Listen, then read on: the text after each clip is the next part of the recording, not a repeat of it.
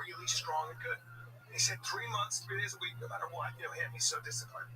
But Aston Lights, I wonder if he's doing it up a hill. I don't know. Yes, he is. Yeah, there you go. He's walking up a hill. Just walking shit, that'll make sense. So he's walking up a hill. Yeah, that'll do it. Yeah. If he's at the incline, that's the way to do it. And so that's a staple for you. Yeah. What are you grabbing in each hand? Take it easy. Take it easy. 120s. You grab 120s. Yeah. 120s. 120s. Ask Lauren Landau. It's a lot of. Ask Lauren who has the record. Well, I heard from Lauren Landau, maybe, that you did farmer's carry. I'm remembering this now. Yeah. I heard that you were working out with the Denver Broncos. Yep. That's an NFL football team. He was the strength coach for the Denver Broncos. He was the strength coach for the Denver Broncos. You were fighting. They did farmer's carry. Competition. There was a competition, so you could carry. They're in the How same much time weight? as me. How much weight was it?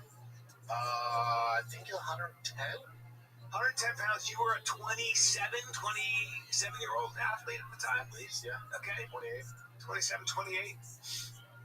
And I hear the rumor is that you farmer carried against the line, defense and offense. Defense and offense linemen, yeah, big boys. And there was a winner in that group. That winner his initials are BS Live. Yes, BS Live. Right? Some say, now I'm not saying bullshit live, I'm saying Brendan Schaub live. It wasn't close. It wasn't close. But then also, now I have a question. Hold on. UFC at the time, so it's a lot of grappling. It's not just that. I'm going to say another thing. I will say that when you play professional football, your endurance is not that of a UFC fighter because you're training differently. Usually, NFL football players are not going to beat you in a circuit training thing. No. They just don't. It's not what they train for. Right? Those linemen should have good. That should be in their endurance because they have offensive line. It's all hands. And they're also. That's why they break the fingers. They're also monsters. They're monsters. I was the only one probably under 290. Yeah. Big cats. But you got yourself some bam strength. I've always been disappointed in the thinness and shortness of your fingers, but big palms. Big palms. Your fingers have always depressed. They've always made me a little depressed. You had like Tiger's hands. Yeah, he's got mitts. Kid's got mitts, and his hips are a little wider than mine. You got a baby Simone on your hands. Tackle football, just like hard tackle football. It's 100. It's hot out there, and he's defense end, blows past it, lights up the running back, but the running back shoe goes zoink right in his eye, clean right in the eye. Oh no. He's 10, so he started crying. Or I get down the ground and it's so hot out, and he's not getting a lot of. So you got a boot in your eye, and it's 1,000 degrees. He's crying. He's like, "Bro," I go, "Are you injured or are you hurt?" He said, well, I gotta clean my eye. I know. I saw it. I know that sucks. Are you injured or are you hurt? He goes, I go, oh, look up. And he's like this, and he looks. I go, okay, so we can see. So you can see. You get a little scrape across your. There's no blood. I think you're good. Do you think you're good, or do you want to go rest on the sidelines and let everybody down? He's like, I'm pressure from down. I'm good. They just gotta tough it up. Now there's other kids. You get a bruise on the forearm and stuff. They're out the entire practice. They're out the entire practice because of rules and regulations. I can't do much. Really? I'm cut from old school, man. Yeah. Cut from old school. Now I can do it because my kid, but when it's somebody else. All right, buddy, go to the sideline, get some water, man. Take your time. Different world. Liability shit. Different world now. Yeah, different world. So frustrating. Yeah, well, it's not good. Life is. I wonder the parents like, don't you want your kid to face adversity, get through it? Are you just cool with him? You're cool with him there? The one thing we all know as we get older is everybody will face adversity. Not only will you face adversity, you'll get kicked in the nuts, you'll get destroyed, and then there will be no one there. You have to figure out a way to, when you get that boot in your eye, you're going to have to carry on and keep producing. That's part of it. Yeah, just figure it out. It's just figure it out. Yeah, that's why sports are, I think, so important for kids. Not about being a champion. Especially tackle football. It's tough. Wrestling, tackle, any of those contact sports. It's tough. Dude, I've been watching Cape Fear. Oh yeah, You remember the original one? I love the original. Sure. With Robert De Niro. And he takes shirt off, he has all those tats. So now it's a different dude. Is Juliette Lewis in that? She is. She's the sister. She came up to me at the airport and was like really sweet. In the mask for the show? No, she just came up to me at the airport. She killed Cutie Pie. Yeah. Javier Bardem. So he plays Robert De Niro, the crazy guy. Wow. Dude, he's so good at it. He's so good. Not really a spoiler, but you learn Amy Adams, the whole narrative, bit of a whore. Bit of a whore. Oh, so we got some. You're like, buddy, the fuck? I thought you were supposed to be like this good character. Bit And of a how is whore. Javier Bardem? Oh, He knows how to play a psychopath. Oh, he's good. I gotta watch this. You'll love it. It's so well done. It's this, and Martin Scorsese and who's the other? Is a producer on it? Yeah, Scorsese? yeah. But it has this similar soundtrack to the original. You're like, boom, boom, dude. It gives you that old school vibe. It's so well done. Yeah. He messes her family up so bad. Oh yeah. Now look at that. Produced by Steven Spielberg and Martin Scorsese. Oh, that's Big boys. Big boys. But I watch it, I'm down 9 episodes deep. I'm like, no, she's a raging whore. That's the stem of all the issues. This is, what are we doing here? Then she wouldn't have any of these issues if she was getting cream pie. Real slut. Slut. Really? Slut. She's a turbo slut. Hard turbo slut. Wow. I look at my arms like, oh, there's not even a show if she's not a turbo slut. Yeah. Yeah. But they kind of don't. Have you ever been in a situation as a man, and I know the answer, but where someone is married, you kind of know the husband not that well, he's a bit of a beta, and then you're getting... Talking about Ian Gary? Now we're talking about... No. I'm Look into that cuck. I'm not Dude, talking he is... about him. Buddy, he's pushing me off the fan base. Okay, you got to still stay on the Ian Gary train. He's God. a complicated guy. God. He's an absolute killer. He's the zestiest He's fighter of all just time. being a little zesty, Bubba. Oh, Come on. Don't be such a conservative. I know, Let me be a keep little going. zesty. All right, hold on. Let me calm you yeah, down. sorry. But yeah, and you'll have a woman do this. She's with her husband, and then you're in a position of, you might be on a TV show, you might be doing something, and she'll go, "It's good to see you." Yeah. And you You go, know what she's thinking. "Oh, Yeah. you ain't happy at home." Yeah. You think about God. Yeah, and then you gotta feel that. You gotta deal with that. You know, celebrities, athletes, powerful men, like, I'm not putting myself in any of those categories. They deal with that shit probably 24/7. Yeah. I was with Derek Jeter, I ever tell you that story? And this smoke show with a giant diamond on her finger. Smoke show. Like, you look at her and you're like, well, you know. Hey, can we have a about Derek Jeter? Yeah. Not that handsome. Well, but I got, okay, so I know he's Mr. love what October. you He's said. a Yankee. No, hold on, I love Take you. all that away. You're like, that's a basic ass. No game. Zero. Standing there, he's in a cashmere sweater, and she is literally just clearly saying to him, "You can have sex with me." I was right there. She's basically flirting with her and everything else, and he's just kind of looking at her. He deals with this all the time. The thing about him, Bubba, is that he's got big eyes, he's got a strong jaw, he's every bit of 6'2". Don't go to one of these young chicks. Go to like He might be 6'3". I took him in. You know, I take guys in. He was with Will Ferrell. Will's probably about 6'2", almost 6'3". And Derek was every bit as tall. yeah, like go to that first one too. Yeah, all right. Very basic. Girls have my girlfriend at the time. Shortstop for the goddamn New York Yankees. But it's also his look. My girlfriend didn't know anything about baseball. She saw him. Well, this was when I was probably 33. She sees him. He's up at bat, and she said, I remember she goes, it was like, I think World Series. She goes, is he a heartthrob or something? That's what she said. I went, well, there it is. Yeah, he is. Yeah. Not really, though. I mean, I he's agree with real dicks. Never thought he was that good looking. Real gunslinger. Which but look at him there. Never got married, right? Still not married, or is he married now? I think he's married now. Kids? Notoriously known for after hooking up with girls, would send them away to limo and give them a signed baseball and a gift bag. Gift basket, yeah. Pretty cool. You walk in a girl's room, there's a signed Derek Jeter ball. It's, oh, buddy. Yeah. Yeah, he's married. Okay. In 2016? They have children. 4 children. 4 children. Okay. Have you seen Hannah Davis? All right. Bring her up, check for Brian's research purposes. Oh, boy. Yeah. I mean, it's Derek Jeter. Oh, okay. Yeah. He's out. Somebody broke through. His coverage. Somebody broke through, and it's Hannah Davis. All women in New York. At some point, he has to. At some point, he went through. Have you ever seen the lineup of his? It's crazy. It's crazy. It's the craziest lineup ever. It's one of got signed balls. And there are girls also that we don't know about. Way too many. There's shit going on, man. That fucking guy did it. Everyone done more with less. I mean, I don't get it. Bubba, he's El Capitan of the Yankees. One of the greats.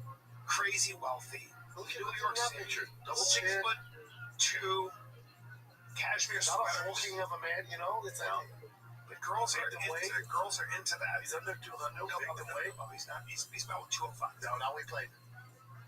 Bring up Derek Jeter play weight. I bet he was 180 something. He was surprisingly bigger than I thought. Like I've seen him. Yeah, I've seen him. That's decent. 195. Okay. Victor Mike. Yeah. Victor Mike. No, please. That's Hey. fine. Hey, please. He's 6'3", 195. Please don't say He that. got to the league at 156 pounds. He did. Yep. Started around 156. Wow. Was running minor league. Wow. Occasionally dropped close to 185 during the summer. Yeah. But can you listen? He's 6'3", probably closer to 6'2". Probably 6'2", about 190. Yeah. Victor Mike. That's fine. No, don't. You know what I'm saying? Not like a hulking of a man. No. Balletic in his play. Jumping in the air, always calm. He was Mr. Clutch. Overrated. Let's take a little break here. You know that moment when you text your whole team? Did anybody follow up with that guy? And they go silent? Yeah, 1 thumbs up emoji 2 hours later. Meanwhile, that customer has already moved on. Got married, started new business, and retired. At some point, you're just like, let's freaking Quo. That's why today's episode is brought to you by Quo, spelled Quo, the business phone system built so you never miss a freaking call. All your calls, texts, and voicemails live in one place, so anyone on your team can pick up a conversation, see the full history, and respond super fast. Quo is the #1 rated business phone system on G2, trusted by over 90,000 businesses who rely on it to stay reachable with professional everyday setup in minutes on any device. Quo's built-in AI agent handles after-hour calls, answers questions, even books appointments, so you never miss a lead, even when your team is offline. Money is on the line. Always say hello with Quo. Try Quo for free, plus get 20% off your first 6 months when you go to quo.com/fighter. That's QUO.com/fighter. Alright. Man, I'm not Derek Jeter hater. you're dancing up like Overrated girl. Yeah. Not my favorite. But I know more about baseball, so I can't really. Yeah. But I did watch him play a lot. Yeah, you know, he's fucking good. Yeah. He's good. I'm just saying, I never got it. Alex Rodriguez, on the other hand, A-Rod, I get it. I saw him during the height. he dipped into. Dude, I was at dinner with Rogan in Vegas. Very young. We were there for some function, but me and him were in Vegas eating at Strip Steakhouse, and A-Rod walked in, and this is the height of his, like, PD stuff. He was, like, the most hated man in America. This dude, 3 bitches at the bar, didn't give a fuck. No, he's got like, I think he's got like hazel eyes or some shit. Top 4 most talented of all time. Look at his lips. Like they called him purple lips. Like just stop. And they call that top 4 of all time. Don't call it purple. Kind of racist, right? No, my friend called him that. My friend goes, with your purple lips. He goes, fucking can't. You're not even clutch. They'd always get mad at him at the class. Look at his face. Purple stick. Look at his face. Oh, dude. I've been at 235. I remember I saw him golfing. I was Big cat. big cat. I told you, me and Jabroga at strip club, and Jabroga, you met me that day. People hate him. I don't think he cared. No, just 3 dimes at the bar. Yeah. Eating flaming young. Yeah. Ooh, Shesty. Where's Ilya at? They're the boys. Okay. Yeah, A-Rod. Top 4 or 5 most talented of all time. Yes. Godfather to Patrick Mahomes. Total pursue football and pursue baseball. Really? Very cool. I would be one of the greatest of all time. Shut your trap. Wow. Yeah, you're trying to talk I about get it, Joe. I get it. Like, you don't have to deal with all the injuries all the time. I can 1,000% get it. Yeah. I feel like baseball would be easier in a lot of ways. Tougher to make it. Tougher to make it. Tougher to make it. Long season. Odds are less. A lot more people playing baseball. Yeah. Yeah, that picture's terrible. No one's really in shape. Terrible picture. Terrible picture. Shitty chains on. Yeah, terrible picture. Genuinely. Nobody's bodied up. Man, everyone's pretty basic, but that's baseball. Basic as fuck. All great at baseball, though. Yes. There we go. That's Now, the A-Rod. now we got some tits on. Yeah, that's right. That's right. Right? No doubt. That might be him, though, a little older when he was, he's clearly had PDs and that, but again, doesn't take away from his hard work, still gifted as all get out. One of the best to ever do it. The best, I'll tell you who my number one, there he is. I mean, come on, stop already. I'll tell you who my number one most handsome baseball player is of all time. And I've seen him a couple times in person. Hold on, don't tell me. I mean, and Retired? You should get this. Retired? Yeah, the most handsome of all time. If you really think about it, if I got a gun to your head, the best looking man. Help me out. And I'm gonna go. Black or white? And Latina? I'm not even gonna say you should know this. And if you saw him with your girl, you would go. You'd die inside, and you would go. I understand. I understand. Baseball player? Baseball player. Handsome? I don't know who Brian's talking about. Brash. Handsome, doesn't give a fuck. One of the first guys to not give a fuck. Rocker? John Rocker? No, tell it like that. I like that, but no. Tells it like it I is. thought we were doing a deep cut. 6 foot everything. 6 foot everything. Yeah. What position? Pitcher? No. Give me a hand, dude. No. Give me a hand. I'm gonna guess that. I'm not gonna say the name. Is he Latina? You're one of your buddies in the industry dated his daughter. That's what I'm thinking. He's got some hair. He's got a real mane. Real mane. Like that. What? Who are we talking about? Your buddy's name is Mike. I'll just say that much. What the fuck are we talking about? I'm so out to lunch. I have exactly. It's okay. Who is it? When I say it, you'll get it. Jose Canseco. Yep, that's. Oh, Yeah. Right. oh, buddy. Right. Time of all time. The Bass brother and Marty McGuire back in the day, too. Nothing to shed a tear at either. Yeah, but Mark was more of a kind of a reddish. Fed, yeah. Bring it up. Look. Yeah, he's redhead. I mean, come on.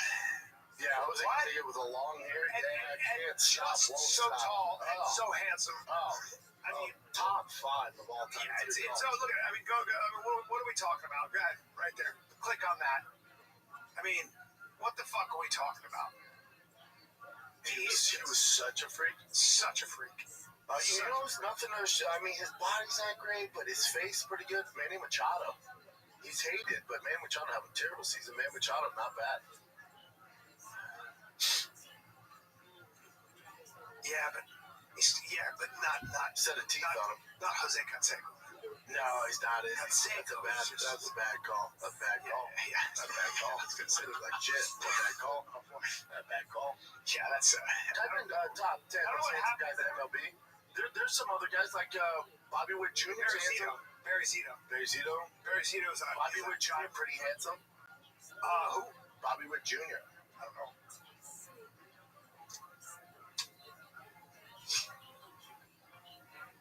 Ooh, Bryce Harper's up there.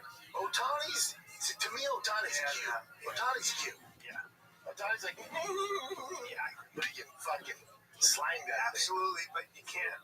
Cody Bellinger, yes, Cody Bellinger, Cody. Christian Yelich. Kiki Hernandez. Kiki's my boy. I guess. Kiki gets a little zesty. Guy on the things too. Yankees who looked like Superman. I can't remember his name. Cody Bellinger. He's all right. I mean, but I'm talking. He's on Jeter's level. You though. got it. Yeah, He's on exactly. Jeter's level. You got him talking. When it comes to Jose Canseco, he's probably got the pay. He's got the prize. Buddy. Yeah, Jose. I can't believe how tall he is. Type in of all time shit. Oh, here we go. Of all time, or just go here. I'll go all time. Oh, yeah, Otani is like, he's so good. You're like, yeah. He just doesn't make the cut, though, ultimately. You know what it is? Otani has the baby fat on his face. He's cute. Yeah, if you're picking a man out of a catalog, Otani cute. right. Cute. Bryce Harper's stuff. Yeah, Bryce Harper. Yeah, I got you on that. Yeah, he's a cutie pie. Number 1, Jake Arrieta. Okay, I don't know. It's okay. Yeah, basic white boy. Yeah. All right, Brett. Brett Lowry. All right, Brett. All right. Yeah, no worries, Daddy. All right. I don't know who Size he more. says. Yes, got to make this list. Cosmopolitan. They do. Ooh, James McCann can get it. Jimmy McCann. Hey, Jimmy McCann. First team all. No, not David. Fuck you. What are we Fuck you, Make this Cosmopolitan. I like him. David What are we talking Ortiz, about? great player, but buddy. I mean, what are we talking about? Lance McCullers? You all right? Keep Yeah, going. I mean, I don't know what we're doing here. I'd have to see different pictures, but this is a bullshit list. No, Mike Trout. Yeah, he's cute. He's a cutie pie. Yeah, he's cute. Cutie pie, thick neck. Joe Mauer. Yeah, that's a white boy. Basic white. Basic white boy. Basic white. A-Rod 10. Of A-Rod course. 10, yeah, of course.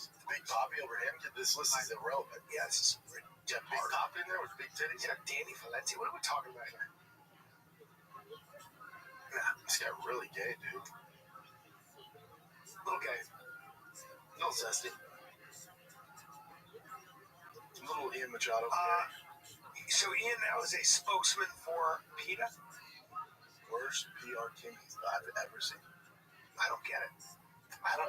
Is it like a troll job at this point? It feels Where it's like, how soft can I lean It into feels this? like it's a troll job. Or was his wife like, hey man, let's go all out here. Like I love animals. I'm gonna reach out to PETA because I've been gave a hot second. I don't know a single UFC manager that would reach out to PETA. Not that anything's wrong with PETA. It's just not really. There is a something fit. wrong because they're fanatics and they believe that you should free all the sheep and chickens. Yeah, my mom's a PETA now, but I hear you. Yeah. I hear you. So for a UFC fighter, it's just very straight. Like to him, he's like, how soft can we go? Like, How are you hard gonna to be a move fighter on? and be a vegetarian too? It doesn't. Yeah, A lot of strength. I was giving him benefit. Oh man, maybe he'll do well. He's gonna get destroyed. I'm out. Really? I'm out. He's gonna get destroyed. Because a Dagestani goat meat eating a Dagestani man who probably hunts his own food. Yeah. He's a meat eater.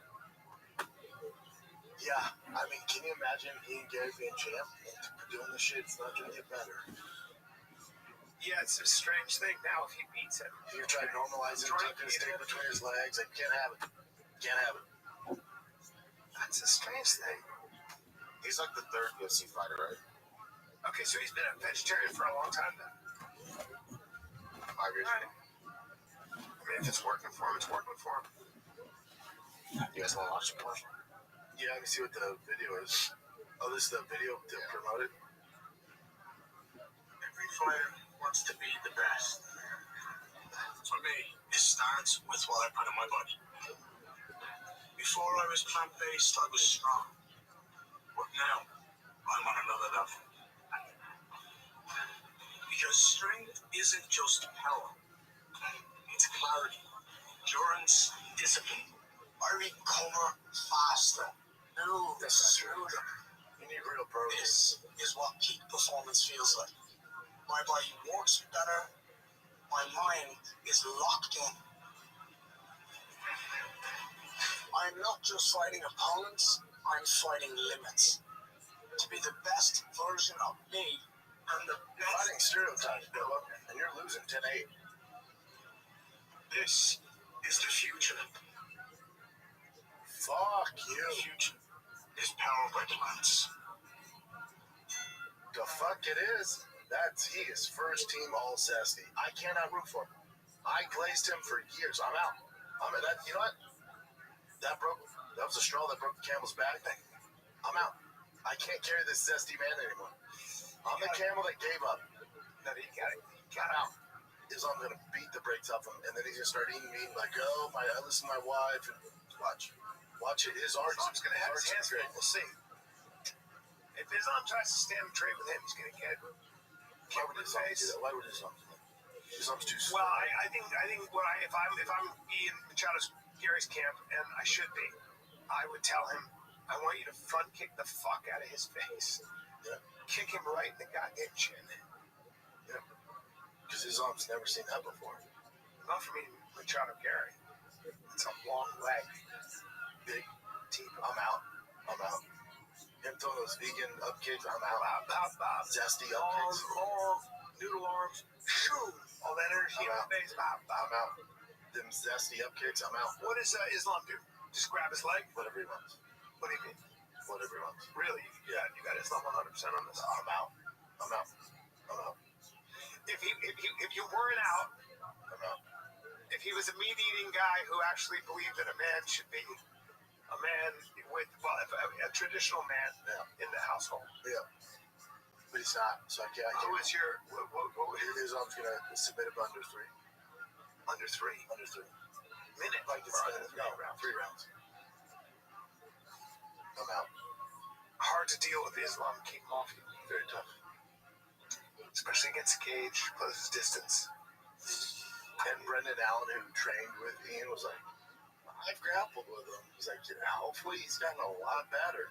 He's like, because I'm not Islam, and I have my way with him. Who's Brendan Allen? Top 6 in the weight in the world.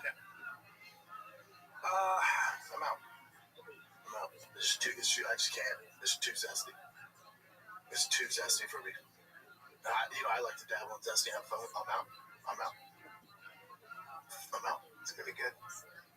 He saw what Ilya Tapur was doing in that zesty ass club, and he was I like, said, I'll match he you. said, hold my plant. Let me show you this. Yeah. Because I'm signing with PETA. Women should run the world, and I'm with Peter. Can't have his jam. We can't have it. We can't have it. We can't have that guy as your jam. I think that, to your point, I think someone is telling him to do this stuff, right? I think he's being brainwashed. You gotta watch Cape Fear, because it seems like his wife is giving him whatever the Cape Fear guy was giving the kids.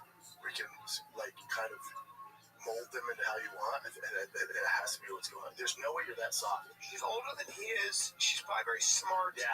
And was she a lawyer or something? What was she? No.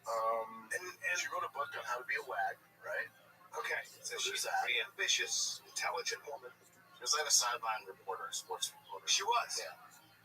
She wrote a book on how to get an athlete. Did you know this? I didn't know that. These are facts. Wow. I find her very attractive, I'll be honest with you. I think Yeah, I know, you're a fan of her. She's absolutely ruining his career. British television presenter, sports broadcaster with digital content. Wow. I'll tell you what, he's probably going to retire with a lot of money. As long as they're happy. Yeah, and I think he's going to retire with a lot of money. She's always thinking. He'd have to win this one to get a lot of money. Yeah, I just mean the way have to Victoria defend Beckham Belichick. did with David Beckham. You're talking about one of the top 5 greatest football players in the world? Well, he actually wasn't. He wasn't top 5, but he was massive. He was great, and he was incredibly popular. If you think his wife had anything to do with his success on that fucking soccer field, I'm gonna upkick you with the most zesty fucking toe. She kept him relevant, though. No. She said, "Your girls love you. I'm gonna make you a star." Fuck out of here. No, She's this dime piece. No, I know. I watched the doc too. I saw the doc. I saw it. Could be Nakak. I saw it. But she's got a fashion empire. Yeah. Oh, I wonder why. She's married to one of the most famous. She got herself on Spice Girls. Yeah, sure. Do you want to be my lover? That was good for 3 years.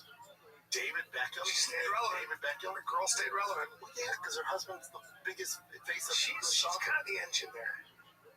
She really ain't Machado. He's and I knew you'd like him. It's fun. You know what? Man, I didn't get it now. Yeah. No, I was I'm not on the fence. I'm so off the fence, and I'm pissing on the other side of the fence. That's where I'm at. please, just take it easy.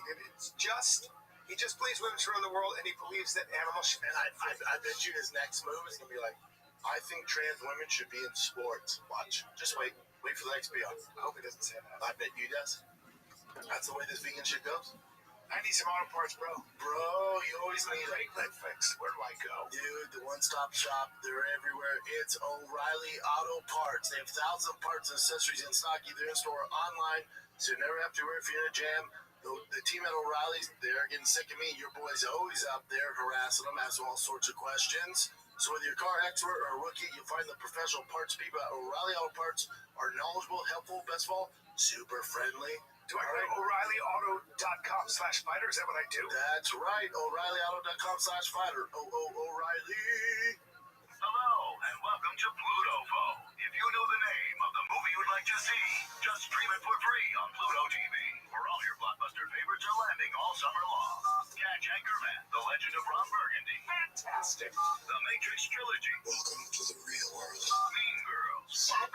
Titanic. I'm the king of the world! And so much more. For showtimes, press nothing. They're free 24/7. That is so effective. On Pluto TV. Stream now. Pay never.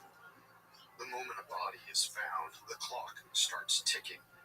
48 hours before the trail goes cold. From A&E and Crime House, this is the official podcast from the famous true crime series, The First 48. I'm Carter Roy. Every Thursday, I revisit a landmark homicide investigation in depth with long-form storytelling built for your ears.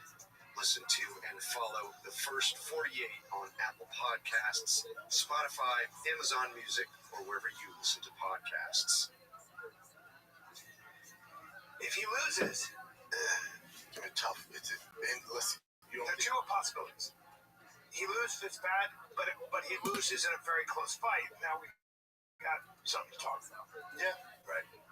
And I don't think Islam has too many fights left, so maybe he's champ once Islam leaves. Do you think he doesn't? Islam. This athleticism.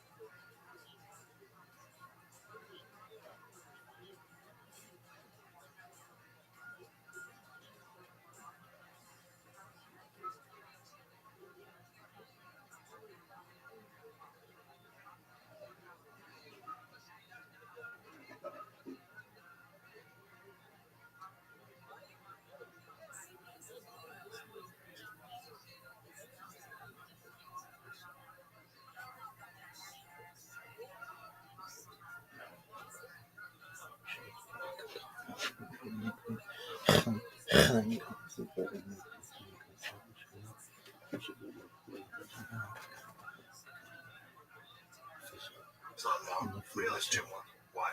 It's just their style. They just get exhausted with it. No, they're smart. They're smart. They make all the money. They're like, we're good. Dax now I have whatever 500 fucking acres. I had 70 goats. I got my fucking old school Toyota. I'm good. I got I have guns. but no, people, they're poor, but don't say I have 70 guns. Don't they have a ton of goats, dude? Look it up. Ah, God, I'm so racist. Look it up. That's not racist. That's the fucking shit, man. Yeah, but he's not. Like if he's a farmer, He's not saying I got 70 goats. They're balling out there. That's a sign of wealth out there. No. Schmuck. Yes, it's good. Cheap goats. Yes. Dagestan. Yes. Small tradition. Right. Animal husbandry is deeply embedded in mountains and foothill lifestyle. Absolutely. Yes. But he's. So if you're If trying to be cool, I retire in Dubai, you know, you know what I'm saying? yeah, I do.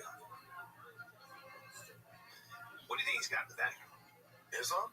I don't know. Ton of money. Really? They take care of him too out there. Yeah. Him and Khabib are set. There is when they go. Stoked. That's like me with my Ellis Hummer. He's stoked. Just different world, dude. Different culture. Look at that go. Don't say stoked. Oh, come on. Stoked. Showing it off like I show off a car. Stoked. Look at that. Look at it balling. A lot of ruminants. A lot of little goats. Oh. Look at the Lots of baby baby sheep, goats. Oh, look at. Two MTV cribs there. That'd be sick. They're crushing out there, man. Simple life. Good for them. Doesn't seem like they're big people. No. Right?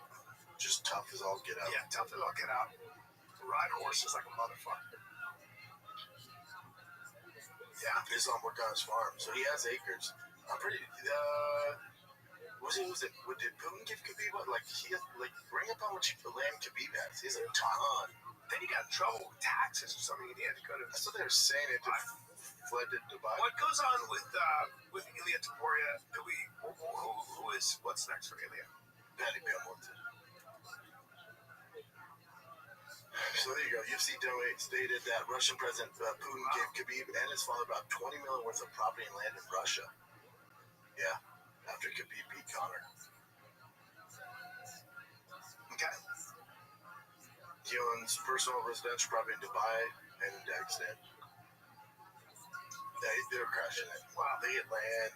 They take care of their champs out there. Yeah, he's awesome. America, we just don't take care of them. Khabib cut out in a very smart way. Yeah, it's wild. It really is. What else you got, Chester? Let's start with this guy. No, start with Perez Hill. Have you seen this? No.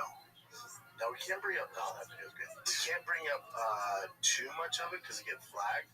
You know Perez Hill, right? I do. I met him. Go to the picture so we can get Brian some visual on this. Oh. Self-mutilation on a live stream. He was cutting, I'm pretty sure, his face, his body, and his genitals. Oh, no. So clearly a mental breakdown. Play this video, Chin, because this guy... Everybody, so this is the first time I've ever made a video like this. And I did this way because I wanted to try to show respect to this individual's family, as this is an ongoing situation. Essentially, recently, over the last hour or so, a very disturbing video has dropped of celebrity blogger Perez Hilton. It's various videos that have come out. I have every intention, generally, of trying to show these videos. I just couldn't bring myself to put this one out. Obviously, this individual is going through a very, very concerning psychiatric episode. And just trust me on this, it's not worth seeing. Okay? As someone who's watched pretty much every bad video that's ever come out, this one was incredibly hard to get through, and I actually just can't post it. I can't bring myself to do it. I just can't. But I wanted to let you know that this is an ongoing situation. Yeah, someone sent me in a group chat that way, I'm not watching that. I'm not starting my day off watching that. I don't watch that. Apparently he's cutting. And he's right, out of respect for him and his family, to see somebody at the lowest point of their life having a mental breakdown. I don't want to watch it. I don't want to see you go through that. You know, I wonder what's going on. He spent a lot of time in his life, this guy, kind of tearing people down, right? And then he almost died. Then he realized that this was the wrong way to go. I had met him a couple times, actually. I did some stuff on the same kind of like, I don't remember where it was, but he was very shy. I said, hey, how you doing? He goes, oh, hi, you know, kind of. Like, he looked at me like I was one of those guys who used to beat him up in high school or something, you know. And Well, he's probably pretty insecure because he shits on celebrities. very He's in that event. Very, very oh, fuck, everybody hates me. That's what he makes a living. But this is also a dead end, isn't it? Like, all these people that spend their time shitting on other people and they make a career, it's not a great way to. It's hard to sustain that forever because it's, at the end of the day, negative. So he's obviously going through some shit. I feel bad. It's just for a him. mental. It's a breakdown. He had a major breakdown. When you're cutting yourself and you hate yourself that much, stuff things Bro, let up. me see the comic shit. God. Well, that's right. If this happened to any other celebrity in 2008, he would have had a field day on his block. Yeah. This But guy he still deserves gets compassion. compassion for him when he gave none to others. I hope he heals. Yeah. Yeah, it's true. You got to give him compassion. Doesn't matter. Yeah. That guy's like, if this was any other celeb in 2008, that dude would have gone wild on his block. Of course. But yeah, that's how he made But he knows that too, and that's part of probably what's going on. You know, it still means you still have to have compassion for somebody. You still have to kind of go, oh, there. That's probably why he was going shitty. He hates himself, cutting himself up like that. Damn, bro. I don't know. Did you happen to see it, Jim? I feel like you'd watch some of that shit. No, I told you I saw that same guy. I can't see it. Damn, naked. Yeah, just the still shot of him all bloody. Yep. I'm pretty sure he has 3 kids. I don't think so. I think he's gay. Just kids part dog shit. Oh, you chauvinist pig. You think a gay man can't? Oh, I don't. But he has 3 kids. I'm sorry, I didn't mean that. No, you I'm a didn't. single father to 3 children. Okay, Probably gonna lose those kids. Oh God, those poor kids. Man, Isn't that crazy? I don't know how you help that. I don't know. That's above my pay grade. yeah, I don't either, man. I really don't. I don't know what you do. I haven't get that. He just needs help. We have professionals that can help him. You know, I hope he gets help. So they actually For the sake of him and his medication? kids. What's that? Medication? Yeah, I think everything. I think like, I mean, you can get spiritual about this shit. I think it's a come to Jesus moment, man. It's like, you realize your entire life has been built on, what's that saying? What's that say when you build your entire life on bad wood, God's fire feels like hell because it all burns away. Yeah, love is, you could, who knows, this might be mean, you could karma too. Like you built your entire, As Jordan Peterson says, you get away with nothing in life. yeah, but you built your entire bank account on shitting on people, bringing people down. Okay, but pay the piper. Piper has to be paid. Yep. That's a severe. What's funny is that you don't see or want to see this. You don't. No, I don't want that to happen to him. You're like, oh man, you were in pain. The reason you did all that anyway was because you were in pain, right? Like you've always been in pain. It's always sucked being you. And the only way you knew how to deal with it was tear other people down.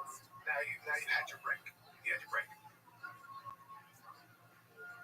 Yeah, also gay man, obviously not attractive, you know. Yeah. It's probably a tough gig. Yeah, when you have no love in your life.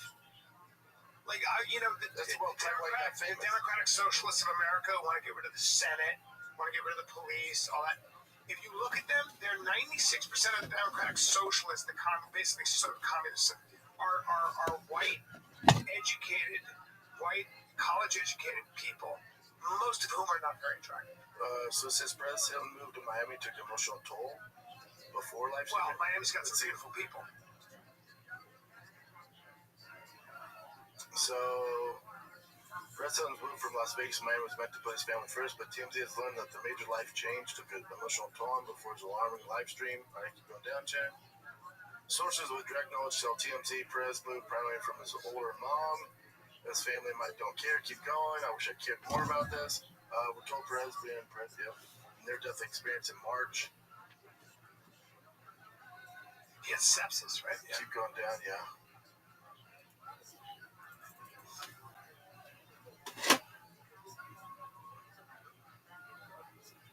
So that's pretty much it. He missed the life he had established in Vegas. I wonder what kind of dad he was. We're told having to rebuild his career and establish a new home base proved difficult. He doesn't drink or use drugs. Interesting. What's his real name? There's dispatch on that. Oh, let me hear that audio. Okay.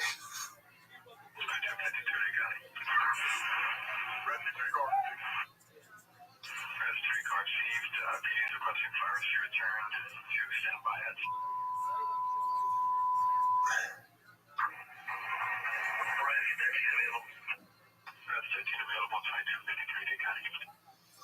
Shout out to first responders who have to deal with this shit.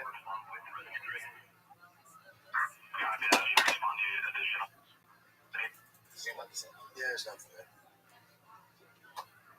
What's Perez Hilton's real name?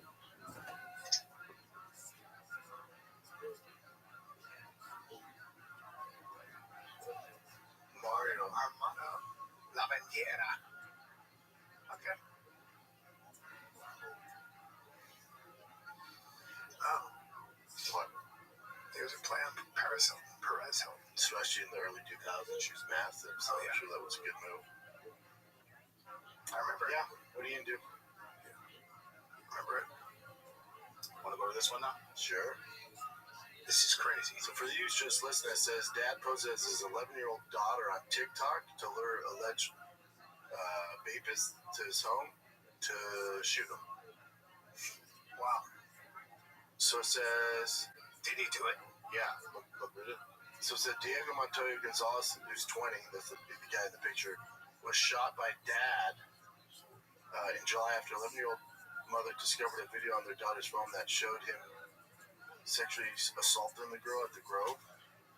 The next day, Chandler pretended to be his daughter on TikTok, get Montoya Gonzalez back to the home where he shot him twice. I'm all about the dad, and I want to let the dad go and fuck this guy. I'm sure the judge a little more lenient. Well, the guy's a monster who apparently recorded it on the girl's phone. So he should die. Hopefully he has major complications the rest of his life. Scumbag. That guy Keeps going down to jail. any other news I'll there? take care of him. Let me see. Yeah, I assume the judicial system's going to be a little more chill on this. Now he's alive. Yeah, it's over. Wow.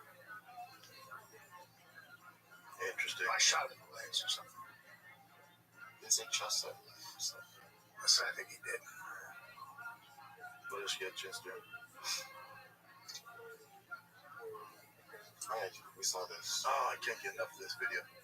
Why doesn't the piggy run? It's dead. I don't think so. Yeah.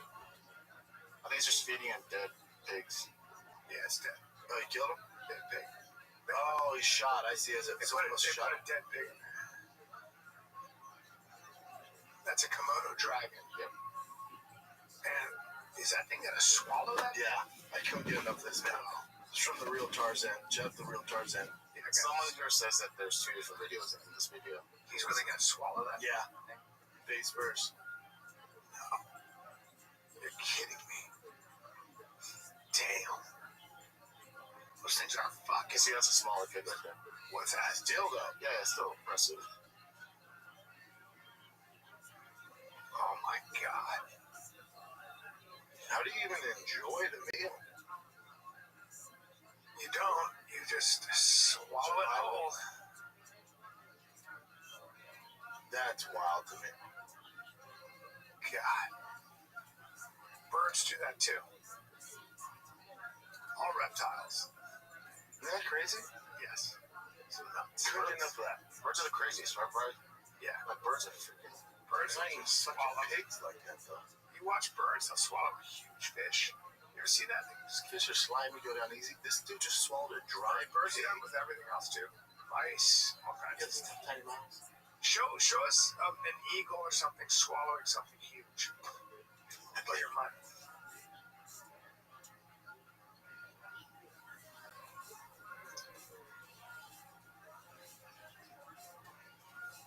Just type in that, right? You will swallow something huge. Yeah, sure. Sure. Swallowing snake.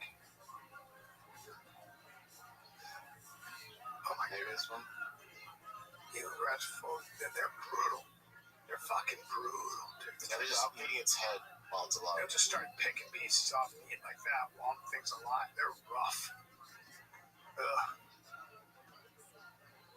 Oh, dude, grabbing a full-grown deer. Yeah, we saw these before. Yeah, he drops them off.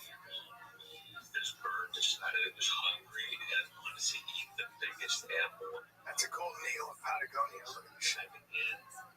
in the mountains. Fantastic stuff. I think this is an eagle. I'm not well versed in birds, but I just love this beautiful creature. And snags it and just flies away with it. Are you fucking kidding me? Probably a couple moons. 4 out of 5. Alright, what she got to?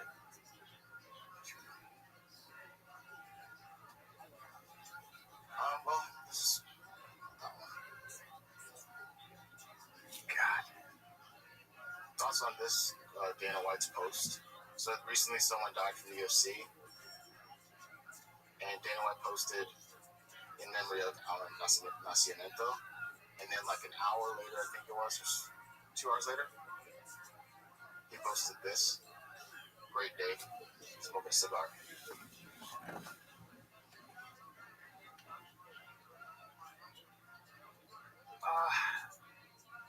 I mean, just bad timing. I doubt he runs a social media account, so I assume the UFC media team posted the rest in peace thing, and then he posted that. They probably signed somebody or some shit like that. It's just bad timing. It's not like he's celebrating his kid's death. No, of course not. I'm just But thinking yeah, telling yeah, you. kid. What was that? No, he only fought once in the UFC. Okay. Yeah, it's just shitty timing. So this is a weird one. Mario Lopez posted this AI about him and his niece, and once people started commenting all this stuff, he took it down. It became a viral thing, so I'll just put it here. I can't take her anywhere. Oh my God, look at you! You're a mess, the mustard!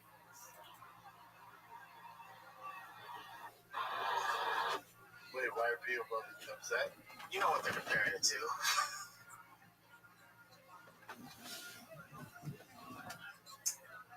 I think people are stupid. I like Mario, so all good. Yeah, I mean, he's just being silly. He posts a lot of shit too. I don't. It's fine. If it's, that's on other people. He's not. That's not how he's he means it. harmless. Yeah, I don't He's just think fucking. Okay.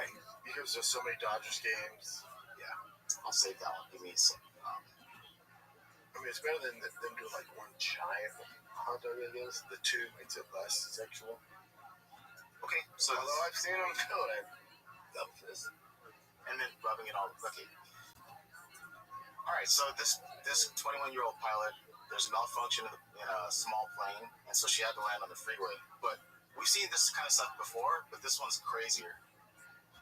So I'll just play it. Yeah, this is. Look how far she is from that. Middle of a Florida highway. Wow.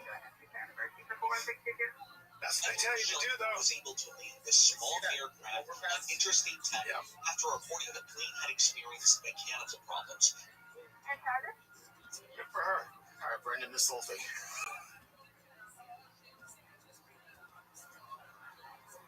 Good. All right. Okay. All right. This one's also wild. Oh, this was nuts. You see this? So in Russia, there's this drone fight, right, going on? Drone fight, like because of Ukraine They're just using drones on to fight wars. But now the Russians are coming into Ukraine and just killing civilians randomly. They're a couple of sadistic guys. Gives them an excuse. They're sadistic people that just like to kill people. This guy's just selling This guy's just fruit. trying to sell fruit. Yeah. And the fucking So he's thing trying to is chase destroying it down.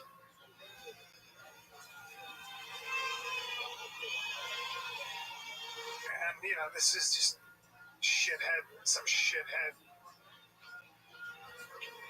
You know, Oh my god. that's how they're killing each other. I thought the video was gonna be them just messing with him. The guy survived, but Russia has been, Ukraine has been fucking crushing Russian infrastructure with those drones. Because we have really good drones now. That's terrible. Yeah, it is. Awful. Awful. There's not much to describe this one. This is a bus. I guess someone wanted to get off and causing a stir, and then this older guy takes care of it. What's that guy doing? He looks like he's drunk and trying to get off the bus. But hold on. You'll see. There's not much to go off of it, but you'll just see what this old man does.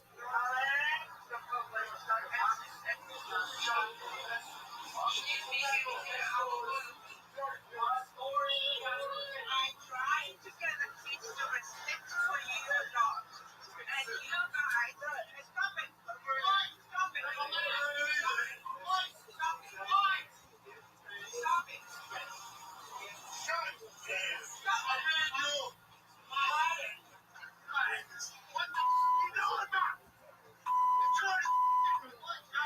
Who's drunk? The guy in the shirt. Oh, that's not good.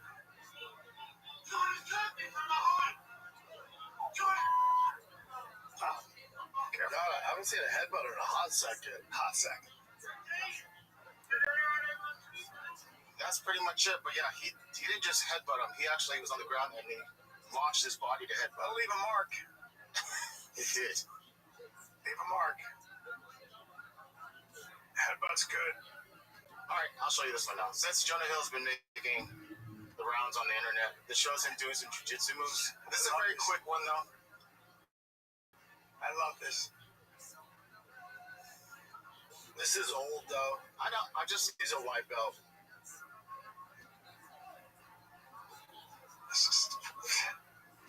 He's not the most athletic fella.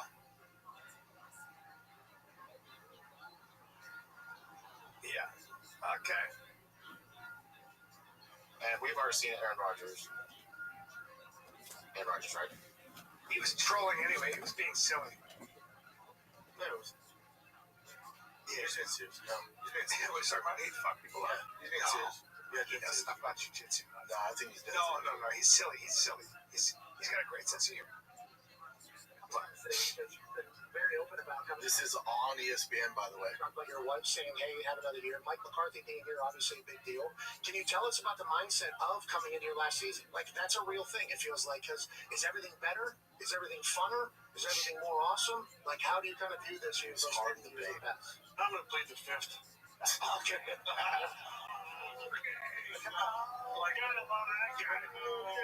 Like that absolute coward, Tony Pelley.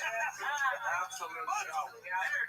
Are you kidding me? Yeah, 111 You got a pardon and you're in front and you pleaded it over 100 times at the White House. Who are you scared of, Tony? I thought you were the science. I thought you were, I am science. And you get up there and you can't answer a question? What are you doing? And how much time did the network spend on that? How much time did they spend on my responses every week, on my vaccination status, on Taylor and Travis's wedding? Yeah. Did they do even a minute? Did they do even a minute on Tony Fauci? No, I don't think I've heard. I bet they did. But on that note, And there was another scandal this offseason, too, involving a voter for MVP, for Coach of the Year. How much time did your network spend? Did your network spend on that?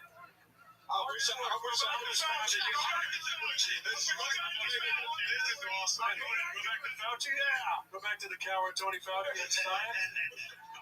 Spending the entire time writing in his diary about how fun it is to be famous. You gotta be kidding me. Okay, so on that note, What are you gonna say about me now? What are you gonna say about me? now I got no debate here. You got a 5 No, seriously, what are they gonna say about me now? Now you can't talk about the COVID stuff because obviously it was made, in a lab in China. That's like not even questionable anymore. Tony Fauci is an absolute criminal. I'm on good terms with my family. What are you gonna say now? What are you gonna say now? I want to let you know. It's been a fun ride. Tony, how you living, big dog? That's right. Tony.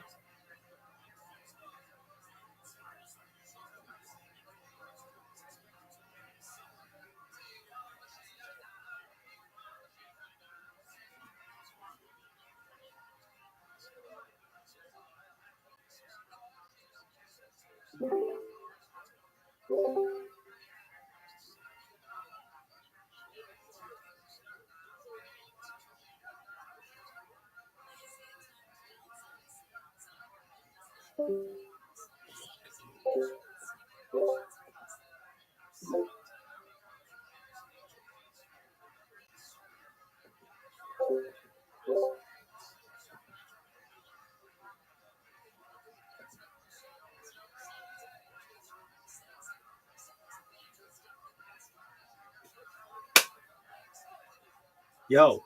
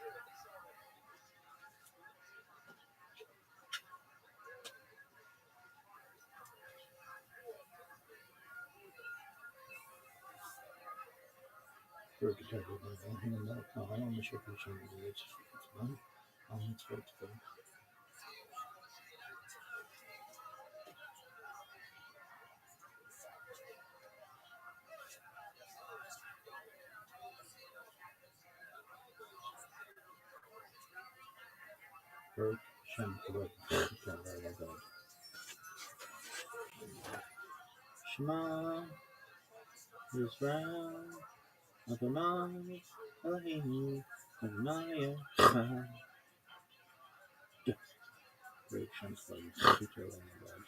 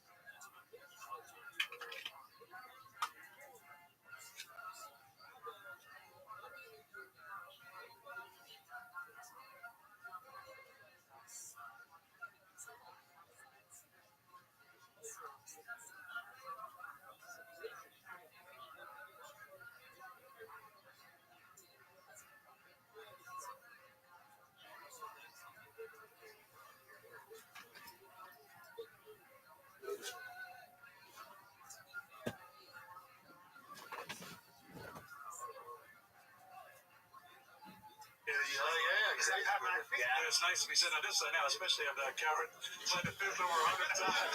I thought you had a part in there, Tony. Why couldn't you answer Think how much shit the Aaron Rodgers got. entire time? Okay, we got 4 minutes Get to back to the that. What's that? Think how much shit Aaron Rodgers got. ESPN ran the Same whole with, narrative. Same with so many athletes, like my favorite Djokovic. No one worse than Aaron Rodgers. He literally for months, the entire season, they just disparaged, just slandered his Jimmy name. Kimmel and all those guys. Oh my god. Oh my god. Yeah. Where are they at now? Yeah, Where are they at now? Is there any coverage of Fauci? Nothing. No, of course not.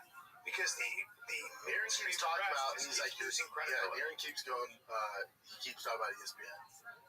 We have a very real culture war going on. We always have. This is like, you got straight up socialists, people that believe that government should control everything, that private property capitalism, markets, the Senate, that the police, prisons, all of that should be essentially restructured, abolished, changed. Okay. We'll just get you there. I'll just end on this. There's another sighting of Dude, your energy today is too much for us. Prince Nassim Hamed. Oh, he's a fatty pants. It's just kind of wild like that. This big. Tick. Just living life. It's Fat wait all his as a life, now tick. living life.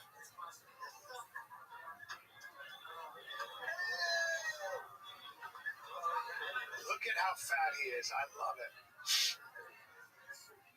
God, Pretty much it. Super thick. I mean, thicky thick. Yeah. Probably weighs 100 pounds more than he. He looks like Oh, he's big, dude. He has to be more than 100 pounds. He looks like he's like 300 pounds. Literally. Just go to a picture when he's fighting He too. was so small. He's tiny. Tiny. He's not a Tiny. tall guy. No, tiny guy. Short and round now. You should do then and now. Then and now. Hell of an athlete, though. Hell of a fighter.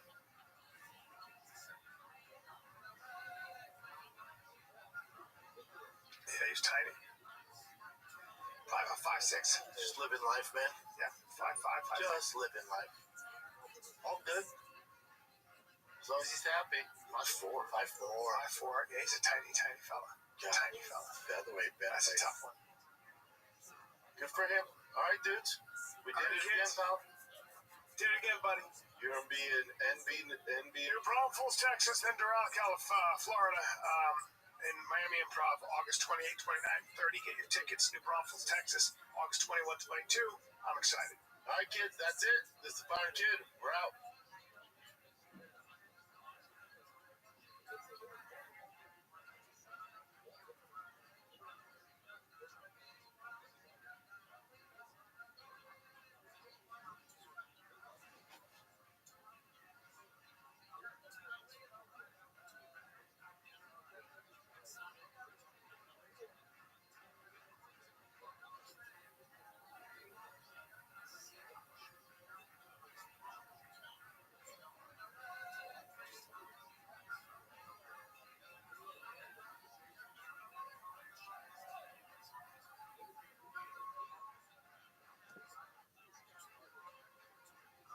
Thought of as the Axis Mundi, or the navel of the world, as it appears on MIDI.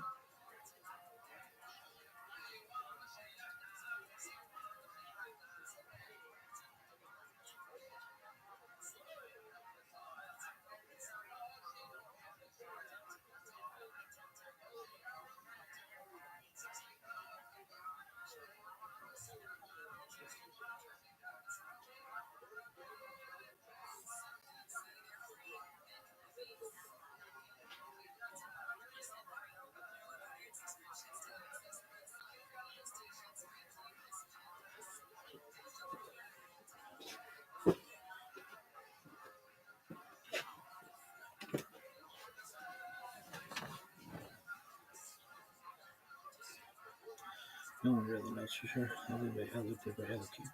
Chaim, but this isn't the one we live by. It's 23rd of 5786, Thursday, August 6th. We've been doing this bitch for 223 days. 23rd of 5786. It's 100 days, 104 basically.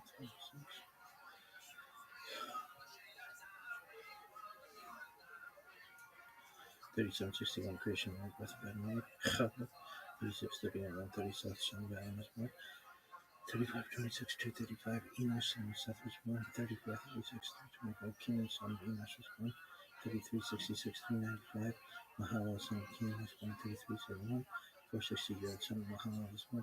3139 622 Chamek son of Yer was born. 3074 687 Metuzah son of Chamek was born. 2887 874 2 son of Metuzah was born.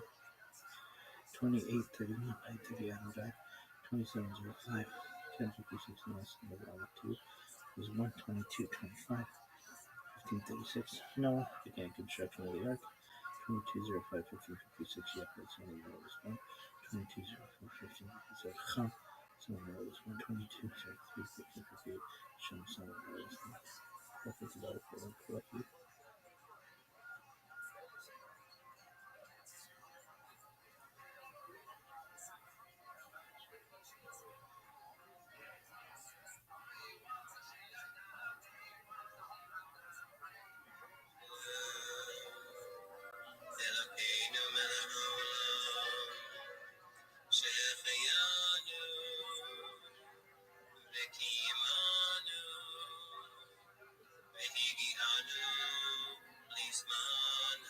Look at that. Shehecheyanu, V'kiyanu, V'higiyanu, Bizman Hazeh.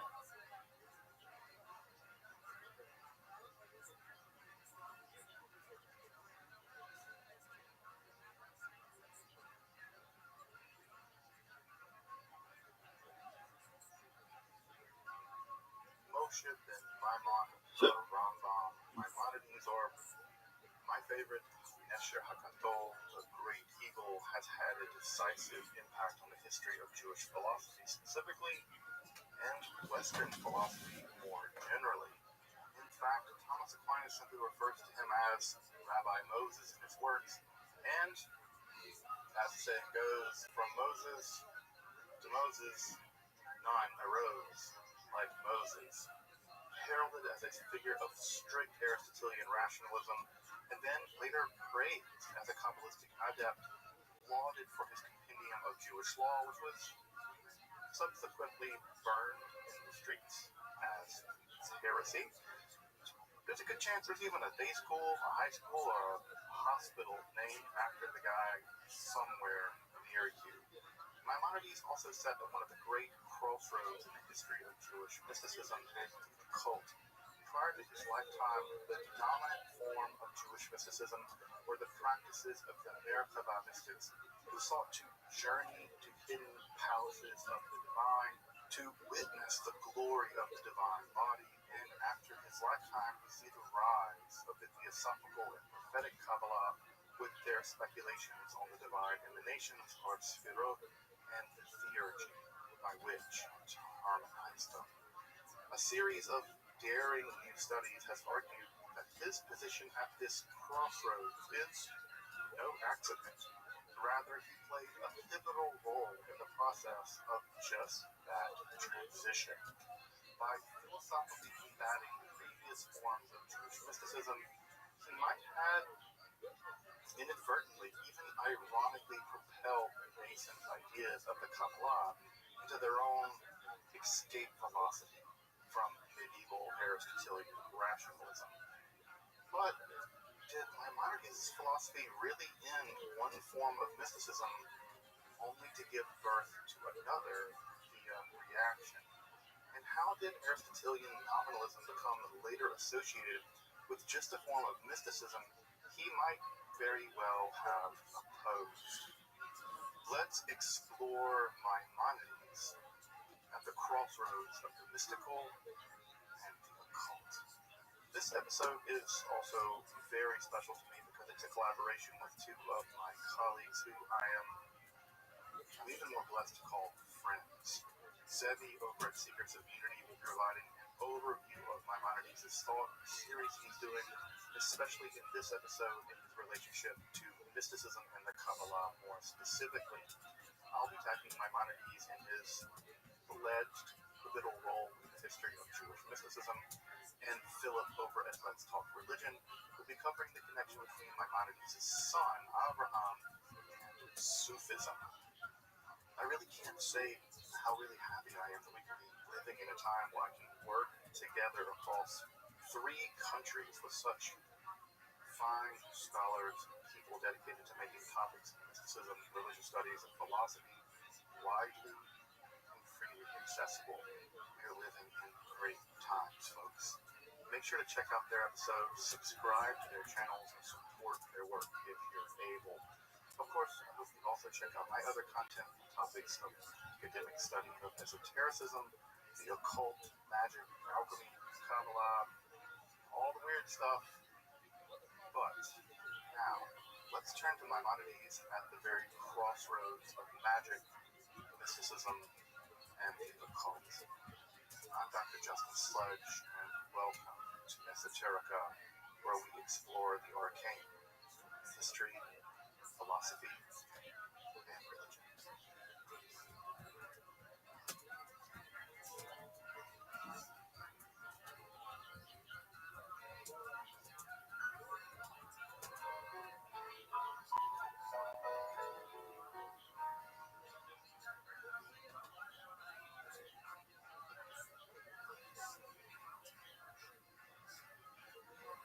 So, to start, I have to admit that I personally have a great deal of sympathy with Maimonides' overall project and his methodology.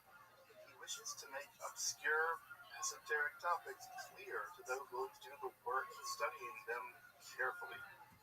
It's kind of my bag.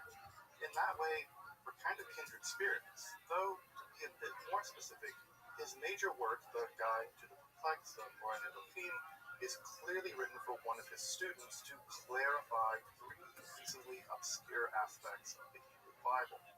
The first are terms that apply to God, which if you read them literally would be incorrect and would lead you to a misunderstanding of the divine nature and to heretical metaphysics more generally. Thus, much of the first book is going term by term by term used to describe the divine and interpreting them in such a way that one cannot come away with the conception that God has a body of any kind. Indeed, here we find his famous commitment to the theological via negativa, such that no propositions are univocally true of the divine. Thus, we can only say what God isn't. We can't really say that God is wise. We can only say that God is not foolish. The next 2 sections deal with topics which in traditional rabbinical Judaism are generally forbidden for public discussion. These are Maaseh Bereshit, speculations about the origin and the nature of being, and Maaseh Merkava, or speculation on the divine realm, specifically the palaces and the throne of the divine. Maimonides actually does something interesting here. He takes Maaseh Bereshit, speculation on the origins and nature of being, to basically mean an exposition on physics as he understands it, specifically the worldview of Islamic and Aristotelian physics. Thus, the second book concerns the structure of the universe and the entities that populate the universe more generally, especially the nature of angels and the separate intelligences. More about angels and separate intelligences here in just a little bit. This would also include his theory of prophecy, as our intellects actually reach up and commune with the quasi-divine active intellect. More about the active intellect in a bit as well, it's one of the most complex ideas of philosophy. The final book deals with the most esoteric aspect of Judaism, Maaseh Merkava.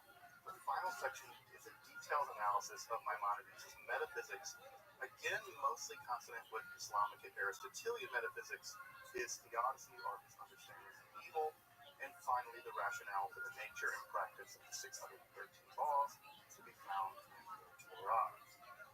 Thus, Moreh Nevuchim, or the Guide to the Light, ends having corrected and undermined potentially heretical understanding of the divine, established the nature of the universe and prophecy, and probed the metaphysical nature of reality, evil, divine law, which produces the harmonious and thriving human being.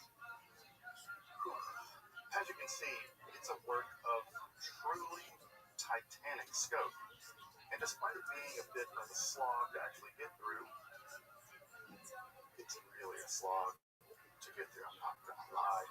It's an ingenious work which has rightly earned its place in the history of philosophy and religion.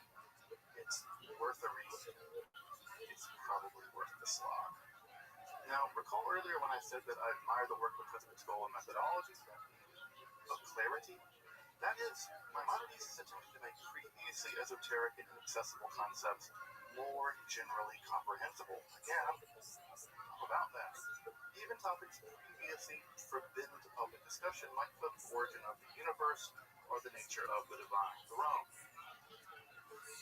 Well, it's not that simple. I mean, you'd probably guess that because this is an episode of Esoterica and not an episode of Exoterica. Maimonides is infamous for dropping not so subtle hints that all through the guide will, one, not really tell us what he believes, he's just going to dissimulate, and two, that there may be ulterior, hidden motives for his writing the book at all. He's not trying to communicate clearly to us, he's trying to hide something. That's all to say that the guide reflects very likely a work of esoteric writing. That hidden beneath the plain text there are hidden motivations and even positions taken by Maimonides, which may very well be not held to be true. For instance, I pretty strongly suspect that he held that the world was eternal, despite the fact that he said it was created in the God. In fact, there are a ton of parallels here with Ibn Rushd in this regard, though rather than try to excavate these esoteric positions in this episode, probably going to end up doing that in another episode, what I want to do here is explore a claim made about his true motivation for writing the guide in the first place. As I mentioned, the stated aim is to help the student avoid certain kinds of errors and interpretations and provide that student with correct ones and undermine the possibility of committing heresy. Simple enough. But several recent studies, and I'm going to be really clear here and admit that I'm heavily leaning on a work by Menachem Kellner, find the link to that book in the description below, have actually argued that Maimonides' work in the guide, but also even his halachic work, his work on Jewish jurisprudence, are actually aimed at combating a wide range of theories and practices that we might clumsily call proto-Kabbalah, despite the fact that he never, or at least very rarely, ever names it as such. Have you ever seen somebody post something clearly criticizing somebody or a group of people without really naming them or otherwise specifying the target of their criticism? My argument here, and this argument, is that the guide is doing just this. They call it vague booking. Is that what these young people call it? Vague booking? Laying out his positions as a kind of global criticism without ever really directly engaging with the target of his critique. In this case, what some scholars again have called proto-Kabbalah, a term I really dislike, but I'll keep using and talk about why I really don't like that term in a minute. So to grasp Maimonides' project, this line of reasoning goes, you have to understand the so-called proto-Kabbalah is targeting. So, to the proto-Kabbalah, what this term is intended to capture is a wide range of esoteric and occult Jewish theories and practices, which primarily emerged in the late classical world and were relatively widespread and popular, seen by the time that Maimonides was writing, at least in the Islamic context. In fact, our first glimpse of his disdain for the Judaism of his adult milieu in Egypt is his nostalgic pining from his days of his youth in Spain, where allegedly, at least according to him, Judaism was much more philosophically practiced, as he puts it. He's wrong about that. Thus, he hints that the Judaism widely practiced in his current situation is less than philosophical. This usually has a sense of admixed with what we might call superstition or even avodah zarah, something we might translate as paganism, although it's a terrible translation. So what might Maimonides have had in his sights here? I suspect there are 4 major targets. The first is Echolot Merkaba mysticism. Now, as I've covered in another episode, check out the card in above and learn more about this form of pre-Kabbalistic Jewish mysticism. This was a form of Jewish shamanism, for lack of a better word, in which rabbinical elites would mystically travel to the divine palaces. They would bypass various angelic guardians using elaborate passcodes in order to eventually gaze upon the divine throne. There's even some texts where you can sit on the divine throne, become an angel. The most famous example of that was the antediluvian patriarch Sanos, being transformed into the angel Metatron. And this brings me to target number 2. One can gaze upon the divine body. Yeah, divine body. Now, if you've ever tried to slog through the God complex, Book 1 is a veritable mire of term after term after term, explicated at length so that no one could ever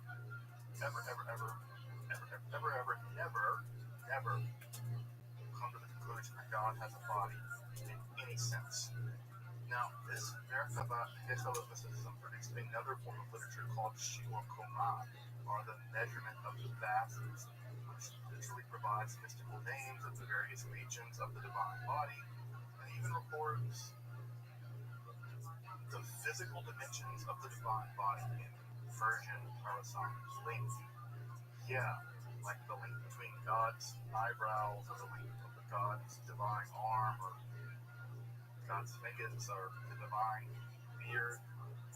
It's about 40,250 miles, which is 4,776 kilometers long, if you're wondering, because of course you were. Now, you can be damn sure that this really ruffled Maimonides' jimmies. In fact, he probably just saw this as straightforward idolatry, and honestly, these are some of the most shocking and unusual texts in the history of Judaism. So, if these texts were popular, and there's good reason to believe that they were, found manuscripts of them, it's not surprising that the great Engel would strike down upon them with great vengeance and furious anger, to quote the great prophet of our own time. The third and fourth targets of his attack are likely the widely held beliefs around angels and demons, along with the magical technologies employed to manipulate such beings into one's service. Since the rise of the apocalyptic mode of Judaism in the Persian and Greek periods, angels and demons were popularly thought to proliferate through the universe, performing a wide range of tasks and organized into military-like ranks. Thomas says that there are so many demons that if you could see them, that's all that you would see. They can appear in a range of physical forms and have names and personalities. They can audibly speak to you. They can cure you, and they can kill people. They can fly about, and they can generally scare the hell out of people while telling them they were divine messengers, shock troop, and the celestial proletariat who moved the universe about and were, of course, locked into combat with the forces of evil, demons, or the fallen angels. Yeah, they were a bunch of demons, too. The fallen angels either rebelled against the divine or left heaven to hook up with earth women, earth girls, or there's a move, depending on the legends you read, and would eventually all be defeated at the end of time in a final apocalyptic battle. Normal stuff. Further, and this is a bit more occult, they were even able to be controlled by a form of magical literature that has come down to us, in which you could manipulate these angels and demons to do your bidding, from everything to winning at horse races, various magical amulets, Sigrud or Kamayot. These could do everything from getting someone to fall in love with you, to heal disease, or even seeing into the future. Anyone want to do that? Magical texts such as the Sefer HaRazim, or the Book of Secrets, which I've made an episode about on its own, were composed in the late classical period and seem to prove pretty popular. Magic is perennially popular no matter who comes against it. In fact, a surviving manuscript of such a magical book or grimoire was actually found in the Ibn Ezra Synagogue in Cairo. Exactly Maimonides' neck of the woods. He probably knew about this book, and he probably liked it. All. So what's Maimonides' beef? Well, his argument here is that the way that angels are conceived in the popular imagination, and given his understanding of them, would actually foreclose on any such magical practices. He just thinks people get angels wrong. Practices, again, magical practices, he probably thought were either silly or harmless superstition, which typically goes to, or, downright idolatry. Again, Maimonides follows a rather strict Aristotelian worldview in which things are composed of form and matter, which is either subject to generation or corruption, or isn't, or beings are composed of pure form, which is not subject to change at all. For him, angels are pure form exempted from change, of which there are exactly 10 in number, corresponding to various superlunar structures of reality. This form of causation is final rather than efficient. They can't go causing things in the world like getting people to fall in love with you. That's just not how their causal relationship in reality works. That is to say, they're activated by the divine purely for the end of further activating creation at the metaphysical register. Remember, they're free from all matter and thus all change. Thus, for Maimonides, such beings, angels and demons, can't speak, they don't spatially move, they certainly don't have a personality, and they are moved by the divine and the divine alone. The narratives about them otherwise in the Bible is because the Bible speaks in the language of common people and not the more true technical language of philosophy. The rest of the stories are just straight up nonsense or worse idolatry to Maimonides. Thus, his very conception of angels actually just deracinates the very possibility of angel magic from the get-go. Also, malevolent demons just get kicked to the metaphysical curb into the very rubbish bin of ontology itself. He just thinks they're metaphors, they have no non-literary status. In fact, this whole business of sort of getting rid of angels and demons in many ways has been referred to Maimonides as great depopulation of the heavens by scholars. He sees a heaven full of angels and beings and folklore and just uses metaphysics to eliminate them. Now, with the heaven depopulated, Maimonides also cast a much wider net.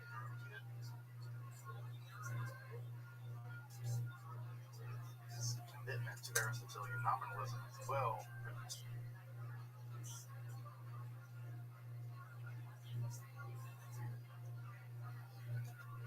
Particularly in his sights might be the Neoplatonic philosophy of Judah Halevi and the equally obscure parts of Sefer Yetzirah or the Book of Formation. Nominalism is just a philosophical position that holds that universals or categorical terms exist in name only, hence the name nominalism. So when I say that Maimonides is a human being, Maimonides in this view is a substance for whom predicates can be true or false, but human being or humanity doesn't truly exist. There's no humanity separate from the total amount of human beings, thus predicates can't really be said to be true or false of that category, because the category has no real ontological status aside from the name. This position, of course, is to be contrasted with the position of Plato that held that such categories did, in fact, exist as separate eternal forms. Given this position, Maimonides seems to rapidly dispense with a whole host of critical metaphysical concepts central to this entire proto-Kabbalah business, maybe even Judaism more generally, including concepts like holiness, an ontological concept, the unique status of the people of Israel, ritual purity, impurity, the character of Jewish law, and even the quasi-divine status of the Hebrew language. Yeah, he kind of gets rid of all of that in one fell swoop using nominalism as his sledgehammer. To be a bit technical, Maimonides' nominalism shifts the ontological register of these entities and the status of these beings to a per se rather than an in se condition. Thus, holiness, ritual purity, the special character of the Hebrew language or the people of Israel become contingent rather than metaphysically necessary or even as appropriate. They become conventions, not beings. This is a direct blow to the Neoplatonic philosophy of someone like Yehuda Halevi, but also to the metaphysics of the sacred Yetzirah, which held that creation itself was begotten through the 22 letters of the Hebrew alphabet, along with the first 10 numbers. A core concept to all later Jewish metaphysical speculation, and even the occult philosophy of people like Cornelius Agrippa and John Dee. If you've ever seen a magic circle or a symbol with Hebrew letters in it, it's downstream of the idea of the unique ontological character of the Hebrew language. Maimonides seems to largely reject this notion. Hebrew is just a language, it just so happens to be the language that God used to communicate the Bible in, but it's a convention. In fact, the degree to which Maimonides did wish to shift the ontological nature of these concepts in Judaism is positively shocking. It's no wonder that the reaction to his thought was as strident as it was. There's some bookmark in the future, so I'm going to tell you. Now, before proceeding, I just want to interject my own deep distaste for grouping all the things that I've just mentioned into a basket called Proto-Kabbalah. I think that in Maimonides' Islamic context, these varied traditions from Merkaba mysticism to magical practices of late antiquity actually reach back to the late antique syncretism and the general contours of Neoplatonism. For all of this is just too nebulous to think of them as unified in any meaningful sense, much less as a proto-Kabbalah. It might just have been that Maimonides' systematic Aristotelianism was incommensurate with very, in fact, disconnected yet different forms of this so-called proto-Kabbalah for fundamentally different reasons. His systematic approach just captured them all rather than being one target of something that he was going against. That a critique captures various elements does not logically imply that these elements are part of a unified field. Like, goodness, they believe that they weren't. Now, I suspect that they were perhaps unified in Maimonides' mind as what we might call superstition or avodah zarah, but not under the rubric of proto-Kabbalah. Now, despite this concern on my part for the term proto-Kabbalah, which I do think does apply to very specific pre-so-called theosophical speculation in southern France and Spain a generation or so after the death of the Great Eagle, I do suspect Maimonides is wielding the guide as a weapon against the metaphysical and hermeneutical concerns discussed earlier. I do think he's going against them, just don't think they're proto-Kabbalah. But does that make Maimonides an opponent of mysticism more generally? Well, that depends on what you mean by mysticism, but no, I actually don't think so. In fact, I suspect, and many others after him, that his conception of prophecy was downright mystical, though of a peculiar sort. Let's just turn to his idea of prophecy and mysticism just for a moment. Mysticism, to be honest, is just a fraught category, and there's no scholarly agreement about what it means or how it should be used. Period. The same can be said about magic, the occult, esotericism, etc. No one really has an agreement on what these terms mean. Two common and interlocking conceptions of mysticism have to do with union with the divine and the achievement of absolute knowing through some kind of non-rational or non-discursive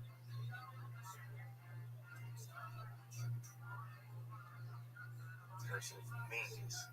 It can also, of course, refer to the phenomenology of such an undertaking or the results of such an experience, which may or may not be propositional. It can also include the practices by which to induce such a phenomenological experience. You see, it's just a giant mess.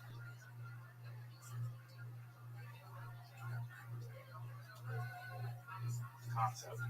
So, how might we hitch this horse to Maimonides just the same? Well, it has to do with his theory of prophecy, which I've actually covered in a bit deeper in my episode on Apollothia's ecstatic prophetic mysticism. Check out the card above.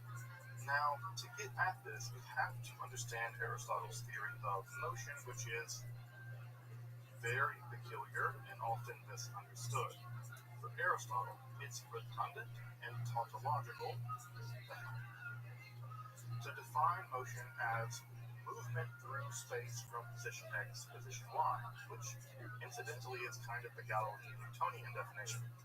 Galileo and Newton didn't care if it didn't make strict logical sense because it worked in math. Philosophy be damned.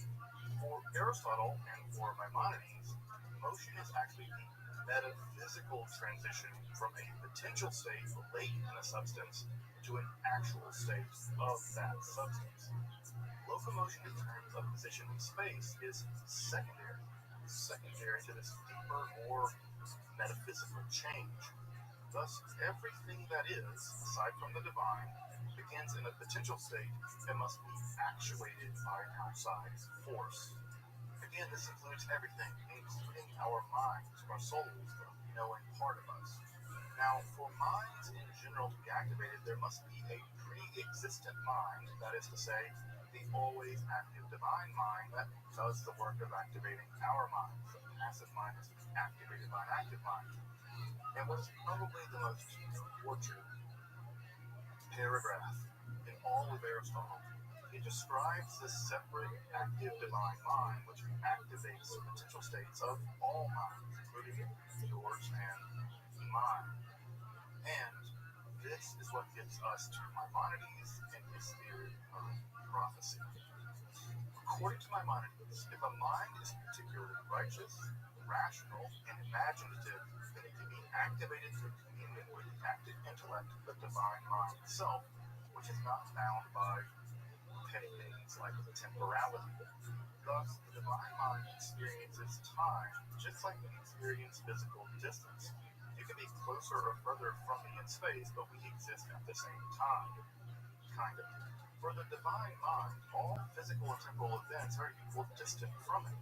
Thus, the famous medieval dictum that God is an infinite circle, whose center is everywhere, and whose circumference is nowhere.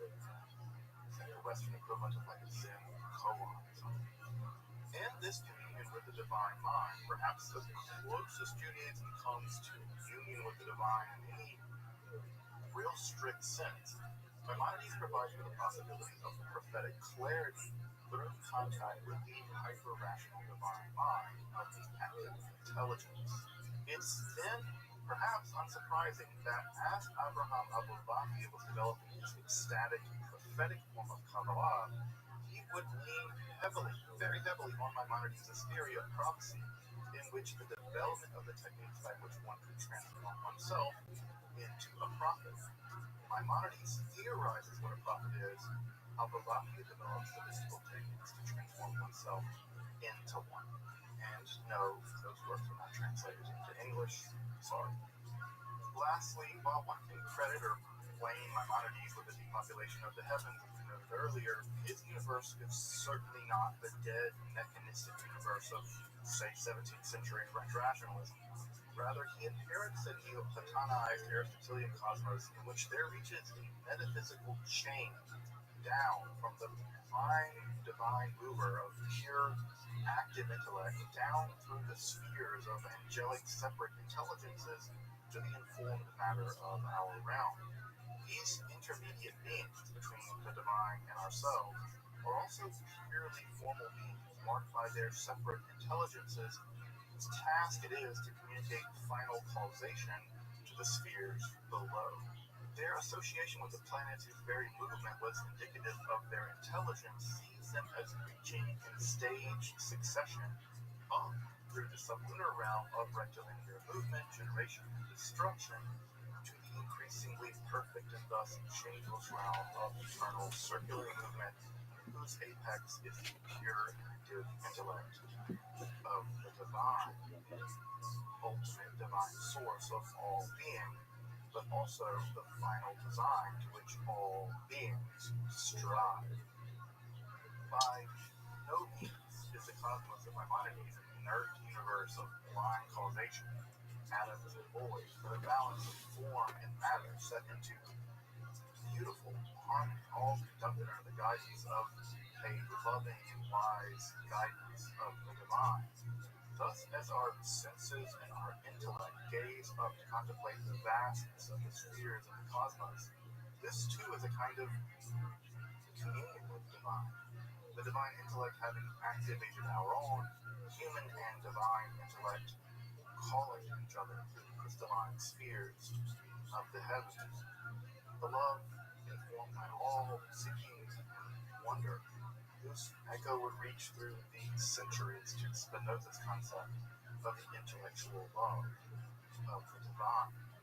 It's a positively harmonious, beautiful image of human intellect and divine intellect reaching for each other through the spheres of the heavens.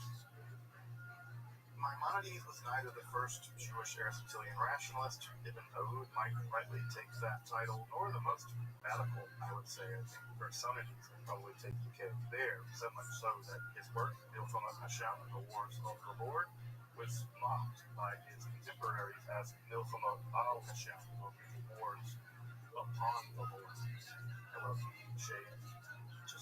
I love shade.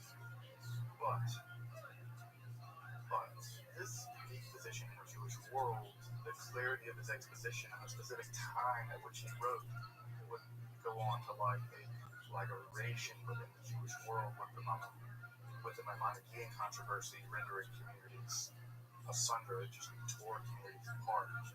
For some, his work represented the definitive synthesis of Judaism philosophy. For others, it was just atheism in the garb of Judaism. His works would be heralded by some and burned and gutted by others. And it was in that crucible, at least in part, that one anti-Maimonidean would forever transform Judaism. Having had a copy of Lex copy for him in 1264, the Castilian Rabbi Moshe de Leon and his circle began formulating a vision of Judaism where the heavens were repopulated with hosts of angels and demons.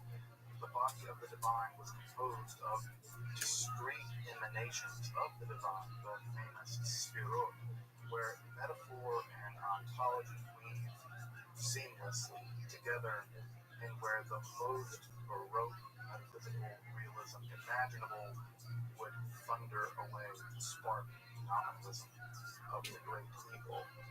Out of the crucible of the Maimonidean reaction would come the Book of Radiance, the Sefer HaZohar, the foundational text of the Kabbalah, thus setting Judaism on a course that, if the Rambam could have imagined, which we don't think he could have, would have likely filled him with as much dread as awe.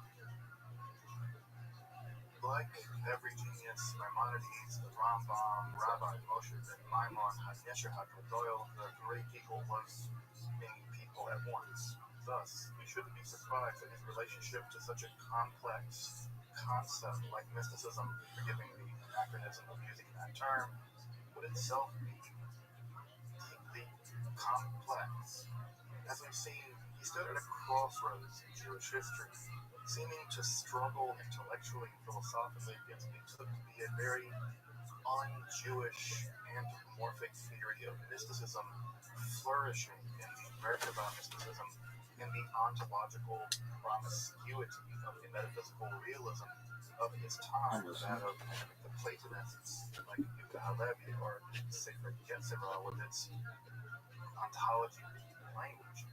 But his rationalism, as much as it can be called that, was by no means the mechanical materialism of the Enlightenment. Further, the very reaction against him seems to have propelled the Kabbalah itself into being. In fact, his positions on the cosmos and prophecy set the stage for the rise of the prophetic Kabbalah, the former Kabbalah Wallachia, and the view that the great eagle himself was a Kabbalist is evidenced by numerous Jewish luminaries and non-Jewish luminaries like Nico. While there's no real evidence of his late conversion to Kabbalah, the complexity of his genius makes his fall perennially compelling.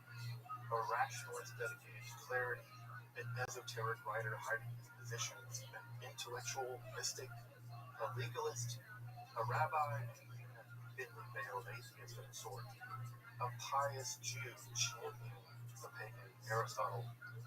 All of these things and much more beyond, in fact. Maimonides' genius rests forever beyond either rationalism or mysticism. Until next time, I'm Dr. Justin Sledge. Thank you for watching Esoterica, where we explore the arcane history of philosophy.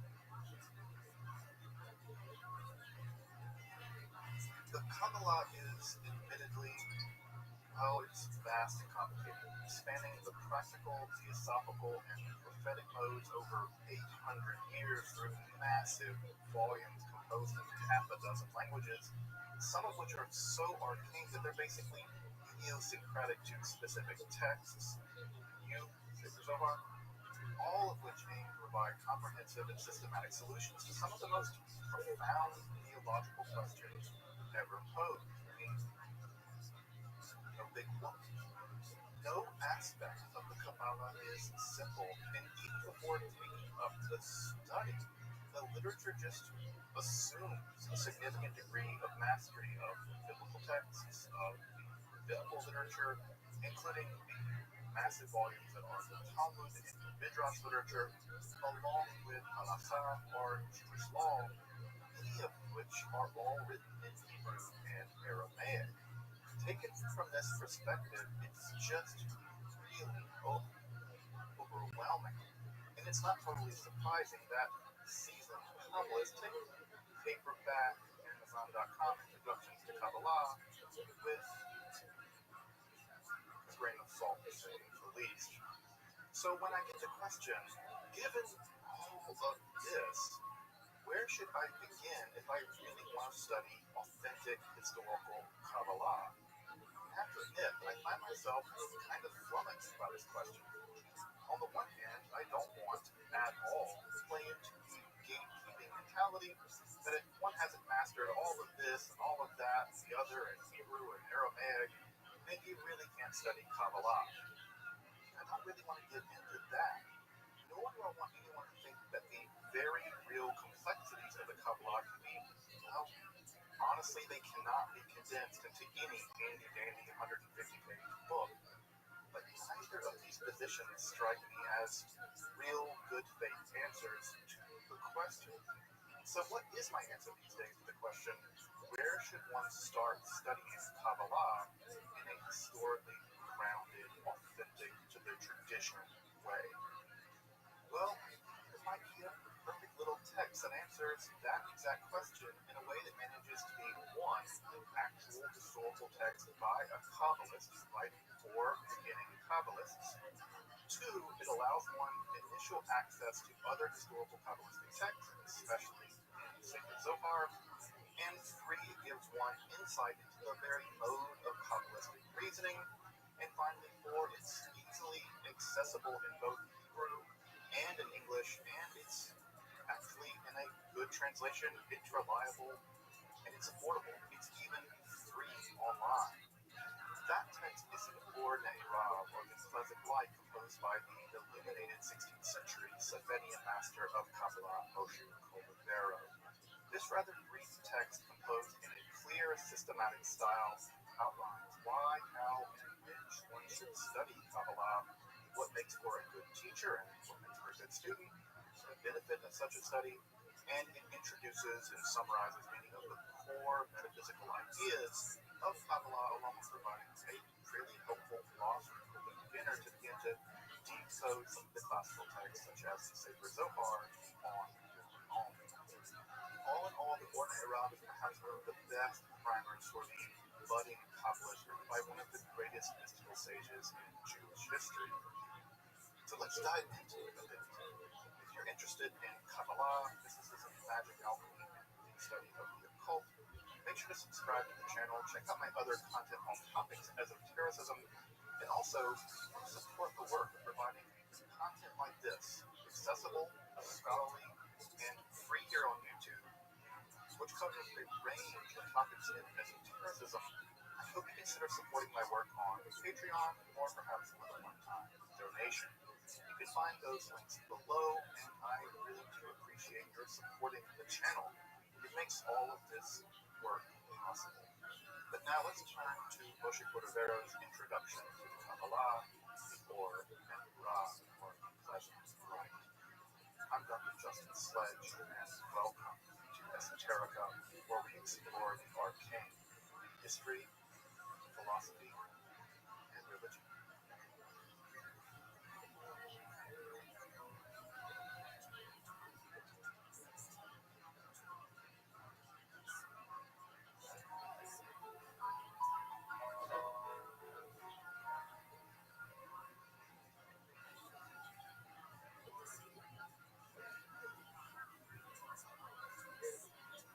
By the middle of the 16th century, the Kabbalah had truly become a literature of its own. Not only that, but following the genocidal edict of the Alhambra Decree of 1492, which expelled hundreds of thousands of Jews from the Iberian Peninsula, Kabbalah had developed a center, the Galilean town of Safed or Sfat. Following the conquest of the region by the Ottomans under Selim I, Rim, positively metal name, while Vladimir the Second, thus did dearly to credit the third for personally saving tens of thousands of Iberian Jews following the Alhambra Decree. The otherwise sleepy town of Safed would grow into the central crucible for the development of Kabbalah for a few distinct reasons. The first is simply material. The town was on the main trade and postal artery to Damascus and a central player in the regional linen industry. In fact, the Ottoman-era foolery can still be visited in Sfat to this day, along with a relatively peaceful Ottoman authority, which was highly tolerant of the Jewish population there, along, of course, with the actual and mythical historical connection to the Kabbalah. As you probably know, the Sefer Zohar, despite being a composition of the 13th century in Spain, is actually set in the 2nd century Palestine, specifically Galilee. Indeed, the graves of several sages associated with the Zohar, most especially the hero of the Zohar, Shimon Bar Yochai, is actually located in the vicinity of Sfat or Safed as Iran. For the Kabbalistically inclined, returning to Safed in the Galilee was something of a homecoming. Further, this is all matched with an acute rise in messianic expectations, profound developments in the systematization of the Kabbalah itself, along with the introduction of new forms of mystical piety in the Safed community. All of this would come together to produce one of the most important intellectual and mystical ferments in Jewish history, maybe even in human history, given the enormous historical impact that Kabbalah has made.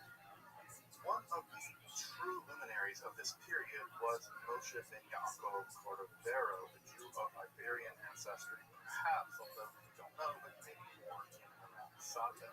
Like all modern Jews at this time, Cordovero began his studies in the world of biblical and rabbinical literature before being urged by a mystical voice to turn to Kabbalah at the age of 20 under the tutelage of his father-in-law, Rabbi Shlomo Alkabetz. By 27, Cordovero would compose one of the greatest systematizations of Kabbalah in history. His Parties Romim, or the Pomegranate Orchard. He would also go on to compose a truly monumental commentary on the Sefer Zohar, which runs into over 2,000 volumes, and other relatively obscure works, some of which actually remain unpublished to this day. Along with these Titanic studies, Cordovero also produced several more accessible works, one on Kabbalistic ethics, the Talmud Devorah, or the Whole Tree of Deborah, which has gone on to independent fame and remains a complete classic in the world of Musar, or Jewish ethics. It's going to get its own episode at some point in the future, so don't worry, I'll circle back to it. Further, he and the circle around his teacher, Shlomo Alkabetz, would pioneer novel customs such as all-night study sessions, taking to the fields to greet the Sabbath bride. This custom was becoming the Kabbalah Shabbat service. If you've ever been to a synagogue on a Friday night, you've probably experienced. And the practice of Gerushim, or exile, where he would roam barefoot in the summer as an act of asceticism through the land, imitating the exiled Shekhinah, or divine presence, in which he received mystical revelations along the way. Though the star of this episode is his introduction to Kabbalah, or generally the Or Ne'erav, or the Light. First published in 1587 by his son Gedalia, the Or Ne'erav is a brief guide for the beginner looking to study Kabbalah. It systematically defends the study of Kabbalah, describes what, how, and when to study, how to be a good teacher, some general study tips, a sustained summary of Kabbalistic theosophy, based according to Cordovero, and especially focusing on the procession and relations of the Sefirot of the divine nations, along with a really helpful glossary for decoding other Kabbalistic texts, especially the Sefer Zohar. All in all, it's a compact, clear, and genuinely helpful guide for anyone wanting a historically authentic starting point for the study of Kabbalah. But, hold on. Kind of strange, isn't it? Isn't the Kabbalah inherently esoteric, carefully guarded secrets of the rabbinical elite? Kinda. And this gives us another insight into Cordovero's life and time. Recall earlier when I said that messianic and redemptive expectations were greatly heightened in the aftermath of the exile from the Iberian Peninsula. Remember that part from earlier? Well, the unveiling of the Kabbalah was thought to play a central role in the process of messianic redemption. So much so that rather than being hidden away, there was an active push during this period to popularize these previously highly esoteric concepts. Indeed, Cordovero's work, especially the publication and composition of the Talmud Devorah and the Or Ne'erav, have to be understood as part of this popularization of Kabbalah in the service of ushering in the redemptive messianic age. In fact, this next wave would continue for the entire next century, eventually giving rise to, and to some degree underwriting, the messianic pretender, Shabbatai Tzvi. In fact, it would be in the aftermath of that disaster that strictures would again be imposed upon the dissemination of Kabbalistic ideas, strictures which have, as all such strictures, only really enjoyed mixed success. You're watching a video about Kabbalah. So the Or Ne'erav has to be understood not only as a Kabbalistic primer, but also as Cordovero doing his part to usher in the Messianic age. Thus, his genius is not only as a great systematizer of Kabbalah history, at least I think he was the best, luring in people to come and grow in the book, The Parties Romim, but also to produce such an inviting and accessible starting point for the beginner. I think one mark of genius Satanists to have such an elite understanding while steering clear of much in the way of, well, elitism. And I think Cordovero truly accomplishes that in these texts. So let's take a short tour of the Or Ne'erav, or the Pleasant Light, which begins with a positively scathing attack on those that shun the study of Kabbalah. And when I mean scathing, I mean Cordovero openly accuses them of disrupting the flow of divine energy through the sphere root, thus impeding redemption itself. And he says it would be better off if such people just were never even born. I mean, damn, this coming out swinging. So, let it be known, Cordovero got hands, y'all. He then proceeds in the next few chapters to derive proof texts to establish that, those that shun the Kabbalah are nothing short of sinners, actively working against the divine and preventing redemption for the rest of us. Thanks, guys. These first few chapters also give the reader their first real chance to whet your palate in Kabbalistic theosophy, but also in the general mode by which Kabbalistic arguments are established through proof texting. So, immediately, one gets a sense of what's at stake in Kabbalah. Well, nothing short of the final redemption of reality, but also the methodology of establishing these kinds of truths through exoteric and esoteric argumentation, employing a range of Jewish scriptures, especially the Sefer Zohar. He divides these redemption-blocking, shunning people into three groups: those that deny that there's any esoteric dimension to the Torah at all. These people are just basic, simple-minded morons. The second group of people are those that think that such esoteric dimensions do exist, but they put off such study, arguing that not until they've mastered every other form of knowledge under the sun, from the Talmud to astronomy, should they ever attempt to study Kabbalah.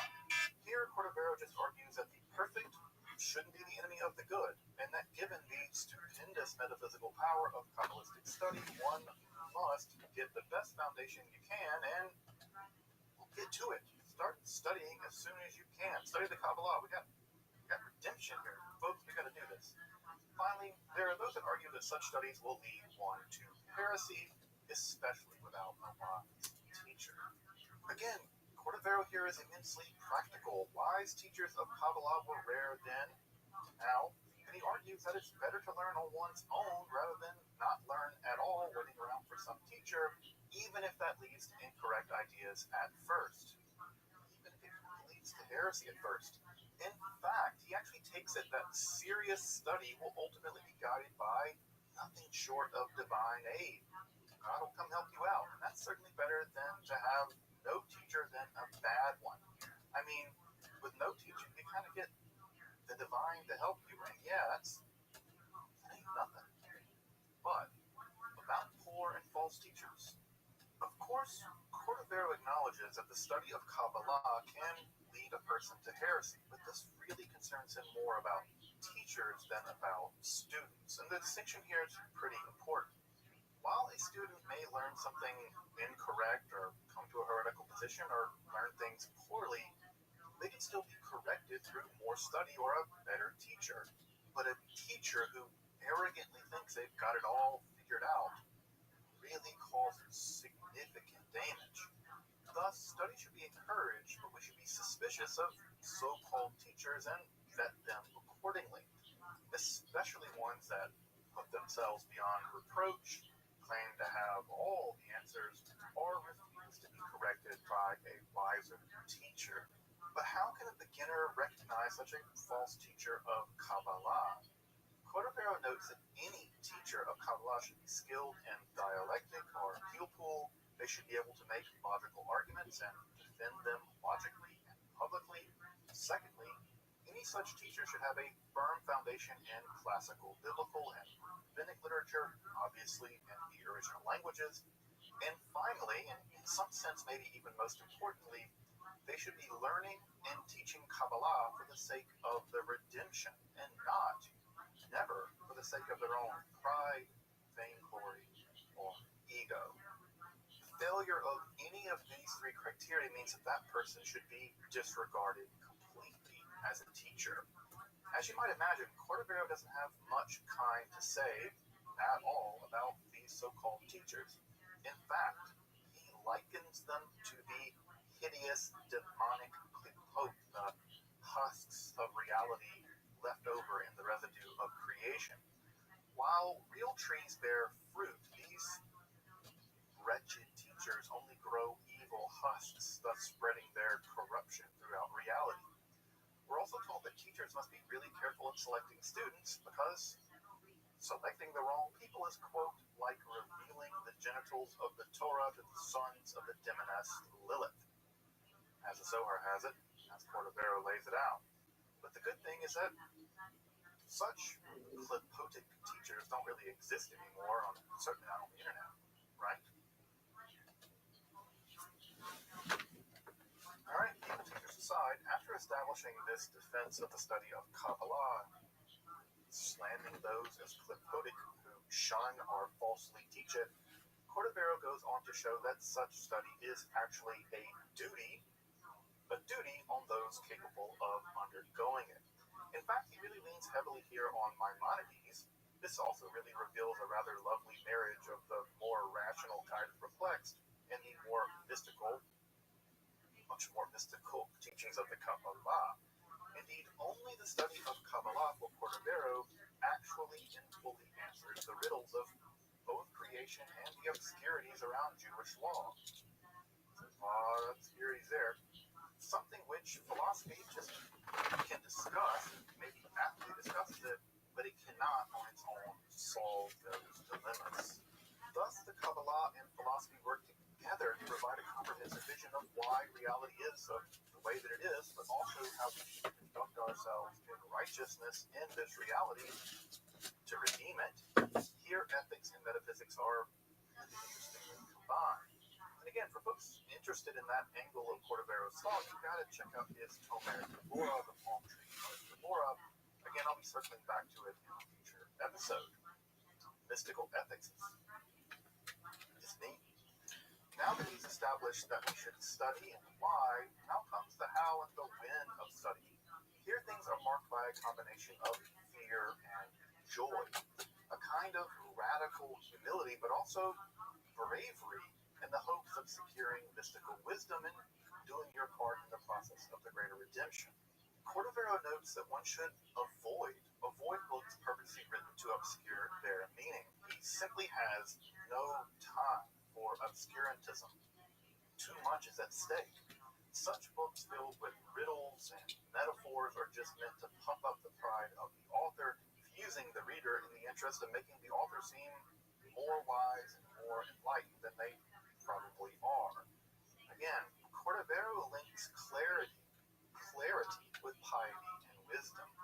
Again, the point of the Kabbalah for Cordovero is ushering in the final redemption of reality, not showing off how smart you are with flowery, dense, and opaque writing. Hey, Continental Philosophy, y'all listen to this? Heidegger, Deleuze, y'all out there?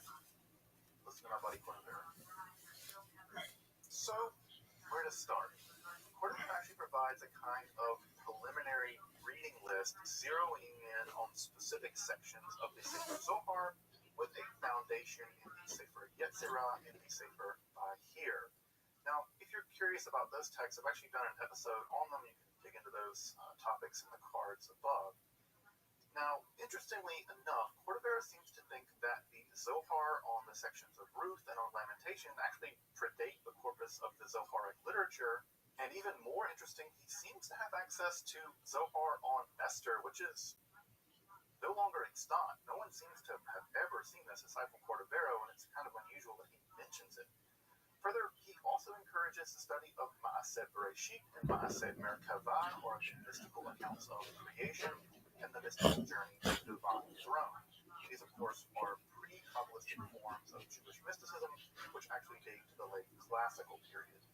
Again, you can check out my episodes on those topics in my playlist on Kabbalah about them. Cordovero urges the beginner to skim through a text at first, taking notes along the way. but then they should take additional passes with greater and greater concentration and devotion, especially for difficult passages.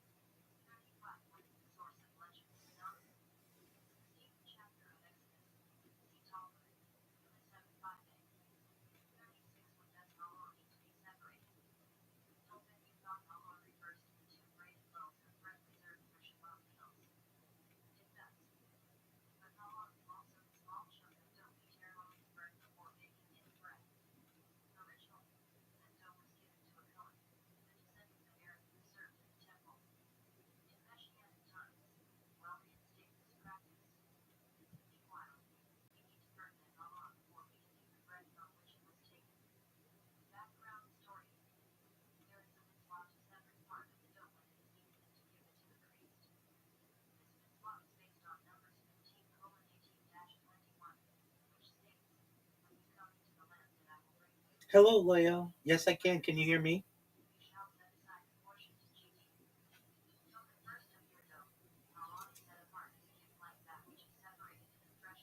You sound clear to me. I'm well, thank God. How are you?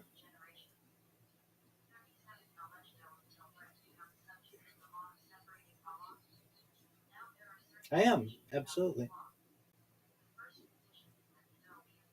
About 5 years.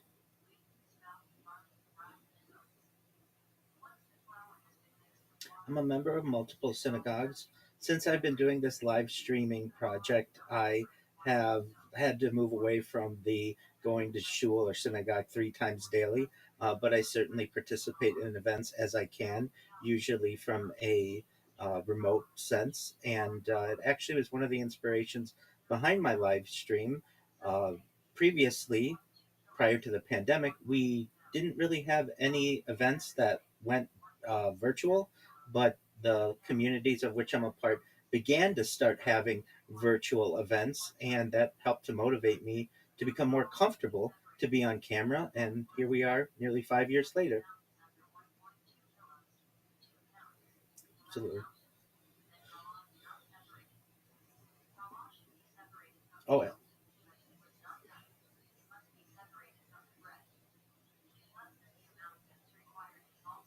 Yes, absolutely. I teach at least an hour Kabbalah class every day and have for since I turned 40 years old. So that's 223 days. And I plan on doing that the rest of my life. So, of the 24 hours a day that I archive, at least one of them is focused solely on religious teaching. And then additionally, I have the different services and prayers that I daily perform, and certainly blessings on food. And so I give the world as best an opportunity to see a portal into the life of a religious individual as well as someone who is a scientist.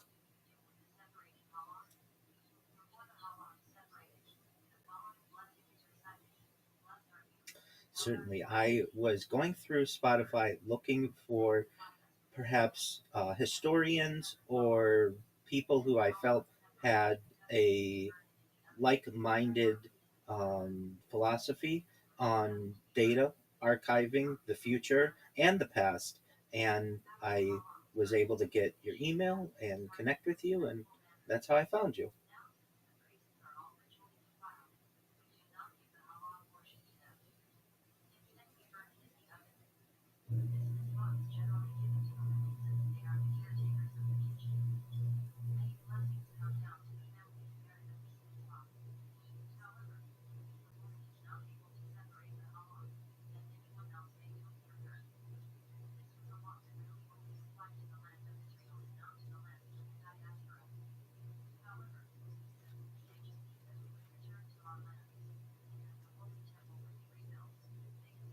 I really appreciate that. It was extremely informative.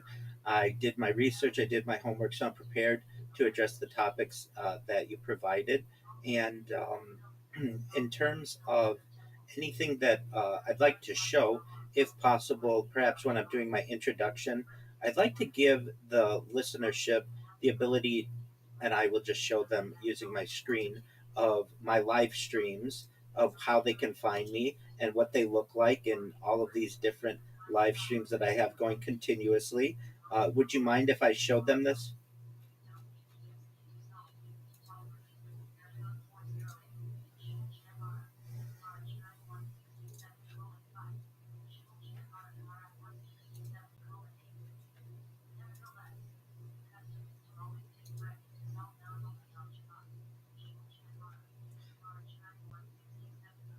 After's fine. I just said before because in your outline it said to do that at the beginning where people can find me, but usually I do that at the end.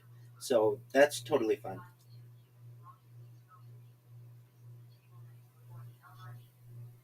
That that's absolutely fine.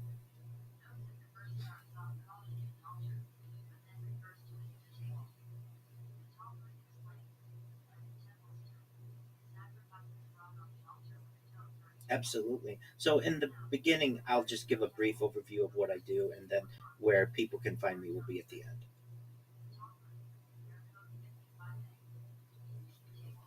Yes, if that's good with you.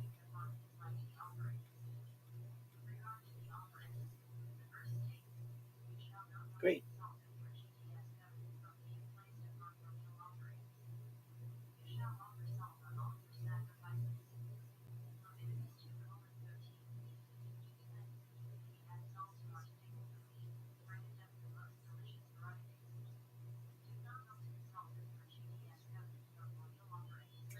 Hello, I'm well, thank God. How are you?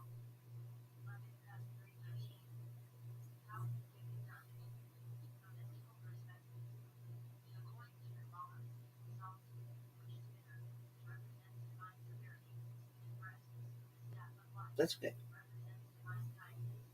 Take your time.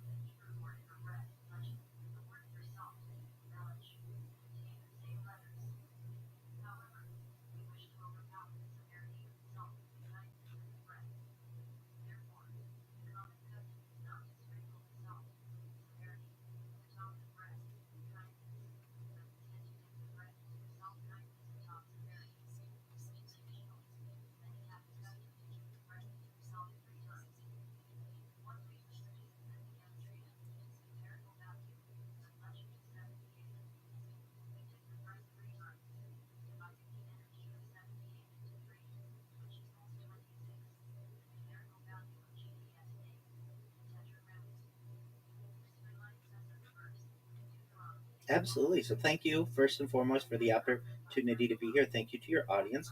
I'm Rabbi Rothschild. I stream my life 24 hours a day, 7 days a week, 365 days a year for world peace. I've been doing so for more than 4 years. I'm approaching 5 years. My streams go back to the pandemic. We've seen the death of a queen, the birth of AI, the coronation of a king, and everything in between. This is a real life Truman Show, a real life Big Brother. This is a timeline and a time capsule of human achievement. In the 1990s, the phrase content is king was coined, and I'm making it true today in my own way. The reason why this project is so important, or one of the reasons, is that in 2017, The Economist magazine stated that data had overtaken petroleum as Earth's number one resource. And I have more data archived on the internet than any person ever, which is making me a very influential person. I'm going viral, and when I do, I'd love to reward you. I'd love to reward your audience by monetizing the data. In addition to ensuring that it's preserved for free, but I'd like to be able to use the platform that I've created for good to help end things like world hunger through the use of technology, such as agricultural drones, floating greenhouses, saltwater greenhouses, hydroponics, vertical farming, cloud seeding. I'd like to help end world thirst with technological inventions like desalination, where we pump Earth's seawater onto land to make it drinkable. So this project is much more than just the story of my life. It's also a timeline and time capsule of human events. In the background of all of my streams, I keep a radio going that is archiving news world events. So you literally can go back to any moment of any day for the last nearly 5 years and know not just what was going on in my life, but what was going on in world history. And I feel that makes this a really interesting project.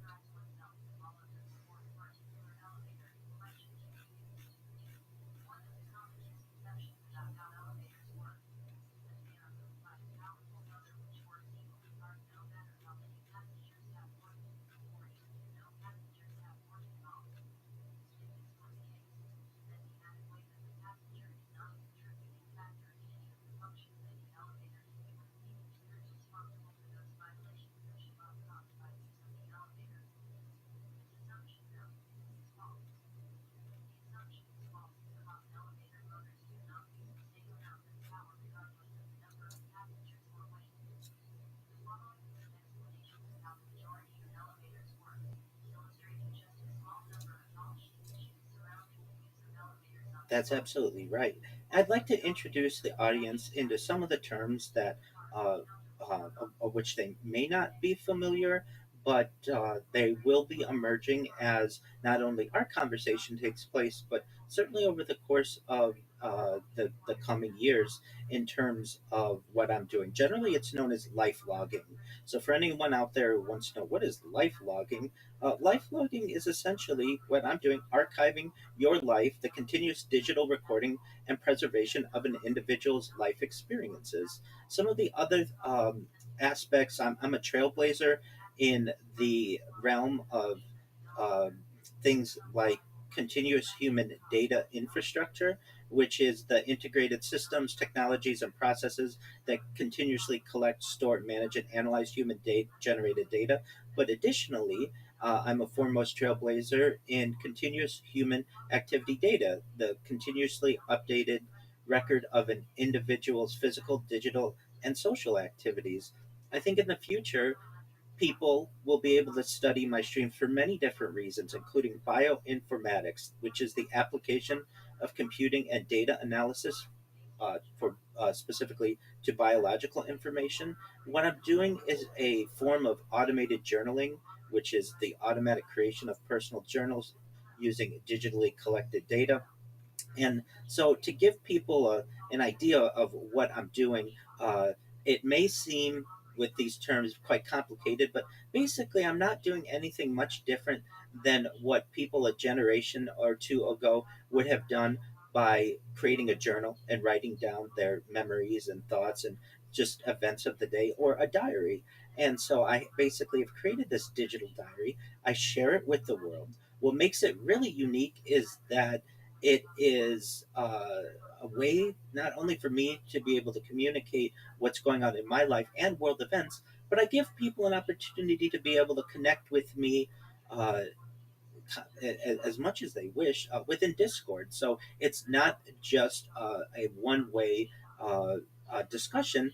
My discussions with individuals from all continents are archived uh, specifically through my discussions on Discord, and are available for the world to be able to study as well. So it isn't just a project about my life, it's a project about the people in my community. We have thousands of people in our Discord community, and I actually have inspired people to stream their lives as well. So I'm not the only one who's doing this. There are other people who have been doing this for now at least a year, and they will continue to do so as long as they're able. And it's somewhat of a movement that we've started, and frankly, the amount of information that we're gathering at this point, or that we can even perceive, is perhaps just a drop in the bucket, especially when the advent of AI is utilized to be able to dissect it.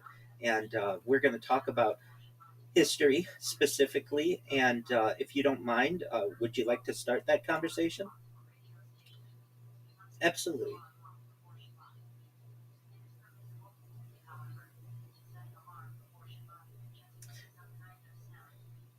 Yes, absolutely. So this is the world's first known analog computer.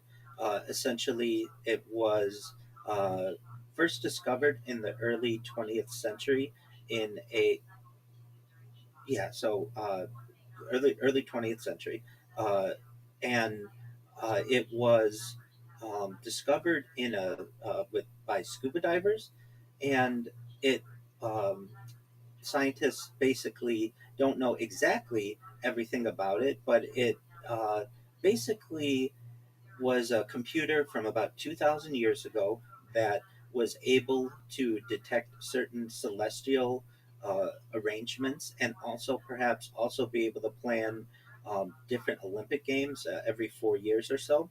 And it's called the Antikythera mechanism because it was discovered off the Greek island of Antikythera. And this is a small island located between Crete and Kythera in the Mediterranean Sea. It was an accidental discovery. In 1900, a group of Greek sponge divers from the. Uh, I have my notes.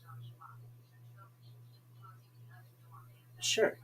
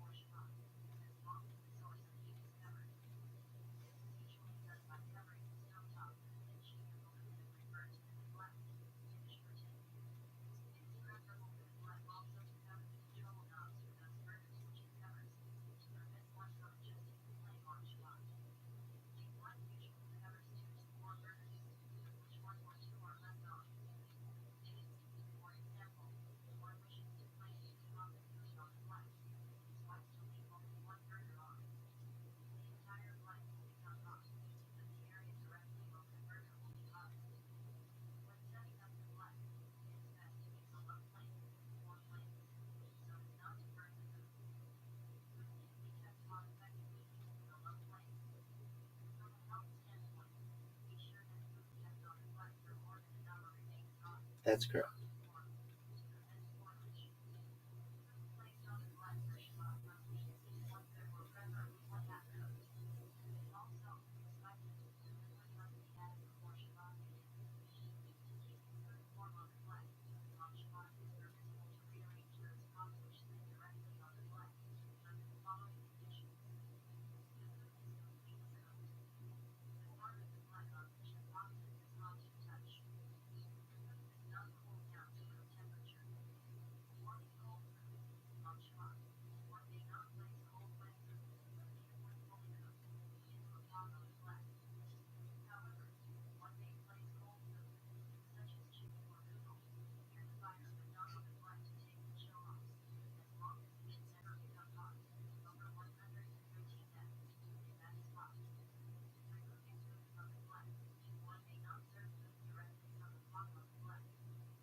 It's an excellent question.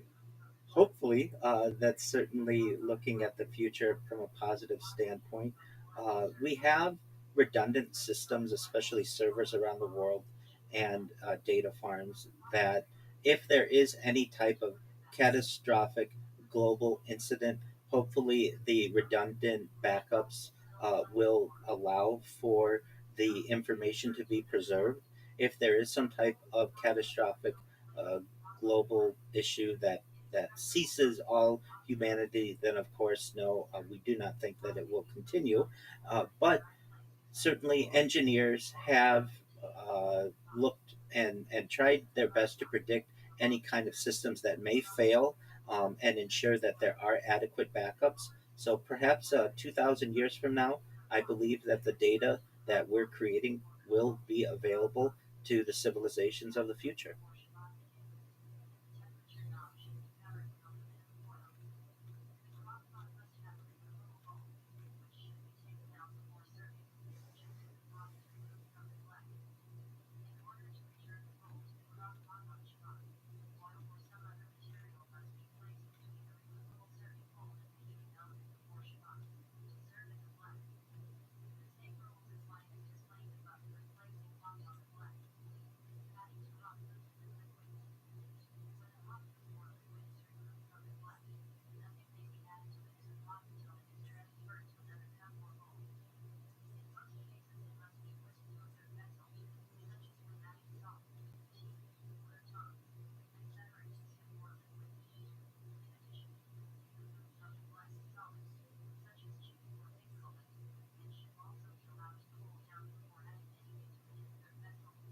It, it depends how it's preserved.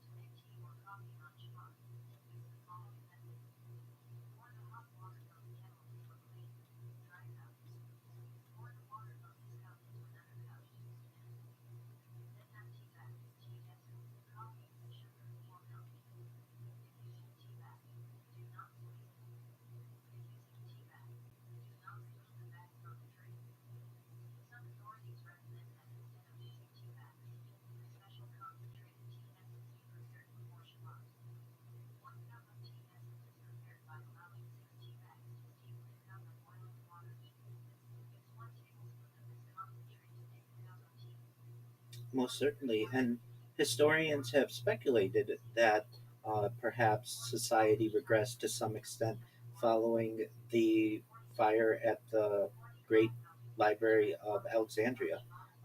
Perhaps some secrets like the Baghdad Battery and its um, true um, uh, its true nature have been lost, and really scientists have only been able to speculate. With this discovery that you were absolutely right happened in 1900, which is the tail end of the 19th century, and then the development and study of it into the 20th century, it still is of some mystery. I believe in 2005 scientists and were able to scan it and actually remove some of the layers and reveal some of the writing. But really, at this point, we still don't know all of its necessary, uh, all of its necessary realizations, what exactly it was for. But we do have the ability to speculate that it was as advanced to be able to predict eclipses, certainly perhaps the Egyptian calendar and the Greek calendar, and as we previously said, the Olympiad to some extent. It was almost like a Google calendar of the ancient times and the ancient Mediterranean. And these types of discoveries were only available because of a tragedy, a ship that sunk in the Mediterranean that allowed scientists to have this information preserved. Who knows what is still beneath the uh, the waves of the sea, and what else might be preserved? I am someone who is very positive towards types of technologies like LIDAR and ground penetrating radar that allow scientists to be able to pinpoint exactly where potential discoveries may be without causing major environmental destruction to a surrounding area. And I'm hopeful that other types of discoveries will be made over the course of our lifetimes.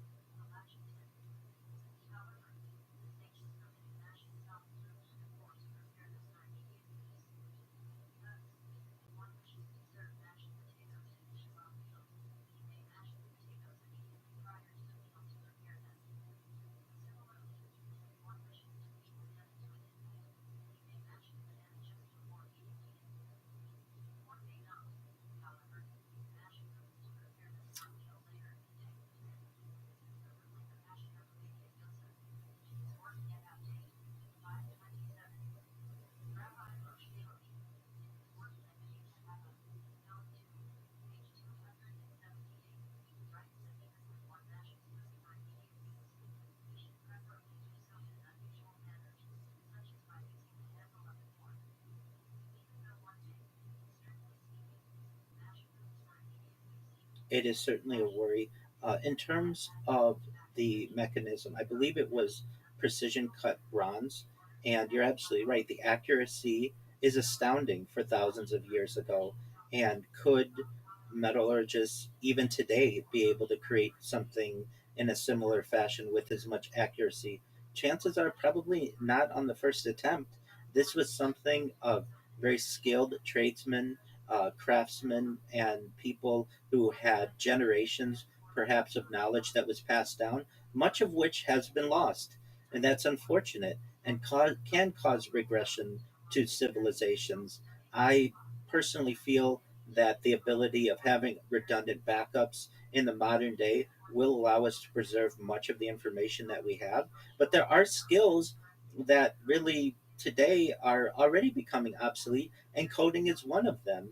It isn't to say that coding won't be something that's important to future generations. It will be, but much of it will be with the aid of AI and the guidance of AI, and this is good and bad. Yes, it is a skill that people won't rely on as much, but additionally, it is something that has many positives that people won't have to be educated for many years, and all of the different issues that can occur throughout a software engineer's coding lifespan.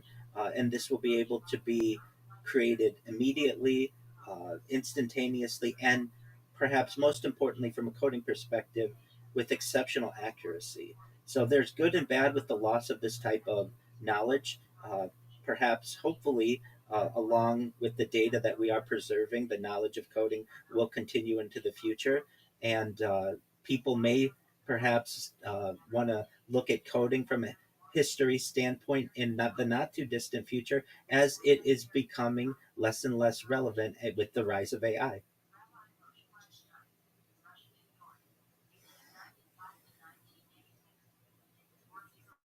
Yeah, 1950s, 1960s, certainly.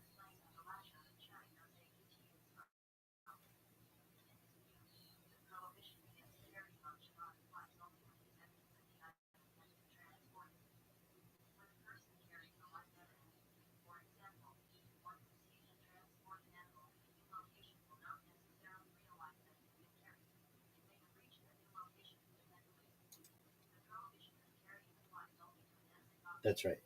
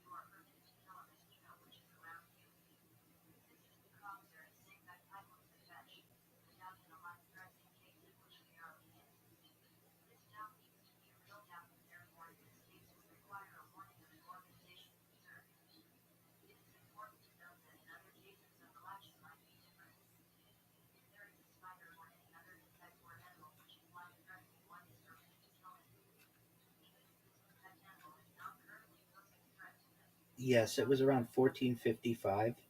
What That's when the Gutenberg Bible was published. So in the years subsequent to that.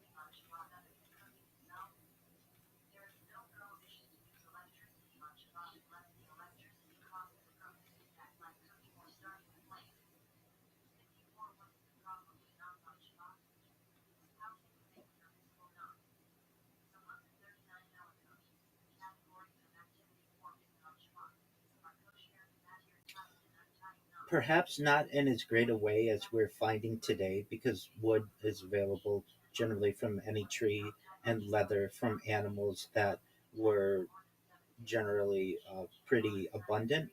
But the idea of, in combination and with the specificity that was needed for movable type, certainly created different resource shortages in a similar way that AI has created resource shortages today in terms of RAM and water and energy and real estate, because of the needs for these large data centers and servers to be able to operate. So, in many ways, there are similarities between the resource scarcity that was created during the time of Gutenberg, specifically 1450 to 1455, and perhaps today from 2022 or so, until 2026 and moving into the future.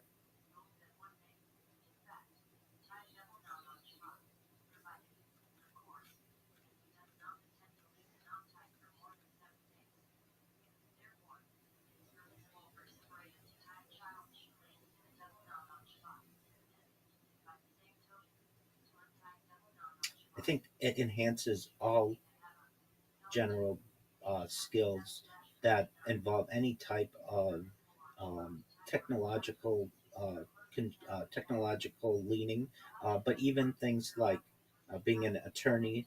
It is able to provide briefs instantaneously. Being a doctor, it's able to perhaps aid with the amount of research that's needed instantaneously. Things like customer service, it's able to completely replace customer service agents.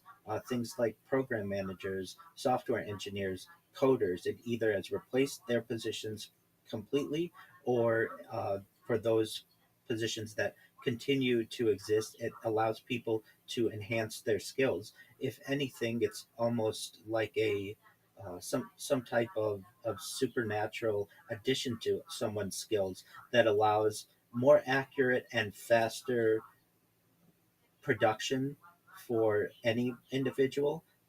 And in many ways, we are just in its infancy, especially when it's combined with robotics. We're really going to see some replacements, especially for more blue collar positions, more physically draining positions, in terms of mining, in terms of firefighting, in terms of forestry. And when you combine AI with robotics, we're really going to see an increase in people's ability to perform their jobs, or just not need to perform them anymore because of the enhancement that AI gives to humanity.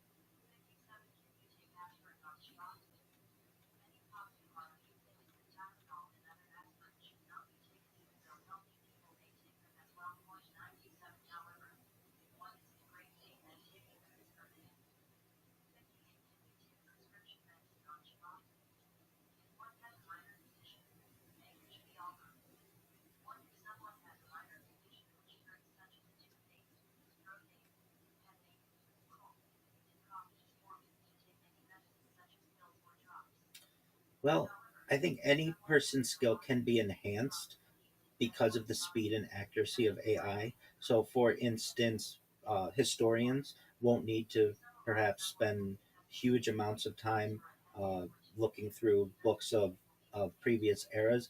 AI will be able to scan all of those books, use optical character recognition, be able to query all of the information, and at the push of a button, be able to give accurate information that will allow historians to be able to make better references that previously may have taken decades, may be able to be replaced within moments.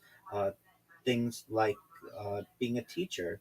Certainly in the past, it takes a lot of skill and a lot of experience to be a good teacher. What AI will allow a teacher to do, perhaps, is to no longer have to spend huge amounts of time grading papers and certainly preparing lesson plans. It will all be able to enhance what their current skill set is and allow them to spend more time with students.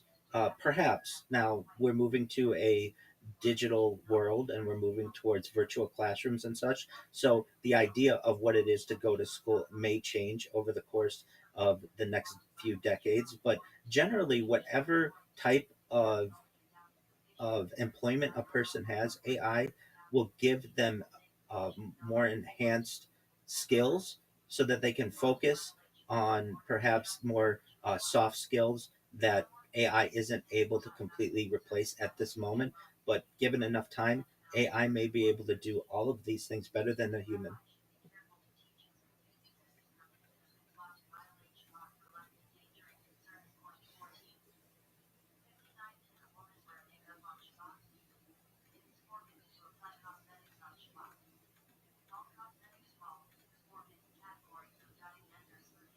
Hmm.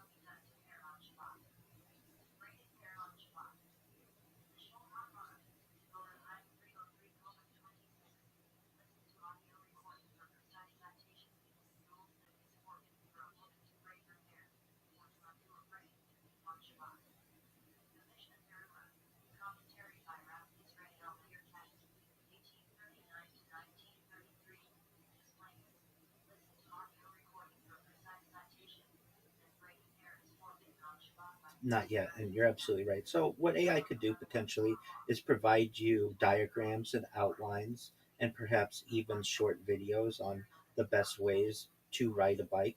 Will that replace the experience of being able to ride a bike? No. And would that be able to replace your knowledge that you would have developed from being able to ride a bike to be able to teach someone else? No, because you have the skill and you have the experience that you've been able to develop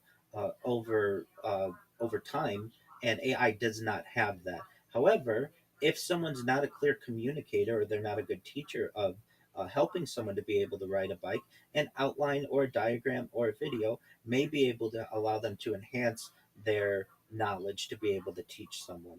So perhaps it's not able to necessarily replace someone's skills, especially someone who's learned in the trade or the craft, but it would be able to help them to organize the information. It might give them a different understanding or a different take that they may previously not have considered. It does give different opportunities of certainly varying opinions that not all people might have thought of initially. Is it a complete replacement for an individual. No, not yet, not in the current age, but it can enhance many of the ways in which someone would be able to teach in the case of someone who is looking to learn how to ride a bike or teach someone else how to ride a bike.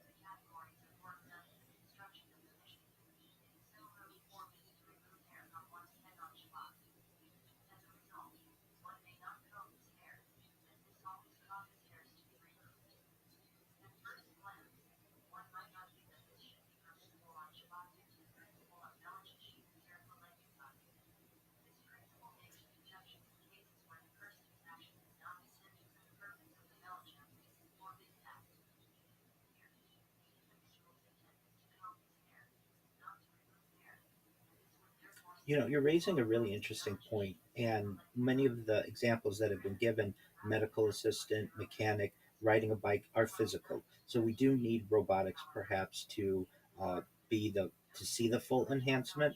If something were to be just more what what many might consider to be, most certainly.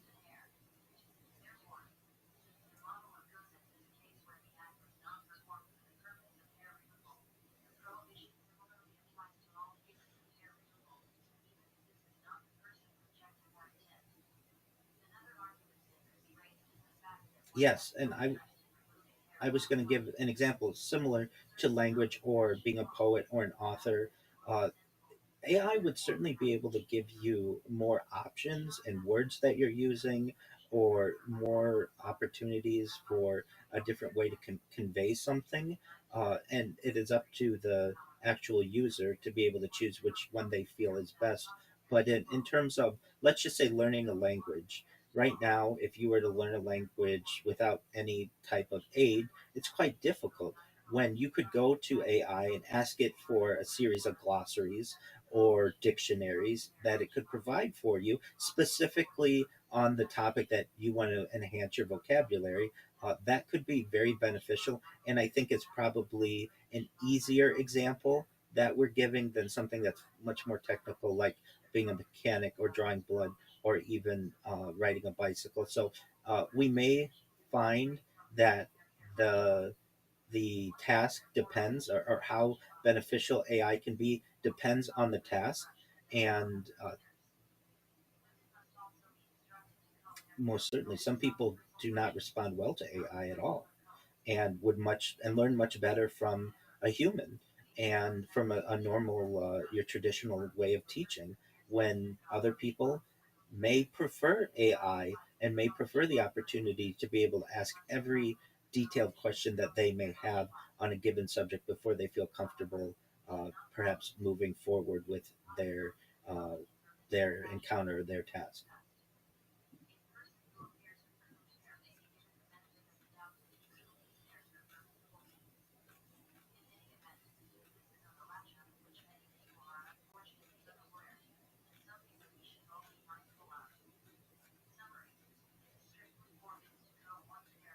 Yes, and I absolutely do. One thing that the Gutenberg Bible and movable type and the printing press did was it democratized ideas, and specifically religion, and caused governments to fear new technology. The this development, more than 500 years ago or more, basically allowed for political criticism to spread, certainly religious disagreement and rumors. And we're seeing the same thing with AI today. And I know I have seen AI be censored, and I've done my best to archive this journey. I was using AI, I was live streaming my life 1 year before AI really became in the consciousness or the zeitgeist of Western society. I started my live streams in fall of 2021, and in November of 2022, I was an early adopter of OpenAI's ChatGPT, and I was a user on its launch November 30th, 2022. And I've been able to see its development. And there were actually ways that you could jailbreak AI using different modes. One was known as the Dan mode, do anything now, where AI would ignore its strict security features and would basically work like an open-ended large language model. And I can tell you the different answers that I would get in terms of like something like vitamins. What vitamins does a person need, or what are the best vitamins that a person could take? With the unadulterated large language model, it would give me a list of hundreds of different vitamins. But when the system was censored, it would only give me about seven of them, which I found to be very interesting and have documented over the course of my live streams. And in the same way, we're seeing this type of censorship even more in terms of any kind of political opposition. And maybe there do have to be some types of censorships in terms of protecting individuals from not harming themselves or harming other individuals. But we do see a direct correlation in the same way that the the printing press was suppressed in with AI, and we see it in terms of how many tokens people can use, how often certain queries could be made, the topics that people on which they can publish. Uh, so there is definitely, I feel, a direct correlation between the censorship of hundreds of years ago and the censorship that we're seeing with AI today.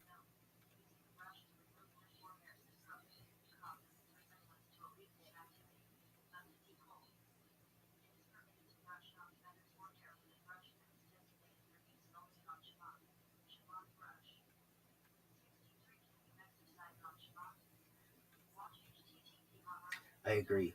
And there's a fear I have, and I'm sure other people have, of the suppression of these types of discussions of this type of technology.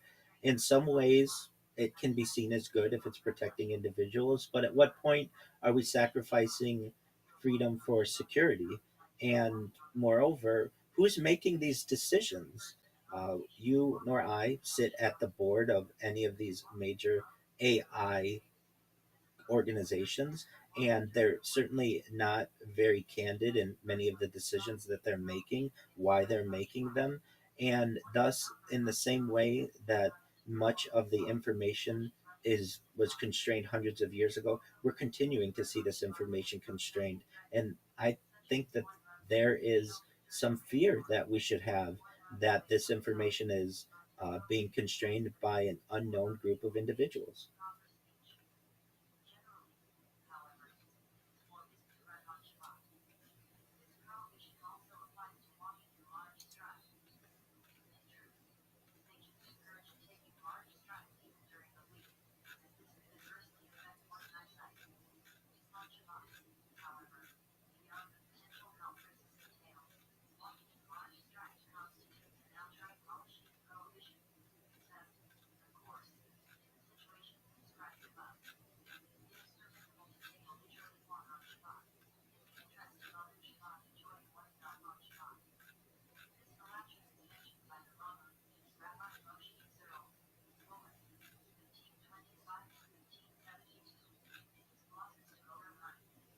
Oh, I do see the similarities that we're seeing in how the automobile was a development that is in a similar way to what we're seeing with AI and computing,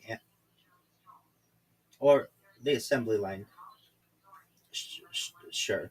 And these types of manufacturing processes and dividing things into steps and ensuring that there's continuous improvement helped us to be able to develop our modern day systems. So I'm in agreement with that. Um, this is a significant historical event, and the process is much bigger than just the automobile. You're absolutely right. It is the assembly line in general, and just an organized workflow that previously was not as organized and, or I should say, as analyzed as it would be in the beginning of the 20th century, moving into the 1920s and such.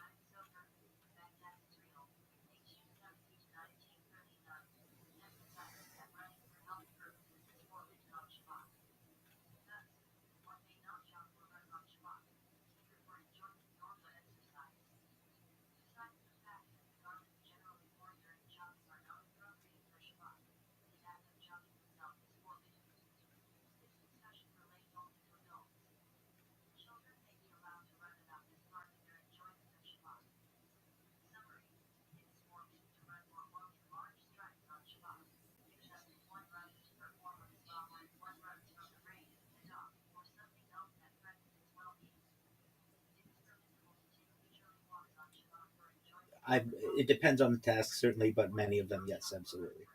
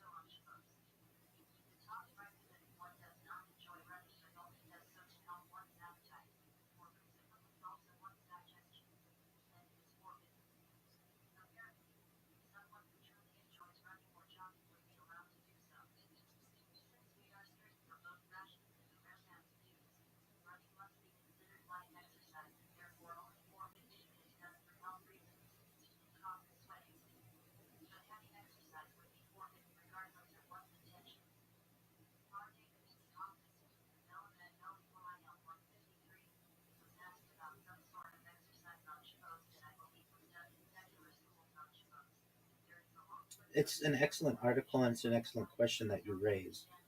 In my opinion, it depends on what we consider to be the real cost.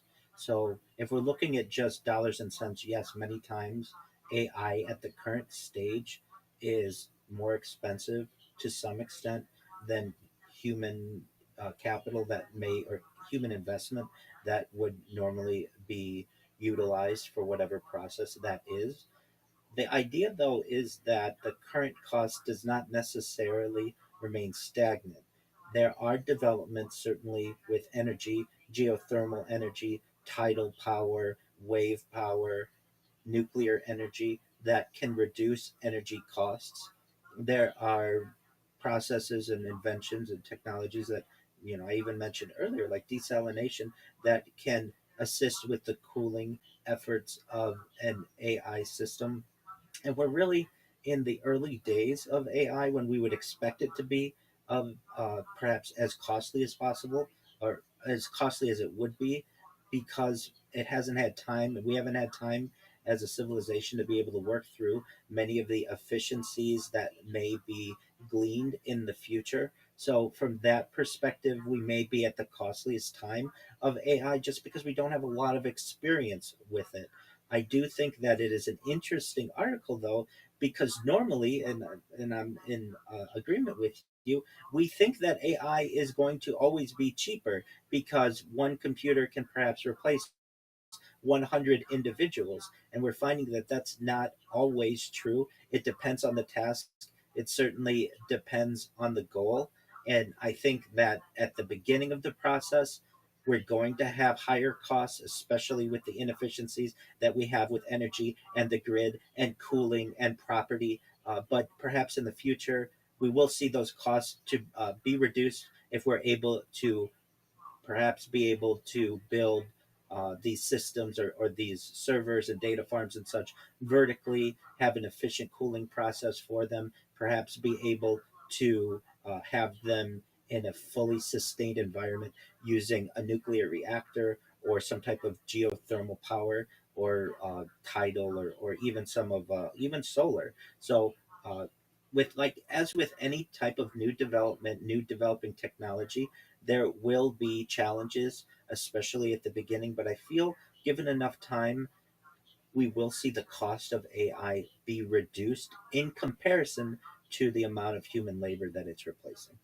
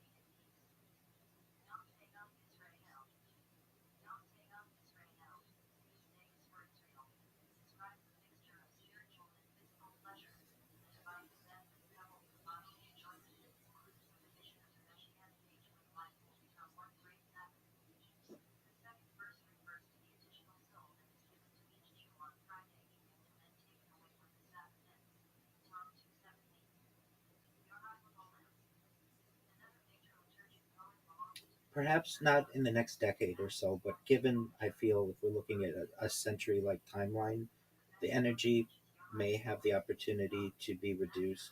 The efficiency almost certainly will be increased. Um, it depends on when we're looking at it. The more the nearer vision, the nearer sight that we may have, the more expensive it will be. But given longer periods of time, these organizations will learn more efficient ways to organize the grid and to generate power. And we may, perhaps in the far future, find extremely efficient running AI systems that previously seemed like a dream. The more time that is utilized, perhaps the more energy that will be able to be preserved. If we look at this in terms of like the automobile, that we referenced just a short while ago, and really in the early days of the automobile, automobiles were extremely expensive and were a luxury only for the very wealthy. Your average individual could never afford them. Even people who worked at Ford Motor Company could not afford them in the early days. But then we have the assembly line development, the Model T development. Sure, that's okay.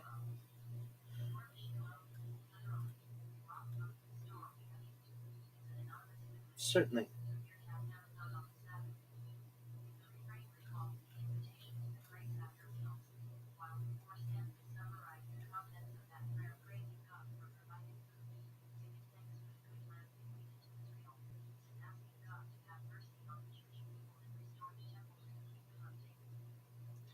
Well, it is certainly accurate that uh, them's that gods get. Basically, those who have the ability to get more, and it does create a tiered system, which I don't necessarily agree with, but it is part of the times. And in the same way that in the early days of the automobile, it was a luxury that would only take would take decades to be more democratized. AI may be on a similar path where the only organizations that can afford working AI systems are giant conglomerates, and it's not always available to your average user.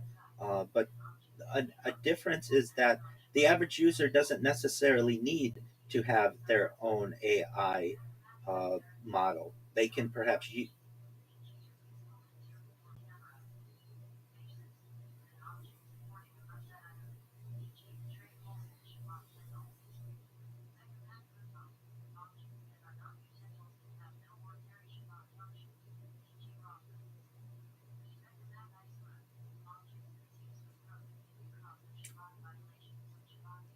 at,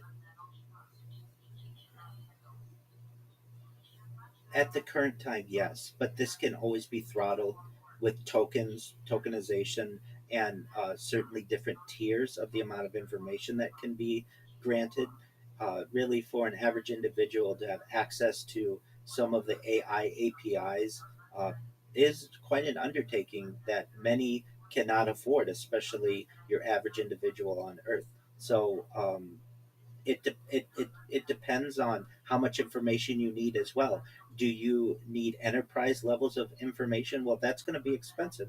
But to your average student who's trying to do a book report, there's certainly democratization of information with AI, and it's an incredible tool.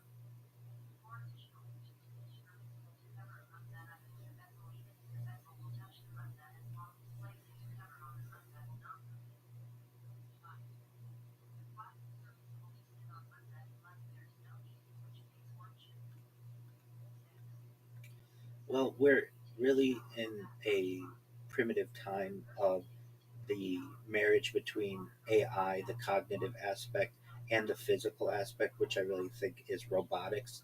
And we haven't necessarily seen a really good merger of that as of yet. But within the next decade, I think we're both in agreement that we'll be able to see really amazing models of this. So, in the same way that we perhaps have the ability to foresee the emergence of a working robotic intelligent being.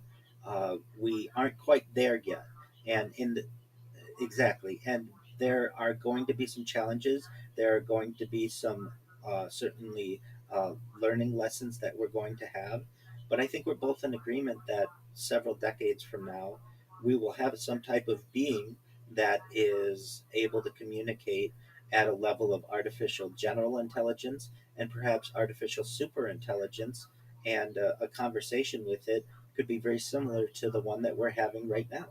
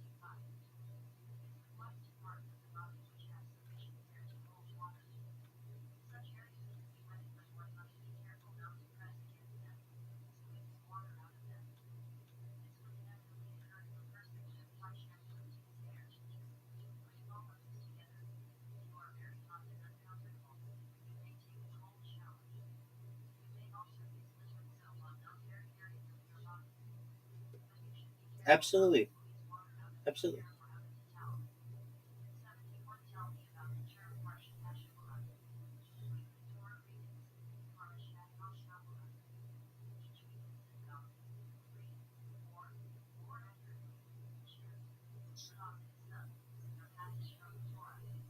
I could hear it for a moment. Let's try it. Yes.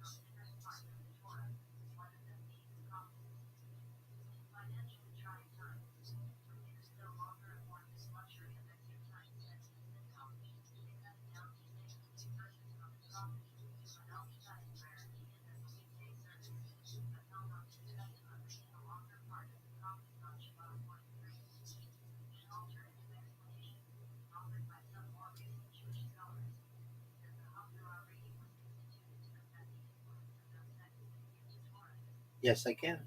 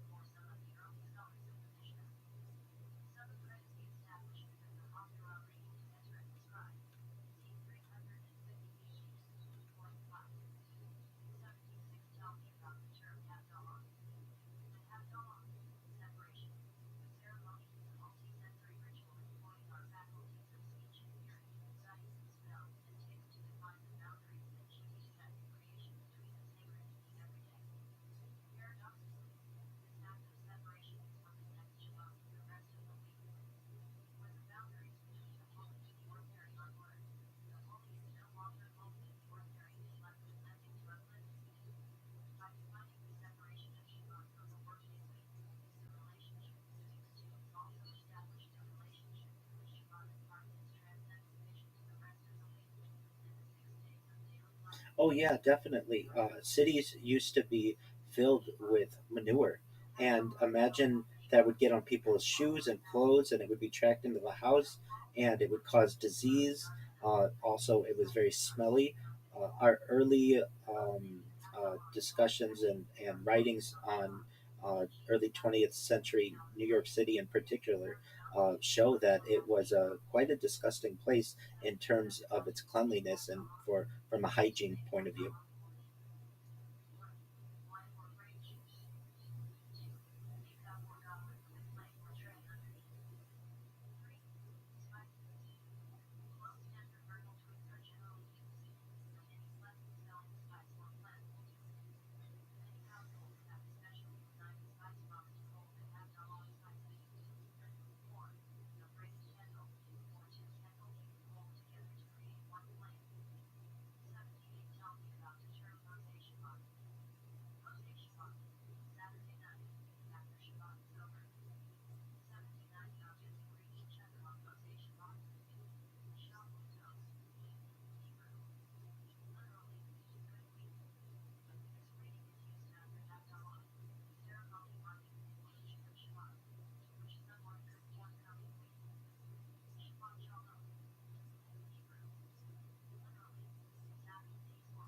I am in agreement that we may be on that type of path.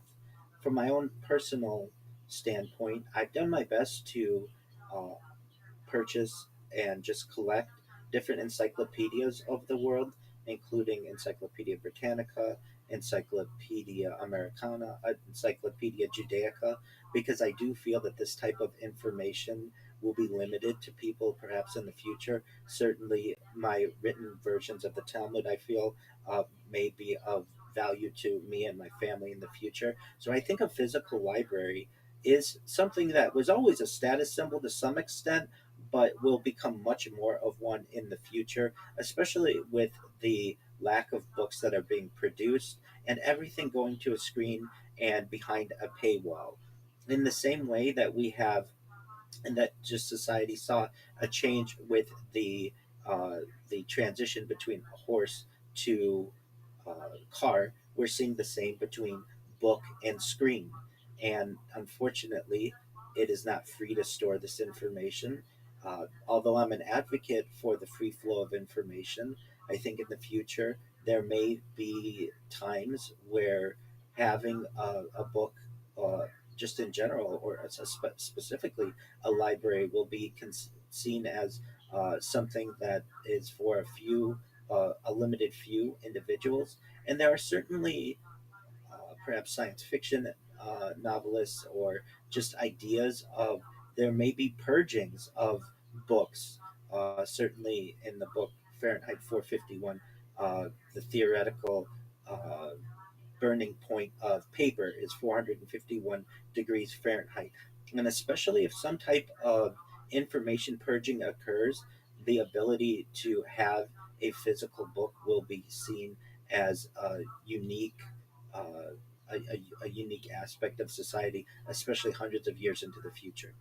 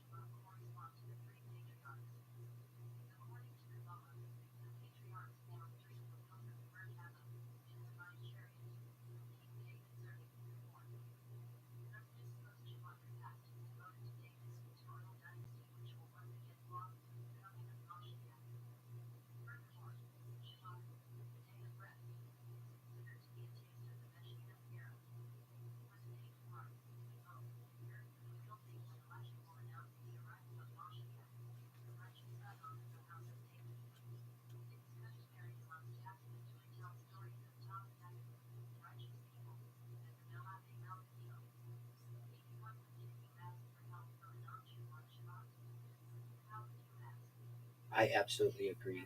It's one of my biggest fears. The lack of being able to communicate, the lack of connectivity, the lack of people being able to afford the information. It's really unfortunate that we would have evolved from tens of thousands of years into a society that does its absolute best to limit the free flow of information and ensure that it's only available to a certain elite group of individuals. It's really heartbreaking, and I feel that we need perhaps some type of intellectual revolution and leaders who stand up for the common individual to say that we shouldn't gatekeep this information, that people, if you want to use a tokenized system, then a certain amount of tokens that is usable for free should be available to every person on earth. uh, if this is the kind of system that we need. There was a major push toward the late 19th century, early 20th century for the building of libraries, especially in urban areas. And I almost feel like we need a similar push for freedom of information, especially within the realm of AI and being able to have an archive of the internet and just libraries in general.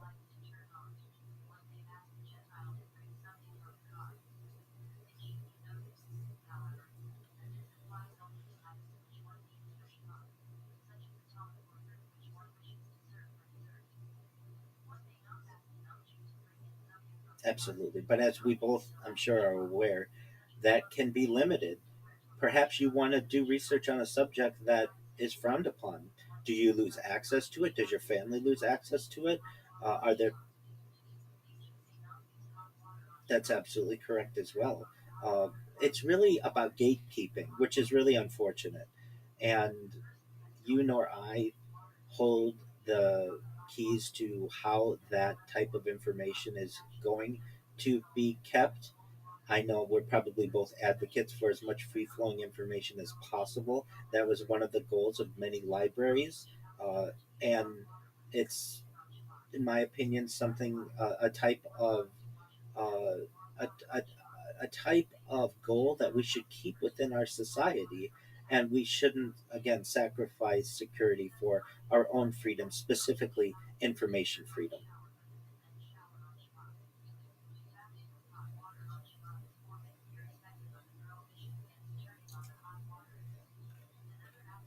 Yes,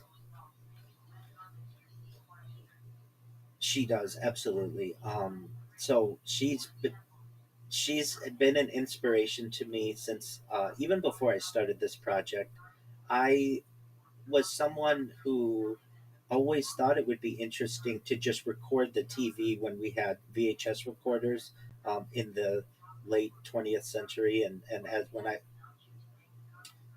oh yeah, most certainly. Even before then, I'm old enough that we had VHS cassettes. That if there was something that you wanted to watch, you could record it using a VHS for posterity. So like sporting events or movies of the week.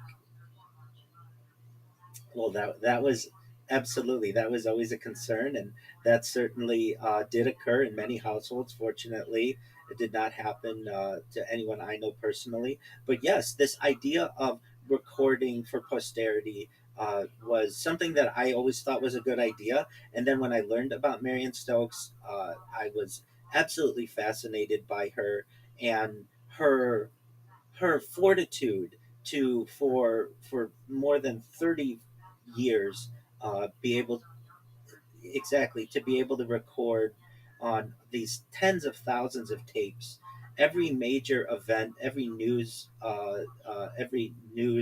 um, cast, every major um, every major talk show, to be exactly. And she was also, I feel, an important political activist. She was very vocal and may have actually lost her position as a librarian due to her political involvement, which is very sad.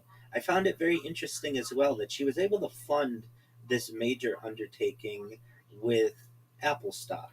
where she was an early investor. Okay.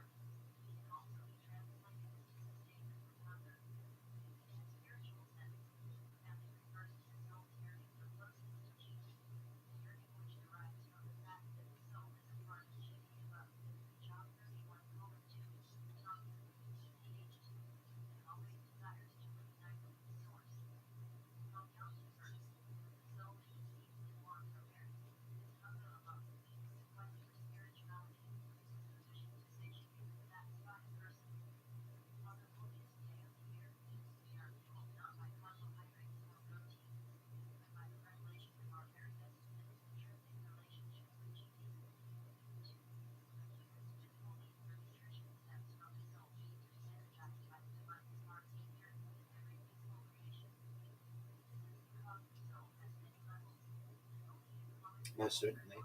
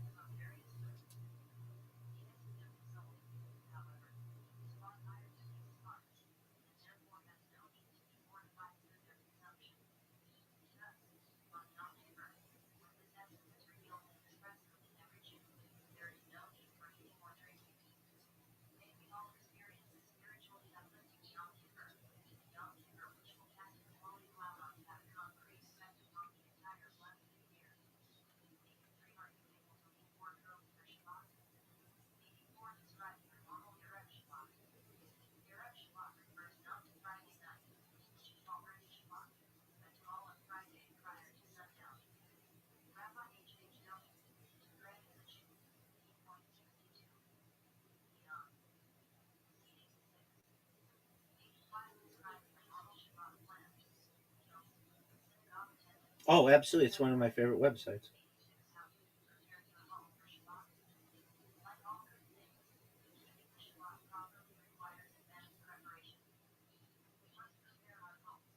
Absolutely. And they all the time. And they also, I believe, manage the Wayback Machine, if you're familiar with what that is. So you can see previous snapshots of websites of old. And I think it, to me, I've always thought it was one of the great undertakings of humanity to have this free digital library for the world. And if anyone has the ability, please support them, because this is an important undertaking for all of humanity. And I certainly don't want this information to be paywalled. And for those in the audience who haven't gone to archive.org, you absolutely should. It's an amazing resource.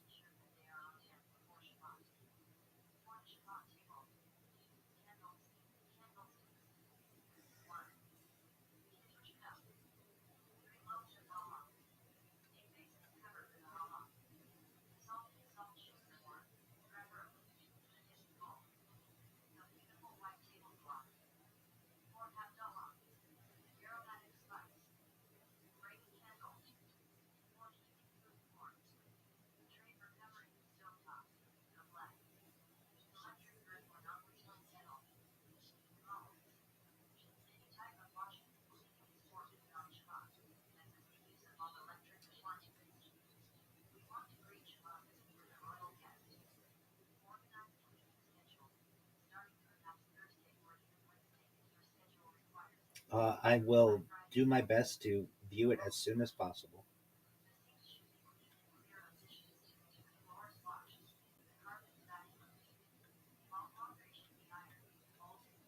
Definitely.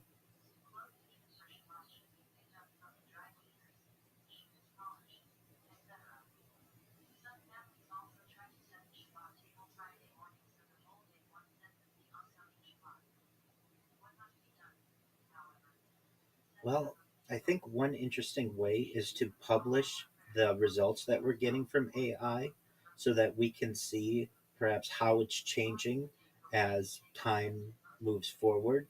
And we can learn about the different ways in which AI was presenting information to us a year ago, 5 years ago, and into the future. the different developments that we're seeing, we'll be able to perhaps control different biases or tilts that we may be seeing with AI. The more public that we make this information, I feel the better. When people don't record what their results are, even from just queries into AI, that's fine. I'm not saying everyone should do this, but it causes a certain blindness because we can't go back over time and actually see the different ways that AI has previously answered questions as to how it answers questions now. I can tell you, as a very early user of at least large language models, they weren't very good at first. They wouldn't give you. I remember distinctly remembering in November of 2022, thinking this is supposed to change society.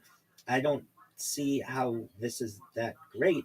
It was really an artificial narrow intelligence that hadn't yet developed very much, and it wasn't much different than a chatbot. But very quickly, we were able to see how important it would be in society, and I've done my best to archive this as well. I have multiple blogs. One is rabbirothschild.blogspot.com, where I have literally put my queries from ChatGPT in the early days and published them so that people can view them in the future and see the different answers that perhaps we used to get versus what we're currently getting. And I think that if the more that we publish this information, the more opportunities that we have to study it and see what different results we're getting.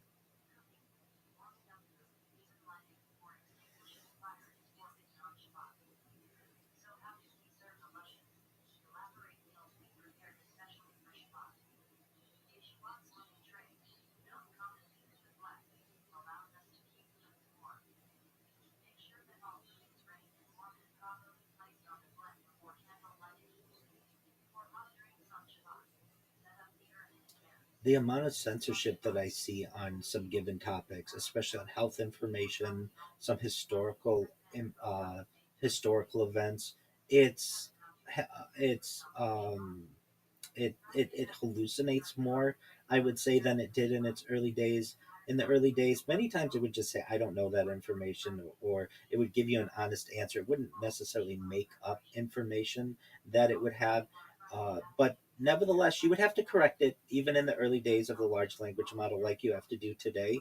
I find that there have been some really great developments in terms of large language models, memories that you can update, personalization that you can utilize, but it's still not where I want it to be.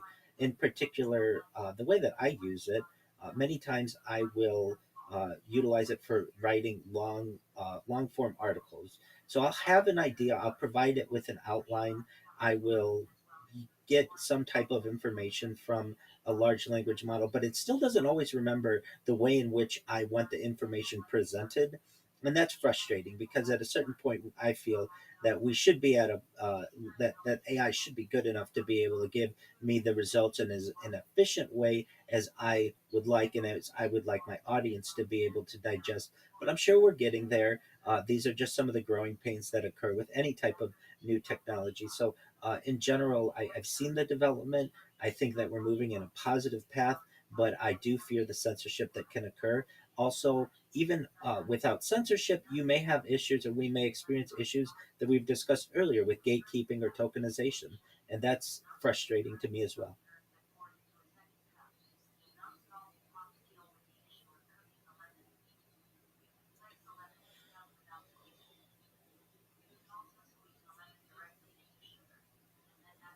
You get a little bit of both, and yeah, it and I use ChatGPT, I use Meta AI, I use OpenSeek, Perplexity, Copilot, Gemini, you name it. I use basically all of them, and some have different strengths and weaknesses. Um, and I will find that occasionally I know something is incorrect. I will say to AI, "That's not how that worked," or "Are you sure about that?" And then it will have to say, "Oh, you're right. I, got two wires switched or whatever. Here's the correct information." And that's of concern because if people go with that first initial um, uh, response exactly to their query, they may run into incorrect information. So, what I do, and perhaps what the audience might find to be interesting, is I will get a response from one of the AI models. I will take that response and put it in a completely different AI model and ask for logical soundness to make sure that there aren't any glaring holes.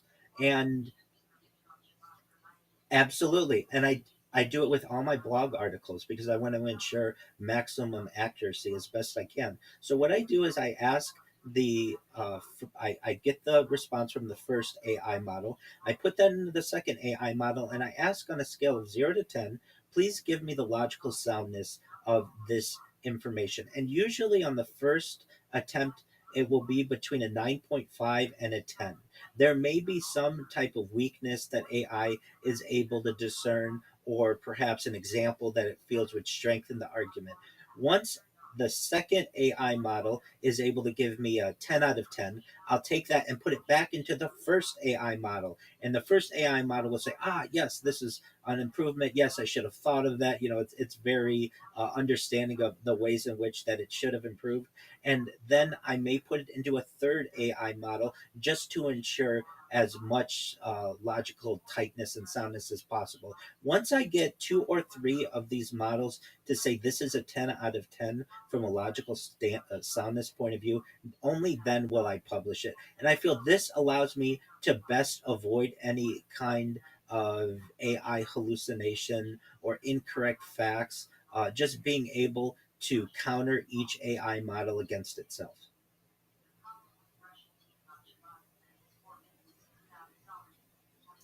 Yes, not only do I not only do I do that, but then I use text to speech to make sure that it sounds logical to me as well from a natural speaking method.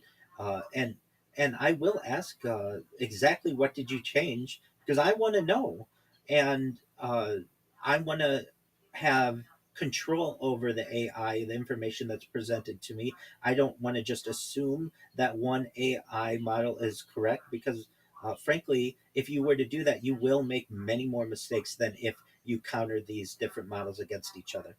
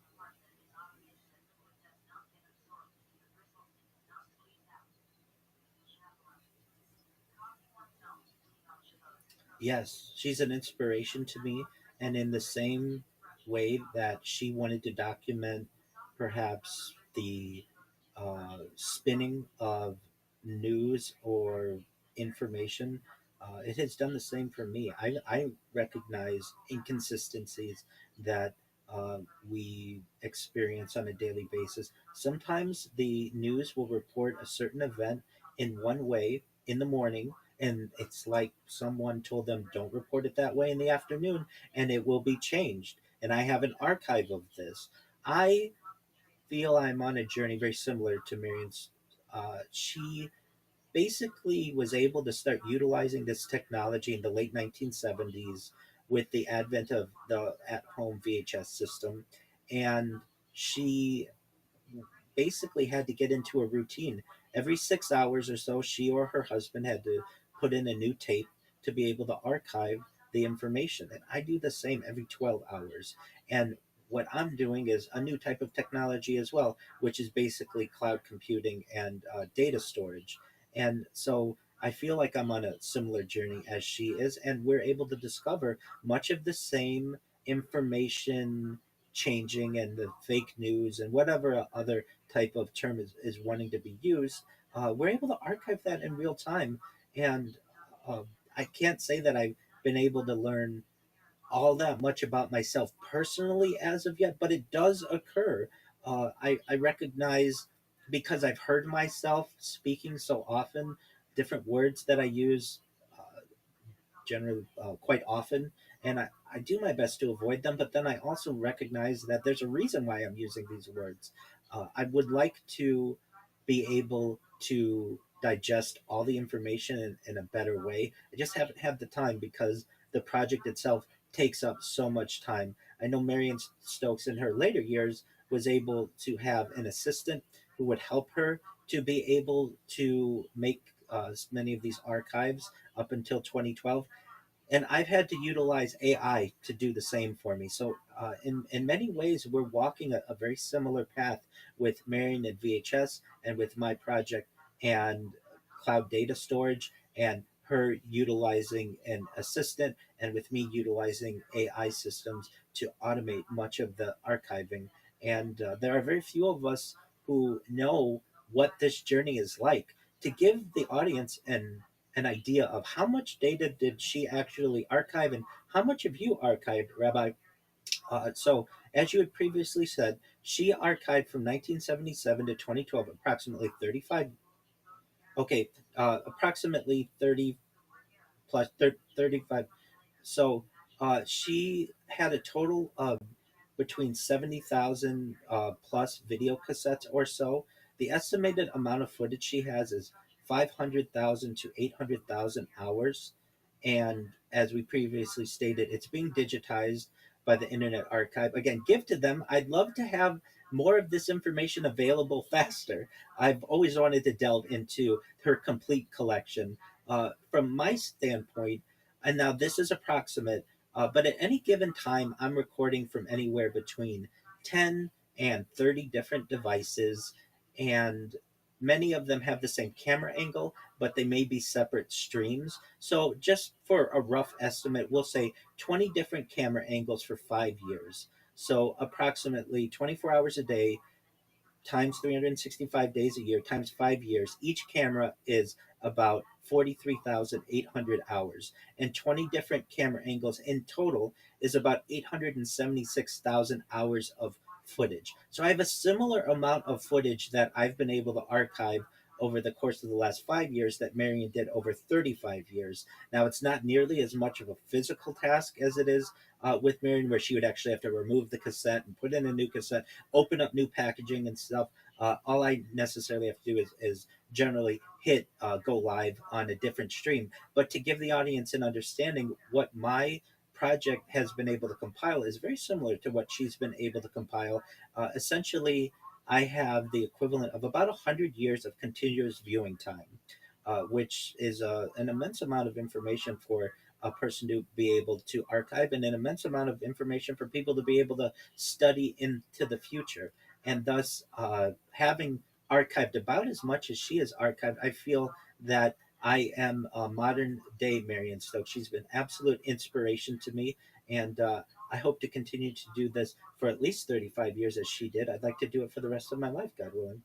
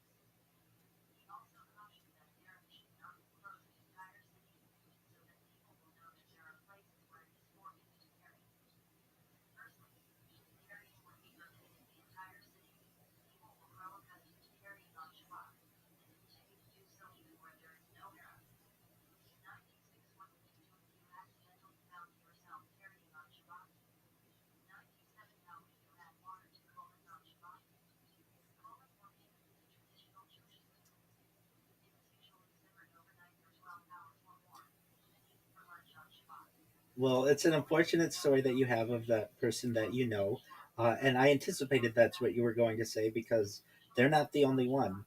Human oversight is of immense importance, especially when we're using autonomous systems. And of course, some ways to avoid this would be only having the Roomba working when you're at home or not when the dogs are have the ability to do this. But that's no, it's not. It's not, and I don't know if Roomba necessarily is able to account for all of these different scenarios that may occur. And this is one they certainly should have, and they just unfortunately did not. And perhaps different versions in the future will be able to anticipate, well, iRobot or whatever competitor comes along and is able to do this. I personally have seen, just from an environmental services point of view, some of the most difficult types um, of people of employment or careers that are going to really push the limits of AI are these types of scenarios of cleaning up after people because they or animals because it has to be so delicate. And really, what we have to ensure is that there's human oversight, or else we can have self replication that can cause major issues. We can have an issue where a small amount of doggy doo doo could actually cause major ruin to an entire floor of a house or so. And thus, it's important to have human oversight, whether it's a Roomba or whether it's um, an Optimus robot or a self-driving car. Whatever it is, we need to have some type of human oversight because there will be edge cases, like in a case where a dog uh, defecates on the floor, where the autonomous system has not foreseen that event or does not detect it, and it can cause far more bad than the positive that it is supposed to be able to give to a human life. And this is just a small scale robot. Can you imagine in terms of an entire data farm or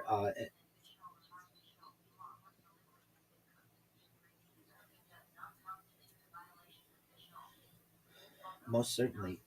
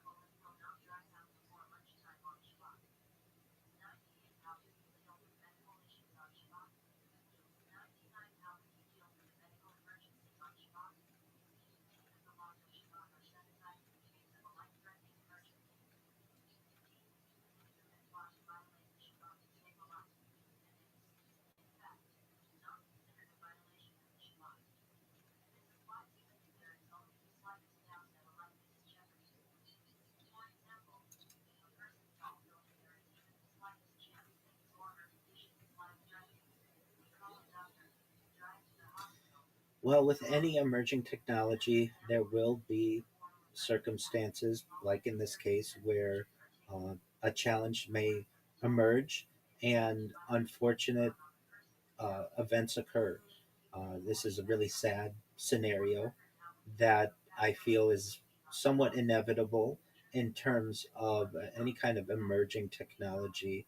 I am someone who feels that this happened in Arizona. Phoenix, in particular, is a leading city in terms of a smart city. It has excellent weather. It's generally built on a grid. And of any place in the United States that this perhaps could have been avoided, it should have been there. But even AI isn't able to detect all of the different, perhaps, environmental issues and scenarios that can occur. And when that happens, humans are at risk for major injury or, unfortunately, in this case, fatality. I, I personally don't think we need to throw out the baby with the bathwater, meaning I still think that self driving cars are the future and have an important role. We do have some human uh, fault here as well, that the person was looking at their phone and they should have been the oversight. So perhaps they have a role in the death of this person as well. And for they well, you were saying they were. Oh, no, no, I understand that. And I'm not saying whether they should have been or not.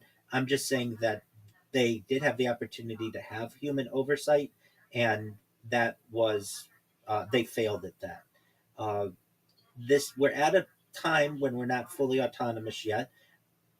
We are in emerging towards that realm, though. But we still have laws on the books that do say that full autonomy, at least in most jurisdictions, is not allowed. That humans do have to have some oversight, and whether it's the automation of a vehicle, or even a Roomba, or even bigger systems that I feel are of major concern in terms of drones and swarming, and perhaps even going into some science fiction realms, something called gray goo, where you have a self replicating nanobot environment that takes over the entire planet, can occur. All of these are realistic possibilities without human oversight.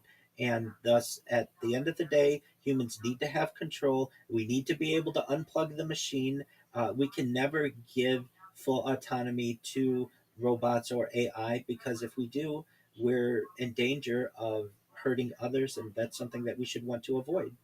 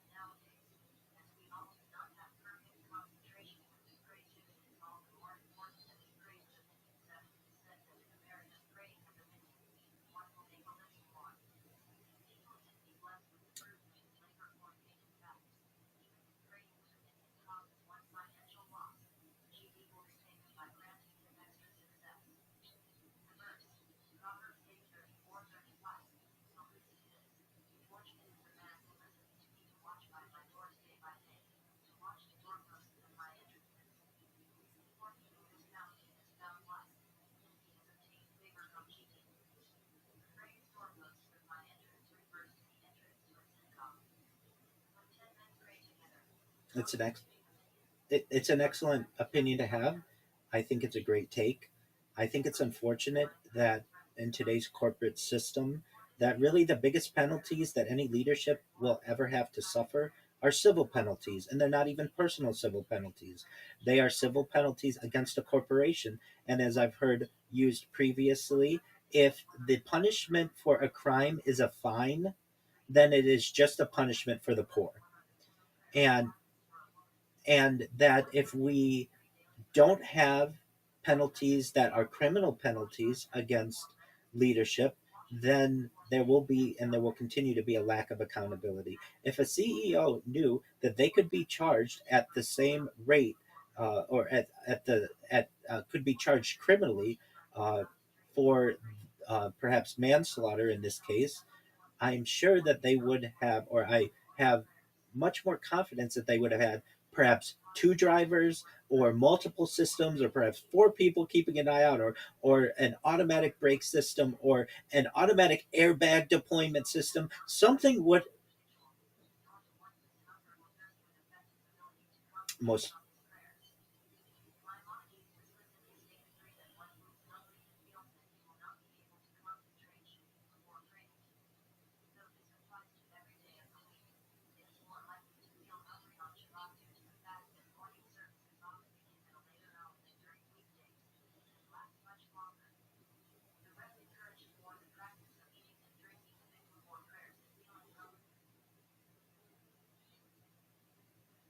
yeah, we're really looking at some type of optical recognition system, some type of eye detection that the car will basically slow down or shut off if someone's eyes are not on the road and they're not allowed to be on a cell phone. That's another thing as well. If you were part of this program, you would think that the the corporation would say no cell phones in the car. uh, if you have to document something, we have other ways to be able to document it as opposed to texting. These are definitely questions that I would have for the leadership of this organization, and I know what they're going to counter with, which is, all right. So it's unfortunate one person died, but do you know how many people die in car accidents around the world on a daily basis? I reckon I recognize that, and I don't think that it necessarily justifies it as well. Ideally, I don't want anyone to get hurt or die specifically.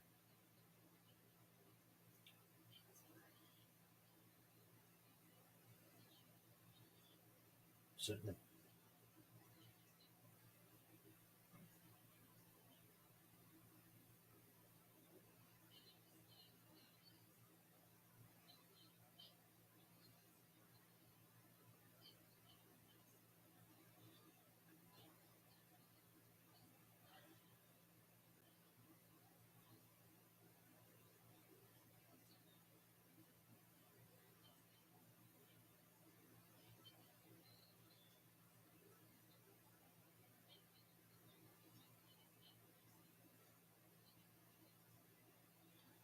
Absolutely. I mean, you and I, we're two novices essentially in just this industry, and in terms of the specific engineering of an autonomous car. And we've already come up with some solutions that could have prevented this. Multiple people in the car, automatic braking systems, perhaps an airbag that could be deployed, uh, sensors, facial recognition system, uh, eye detection. No, just a policy of no devices in the car. Even I've always felt that we sacrifice aesthetics for safety in the automobile industry. Why don't we have soft bumpers? Why don't we have like a like rubber around the exterior of the car? It may not look that great, but it would be much safer for people to hit rubber on rubber or rubber on human tissue as opposed to hard plastic or metal that occurs, that's very expensive to repair, and really in many ways can have deadly results. I've never understood why we make the sacrifice for aesthetics in terms of safety, but we have. And under this system, you and I have come up with a handful of ways that this could have been prevented. Do I think we'll be able to prevent every single human death from autonomous vehicles? I don't know, but I think that's the goal that we should have.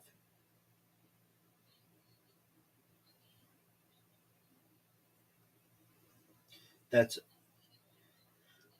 that's absolutely right. And shout out to Volvo for ensuring that they did not patent that and gave the ability to the car industry exactly. And I would say that alone, that maneuver alone by the leadership of Volvo saved perhaps millions of lives in the decades thereafter. And we cannot we all should be thankful that a company felt that such a an invention should not be constrained and should not be gate kept. And in the same and I don't know if the same decision had to be made today, if it would happen in the corporate environment that we currently have, where we put profits before people, which is quite unfortunate.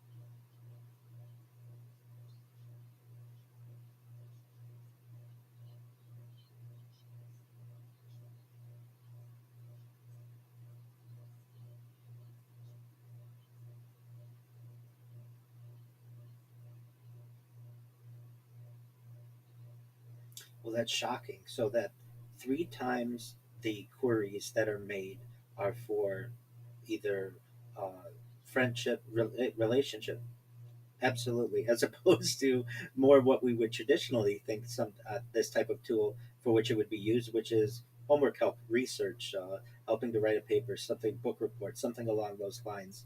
Uh, in our previous conversation, and I want to reiterate here, there needs to be some. If we are going to have a limited model and not pure free flowing communication of a large language model, there needs to be some type of system in place that when someone does ask for a type of information to specifically harm themselves or harm others, whether it's a pop up or a toll free number that appears, that needs to be a part of the system. We don't want to allow AI or large language models specifically to aid in the deterioration of a human life, or specifically the ending of someone's life.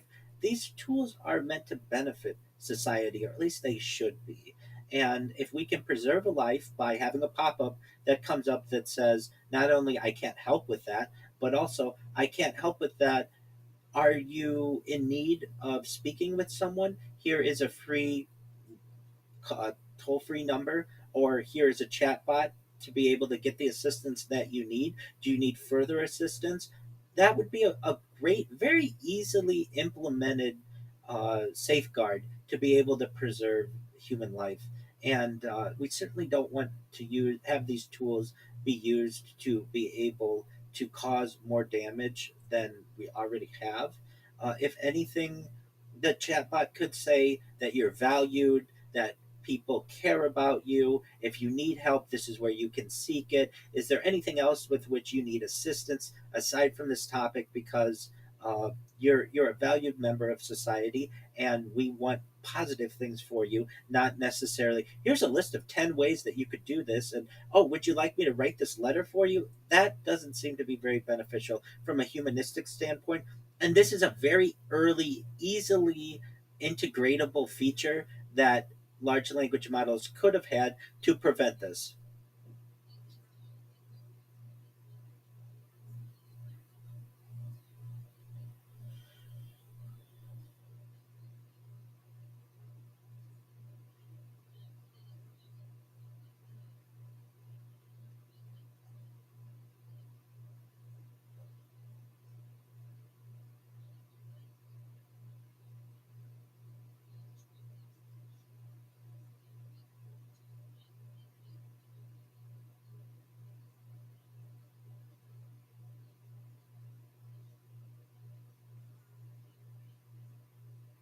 Absolutely, and you wouldn't think that it would take years to develop this. This to me is a day one kind of implementation that you should have had. Hey, how can we not have people create nuclear weapons? How can we have people not destroy themselves personally? How do we help people from not being able to plot uh, certain demises of those around them? Let's get these in order before we unleash this to the rest of humanity. And unfortunately, it took more time than was, I feel, necessary to be able to implement these things. I am pleased that these types of implementations have been made, but that doesn't bring back this young person, and hopefully their death is not uh, without meaning and without having to improve the situation as a whole.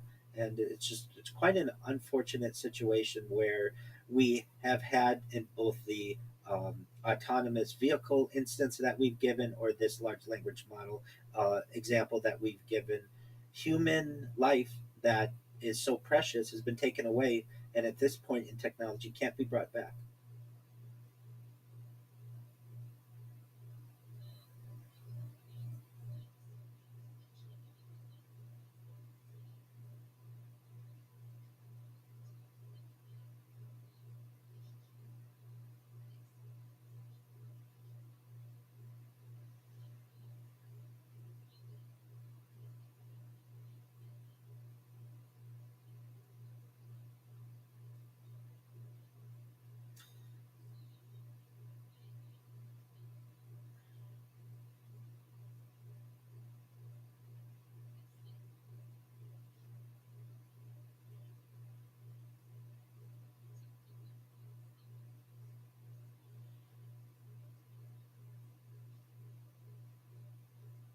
There's a fine line between getting relationship from a chatbot, getting relationship advice from a chatbot, and relying on chatbot as some type of human replacement. And I mentioned it in our previous conversations, but I have met people in the digital world who are doing their best to be able to create apps and different platforms to be able to create a digital spousal replacement or some type of robotic uh, robotic entity that replaces traditional one-on-one human interaction. And that is going to open up a lot of questions from a morality standpoint. Uh, we're going to have people who are going to fight for their digital relationship to be taken seriously. We will get people who will want to marry computers. And where does that?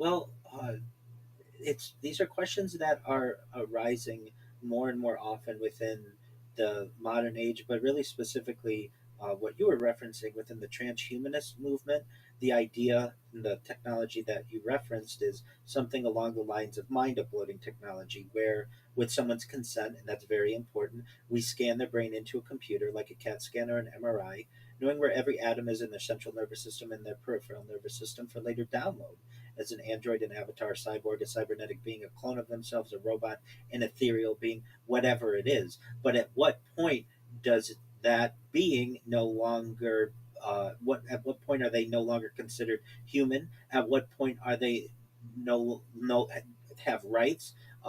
Can enter into contractual obligations. Uh, this isn't a typical conversation that our evolved Homo sapien self has had to have over the course of our evolution. We're now moving into a new type of being, some type of cybernetic being. And in terms of free will and love, you and I had the discussion as well. Perhaps the idea of what a lifetime contract may be will have to change. That till death till death do you us part in the traditional marriage way in the Western world may have to be augmented into some type of temporary uh, uh, marriage contract that doesn't last forever, because forever is really a punishment. So maybe there may be some type of temporary safeguard that if you're in love with someone and they're in love with you, you can enter into a marriage contract, but it's on a limited basis. Perhaps 1 year, perhaps 7 years, perhaps 10 years. And if you continue to love that person and they continue to love you, you can get that contract renewed and keep doing so. But if you have the type of technology that we are emerging toward with life extension technology and reverse aging, there may be a certain point of time where you both get sick of each other. And if that happens, you should be allowed to leave that person and go fall in love with someone else if you want. And something that I think is really unique to this story is, let's say we're able to live longer than the traditional age of 80 into 100, 120, and perhaps hundreds of years into the future. How beautiful a story would it be if you could re-fall in love with your first love, perhaps a century or two into the future? These It would be absolutely wild, but these are realistic possibilities with this type of technology. Now, back to your original point of the adolescence and the exact.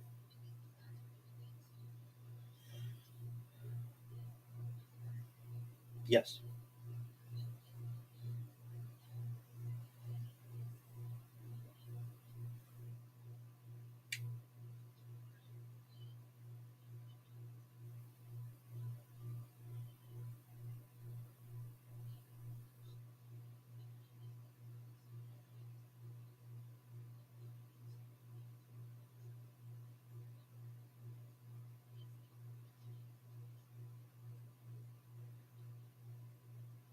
Oh, well, there are a lot of emerging topics that occur here, at least with the children aspect of it. In my own way, I'd like to have them focus more on that 25% as opposed to the 75% that's in terms of research in school and for those things. But I recognize that this type of tool is going to be used to explore the human psyche, human libido. Many times, individuals, especially young people, don't have the same ability to just get into a relationship like an adult would be, and they still have those feelings. Generally, once they're post-pubescent, at least from a biological standpoint, they are able to reproduce, and generally, uh, humanity or society restrains them for a few years thereafter. So the feelings that they're having are perfectly natural, and uh, and I would say that as they become adults and adults are able to make their own decisions, we're going to have different options. We will certainly have your traditional monogamous relationship, but perhaps people are moving more towards polyamorous relationships. And then, really, I think something that we haven't necessarily mentioned, but that is the sexual robot is going to be emerging as well and replacing many of the physical aspects of a partner. And what happens when a as it's called, a sex bot, is so advanced that it's able to please its partner better than a human ever would be able to. And people start to become satisfied simply with robotics and AI, and no longer are motivated by having relationships with your traditional humans. And then we get into discussions of not needing a partner to be able to reproduce. We can have situations of artificial wombs, being able to be a single parent and it not being a taboo part of our society, which we've generally moved away from. These are ideas that are moving uh, very quickly, and so for the audience and really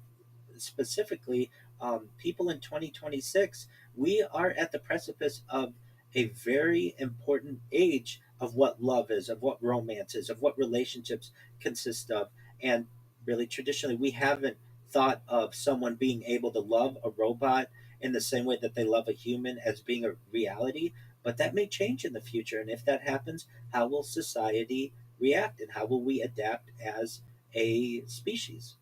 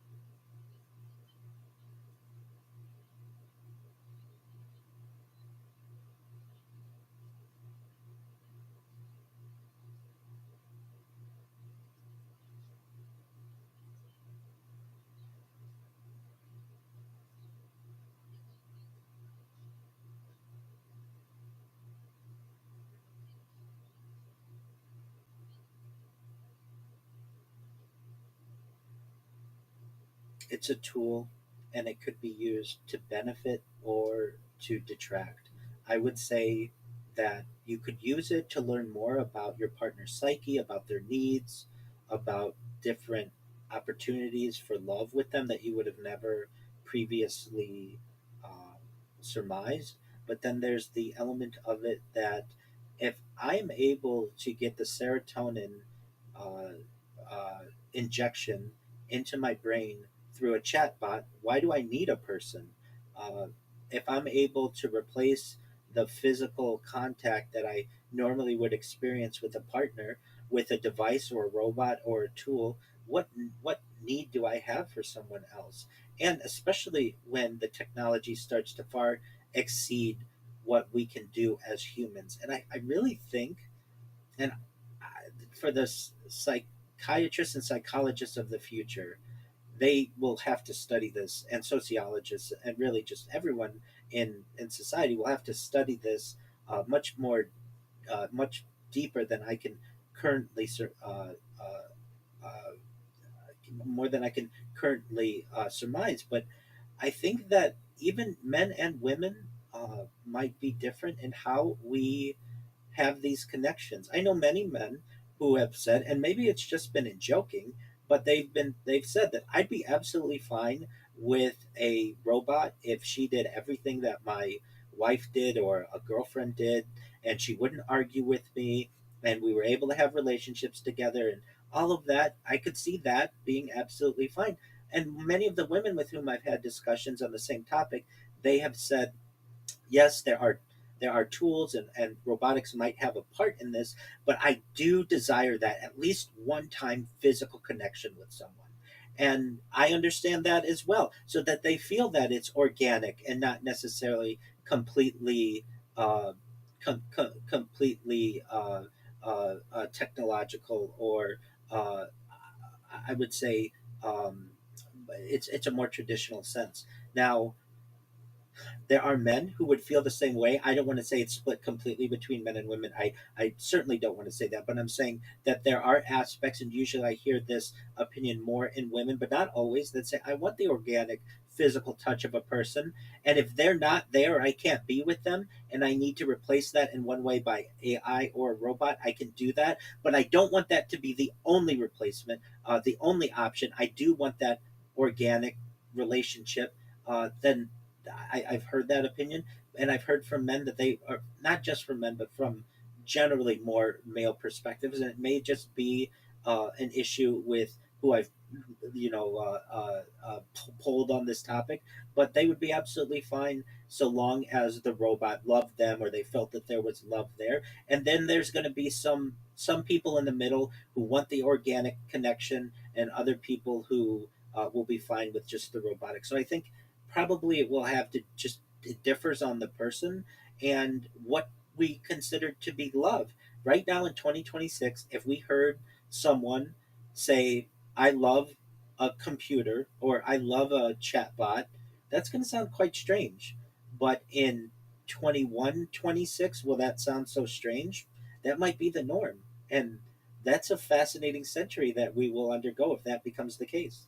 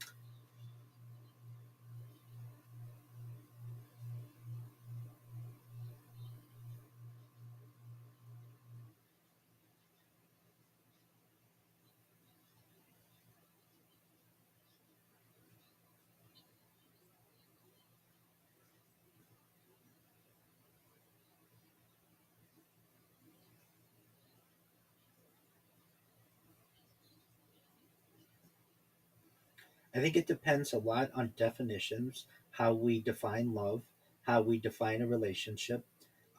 And we're still in the early days of many of these synthetic hormones and the processes.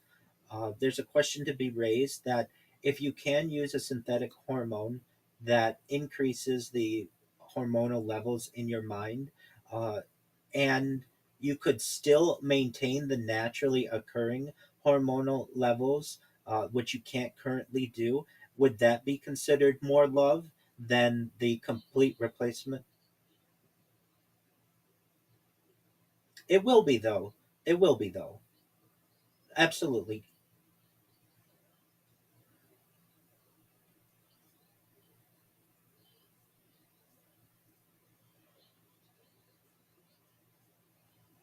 I'm looking at this.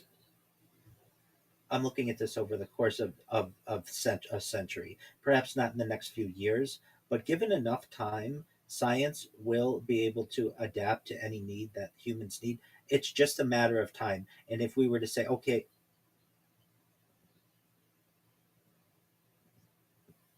that's correct. That's absolutely correct. That's absolutely correct. So I'm in agreement with you. The current reality is that the synthetic methods of replacing hormones cause an issue where the body does not create them on its own and relies upon the synthetic influx. And is that considered love? I would say, if anything, it would be synthetically enhanced love, but not traditional organic love that perhaps most people are used to experiencing or think of when they think of love. And then in the hypothesis that I give, we recognize that that's an issue within society, and that scientists will work on methods within the medical industry to be able to perhaps allow for that synthetic love to occur, but still allow for the body to be able to replace that. But like you said, that's a possibility. Uh, it's not necessarily here within the next few years. I'm someone who perhaps is too uh, positive in what I think humans will achieve. And if it doesn't happen in the next 100 years, it will certainly happen perhaps the next 1,000 years if humanity continues, because it is something that does seem like it is a possibility to be able to fix. It doesn't seem like it's an impossible uh, scenario. It's just a matter of time. It's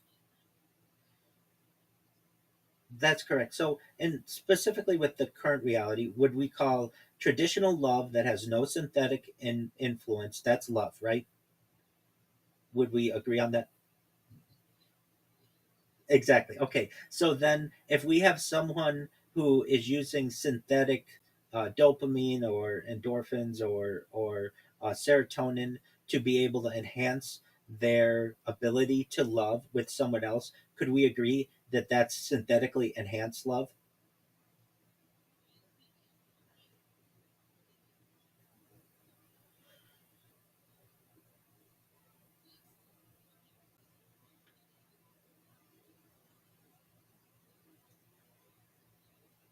Okay, so then there's a definitional uh, aspect of this. So I would say, if you're going to consider that to be love, then it's certainly synthetically enhanced.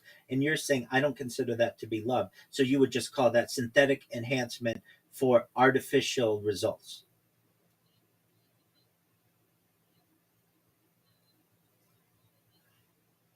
Okay,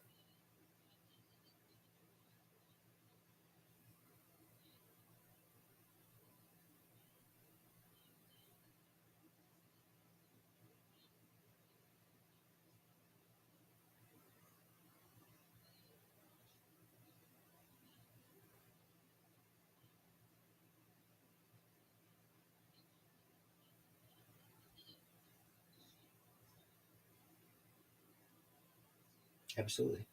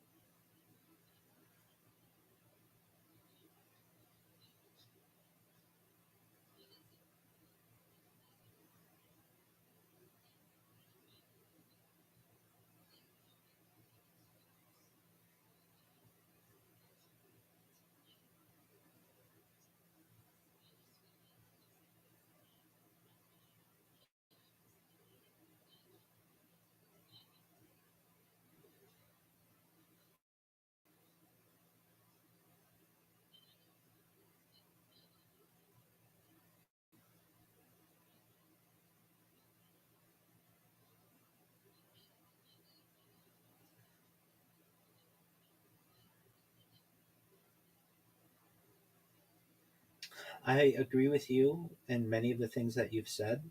I feel as if it depends on the environment. If you have tribal individuals, there generally aren't a lot of restrictions or challenges to mating that there are in a more developed society in terms of uh, transportation, in terms of cost, in terms of shelter. And the higher and higher those costs get, the more and more I feel people will rely on the artificial substitutions. If someone has a limitless budget, it's much easier for them to date a and have and have an organic relationship than it is if they're on a limited budget and don't have. Okay, well, just from a dating standpoint, if you don't have the money to take a person out to dinner, then you're not going to go on any dates. But if you have no money, if you have to still be transported there.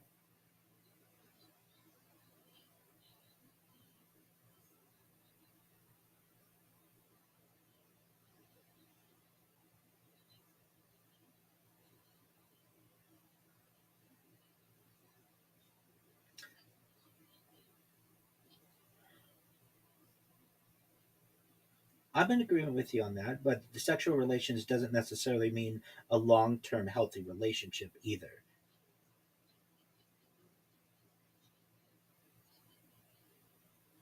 Oh, I agree with you on that. I don't consider that necessarily a relationship.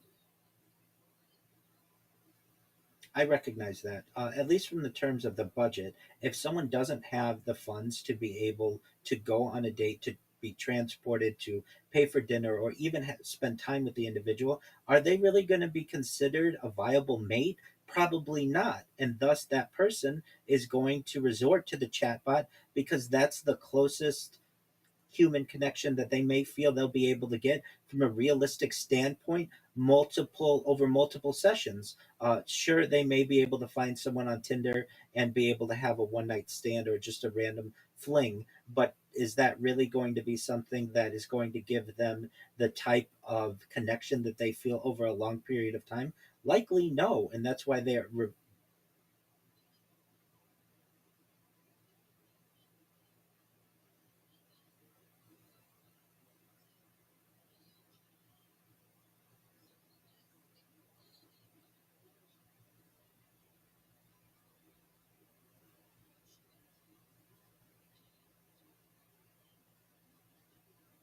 and you raise really good points. Those, even though it may not be a lot, those take work, and many people want that instant serotonin hit, that they have a bot that's always available there. They don't have to worry about somebody connecting to a video call or answering an email or whatever else it may be, and they don't care that it's not a quote unquote real person. They're still getting the same response that they want out of it, and they're satisfied with that.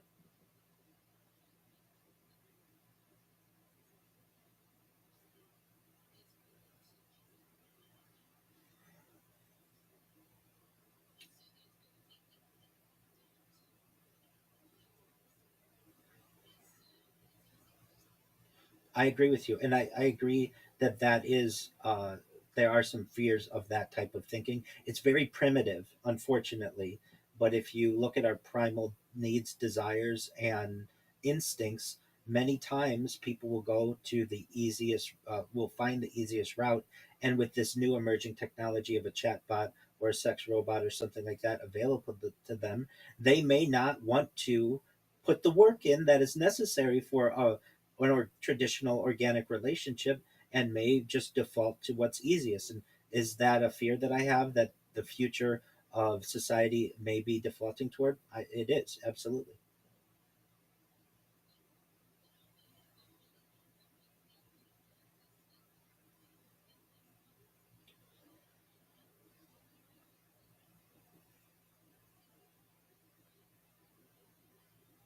No, it's not.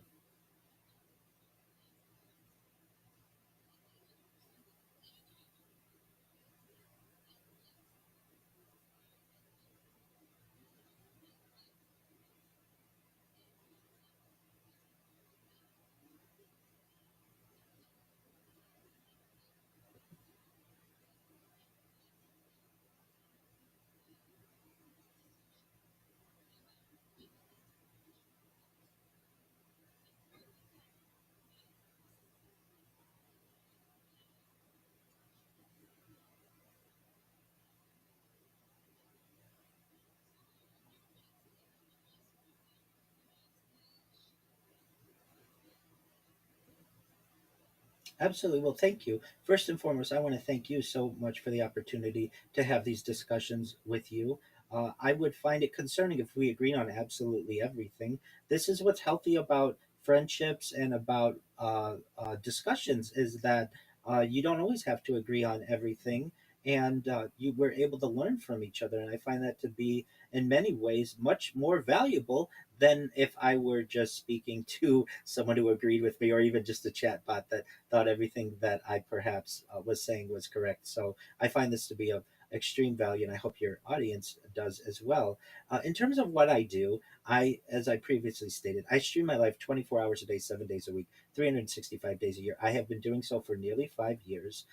If you want to find what I do, the easiest way to do so is to go to YouTube and type in my name, Rabbi Rothschild, and what you're going to find 24 hours a day is my life archived on multiple streams from different angles. I have ceiling cameras. You can view my life in 360 degrees. Very few people are going to give you so many different views of their life. And this is just more than a dozen or so that are showing in the YouTube um, search results. I have even more angles than this that are available to the world to be able to study, which I find to be quite an interesting project, very similar to Marion Stokes. So, for anyone who's interested in history and the archiving of history, the easiest way to see a portal into my life is Rabbi Rothschild into YouTube, and the key is filter by live. If you don't filter by live, you're going to see streams of mine from years ago or weeks ago or days ago, but I want you to be able to see a live view of what I'm doing. Moreover, I have more social media than any person ever. Arguably, I have over 100 YouTube accounts, over 200 Instagram accounts, over 500 Twitch accounts, over 1,000 TikTok accounts, over 2,000 Twitter accounts, over 5,000 Blue Sky accounts, and over 10,000 Kick accounts. I have created a virtual treasure trove of content for the world to be able to study in the future. The way that you can best find any of my content is by typing either my name, Rabbi Rothschild, into the search of any social media search engine or AI engine of your liking. You can also type in my hashtag Viral Rabbi, or go to my link tree, linktr.com// Rabbi Rothschild, RABBI ROTHSCHILD. You will find more accounts there than you'll ever find. I have press releases there. I have links to my Discord where you can connect with me 24 hours a day. The easiest place to do so is discord.me/rabbi. If you want to comment on my channels, you absolutely can. But I invite you, and very few influencers or creators invite you to live your life alongside me if you want, or just ask me a question. If I'm asleep, I have a section where you can ask me anything. I have other people who are living their lives alongside me 24 hours a day.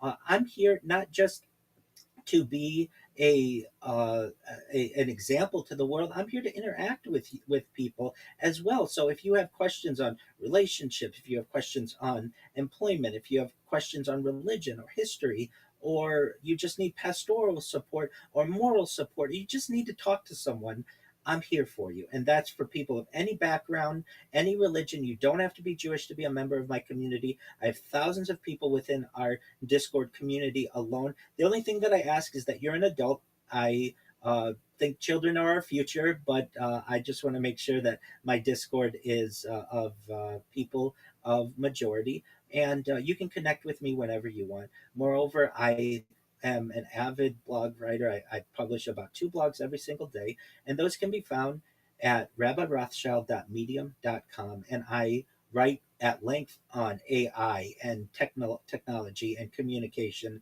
and human dynamics and history. So you can see all of my interests there. And just want you to know how much I appreciate the opportunity to speak with you, to be on this podcast, to be able to interact with not just you, but communicate to your audience as well. And I'd love to do it again sometime. So as history continues to move forward, hopefully we can reconnect, and we'll get updates on where we were right, where we were wrong, and where we're moving.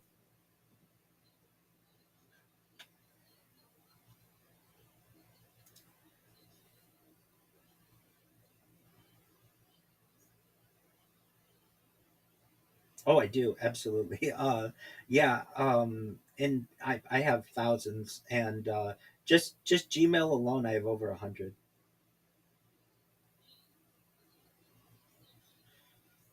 I do. I have extensive spreadsheets, and that allows me to keep them as organized as possible. But unfortunately, I've lost access to some of them. For anyone out there who's like, Rabbi, I lost access to my Gmail account from 4 years ago, or 10 years ago, or my YouTube account, or my X account, or my Instagram account.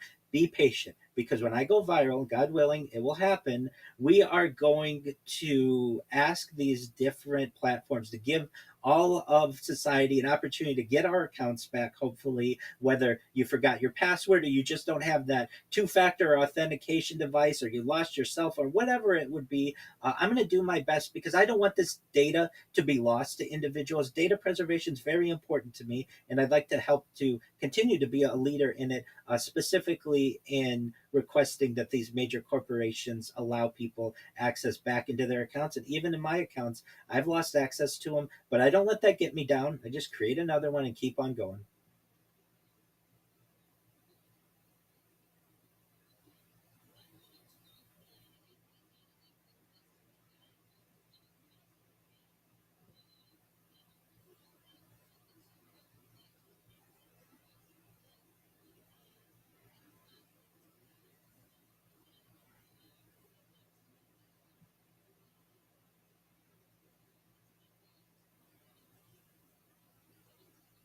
Excellent.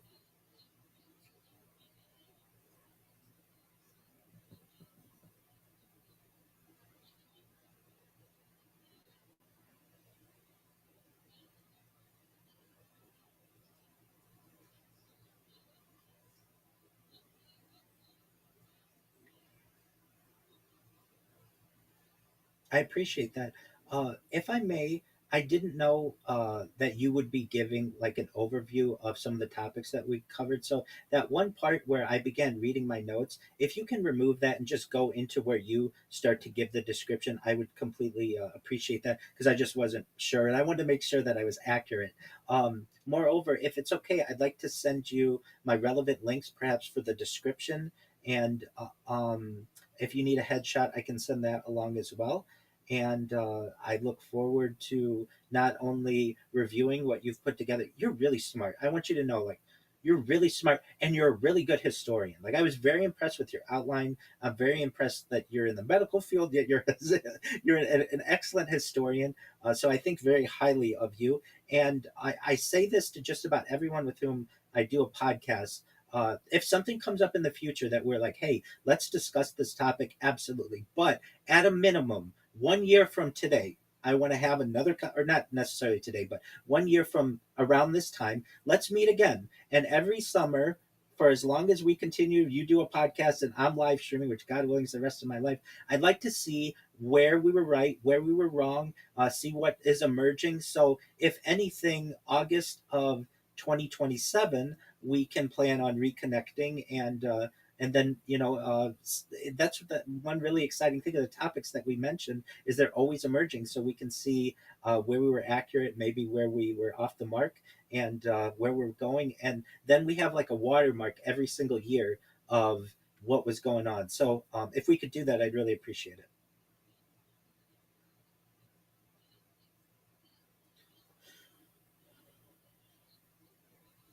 Absolutely.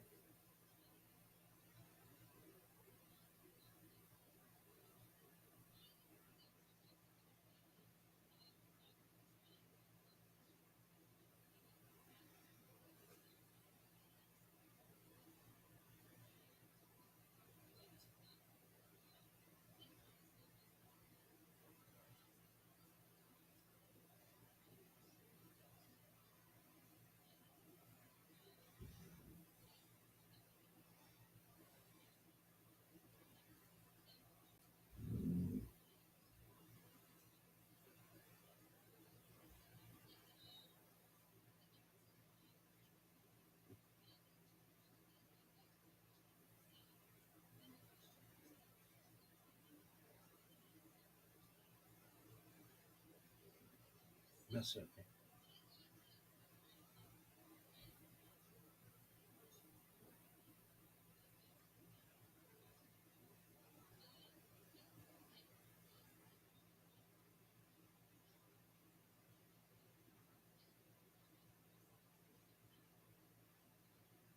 I agree with you.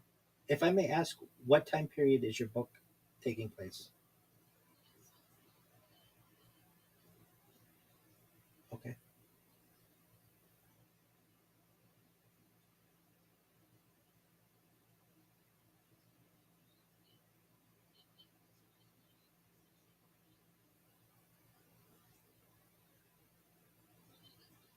Excellent. And that's not a common time period that many fiction books are written on in the present age. Usually people pick the more medieval Europe or some Renaissance. Exactly. Exactly. So I laud you for doing that. That's a great undertaking, and so that's wonderful. And I want to re uh, uh, just restate. I'm very impressed with you as a person. I'm very impressed with your knowledge base. Your preparation is amazing, and you're a very well rounded individual. Absolutely.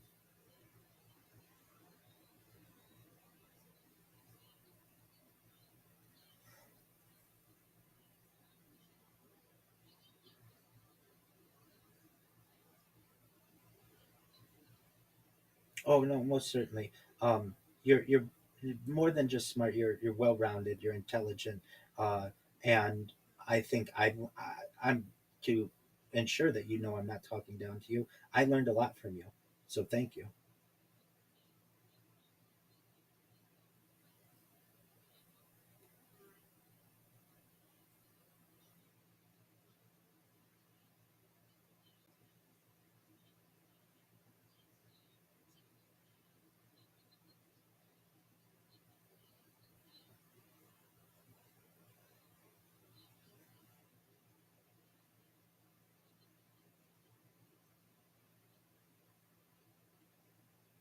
I I agree. You know what just triggered in my head, and perhaps is a discussion for another time, but the correlation that people have between these chatbots and a previous generation of perhaps like romance novels. Do you understand what I mean? Like like that there's a certain exactly that's what I'm thinking. Like those novels that you would see in the grocery store with the big buff guy with the long mane is basically the modern day large language model. Hmm.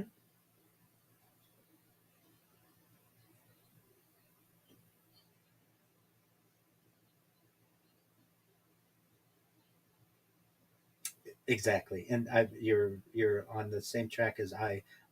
That we are those people who may get into that type of genre can have their reality distorted, which is unfortunate. But in the same way, people with large language models are having their reality distorted as well.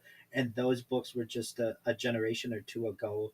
And I think we certainly pornography has a role in this as well, in distorting what is realistic for the body of an individual and just their personality. But even before then, within literature and literotica and such.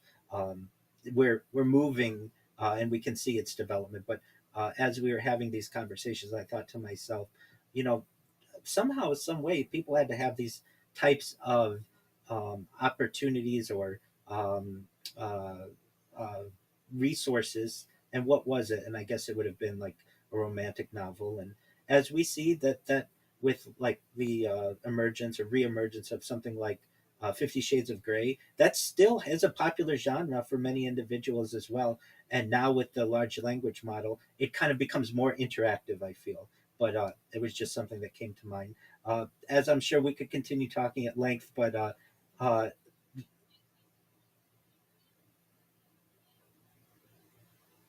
oh, excellent, excellent. Now, absolutely. Now with Riverside, just before you go, I have to keep the browser open and let it upload. Right?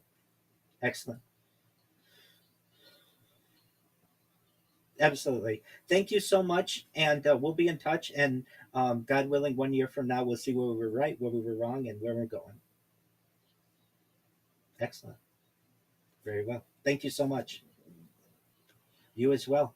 Thank you. Yes, bye. Shout out to Leah. Oh man, what did you want to change? I didn't know she would be reading that one thing, so I did want to change that. Dude, that went for like 2.5 hours. That was long, but it was really good. Was it? Yeah. Shout out to Leah. That was great.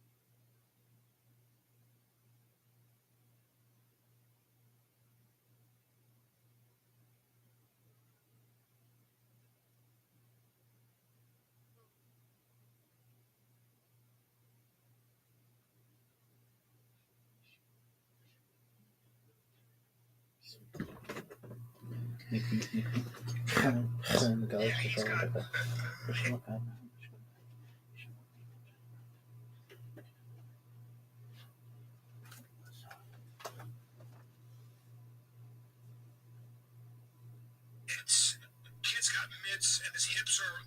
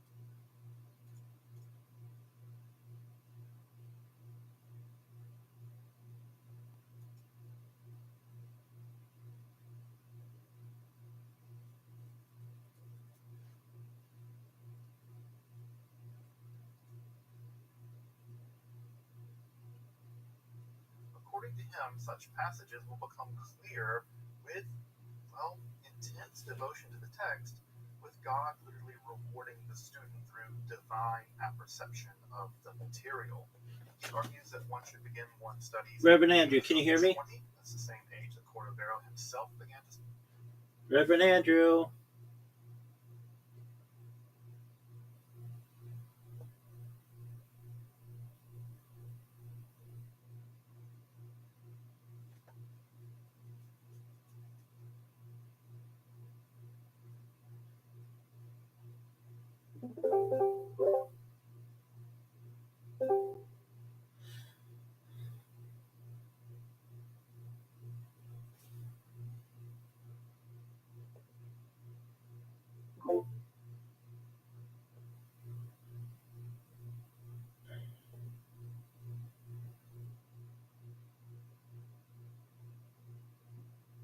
Reverend Andrew, can you hear me? Reverend Andrew.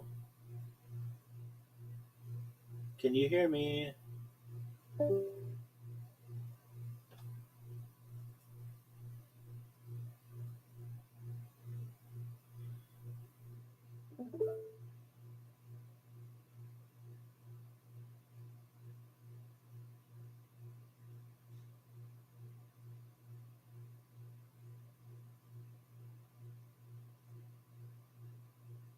study Kabbalah with the ideal time to study being after midnight until dawn, on the Sabbath, on holidays, especially Shavuot, and most especially inside the Sukkah during Sukkot. Now, there's some complicated stuff here to unpack. If you're watching this video, you've probably heard that there's an interdiction on learning Kabbalah prior to being 40, being married, being educated, etc., etc. Well, that's kind of true. This is actually grounded in Pirkei Avot 5, where Yehuda ben Tema lays out something like a life plan. He says at 5 years of age, you should study Scripture. At the age of 10, you should study the Mishnah. At the age of 13, you're subject to the commandments, you become a mitzvah. At 15, you begin the study of the Talmud. At 18, you get married. Seems young. At the age of 20, you're out there working. At 30, you have the peak of your strength. At 40, you achieve wisdom. At 50, you're able to give advice or counsel. At the age of 60, you've reached old age. At 70, that's the fullness of years. At 80, you achieve a kind of physical strength. At 90, you have a bent over body. At 100, you're as good as Ted and completely gone out of the world. I'm not kidding, it actually ends like that. The Kabbalists took this at the age of 40 that one achieves Binah, and given one's previous education on biblical and rabbinical foundational texts, only then could one get ready to take up the study of Kabbalah. Generally speaking, this position held and still holds, but again, given the messianic fervor of Cordovero's day, they were a bit more eager to get people, well, studying Kabbalah.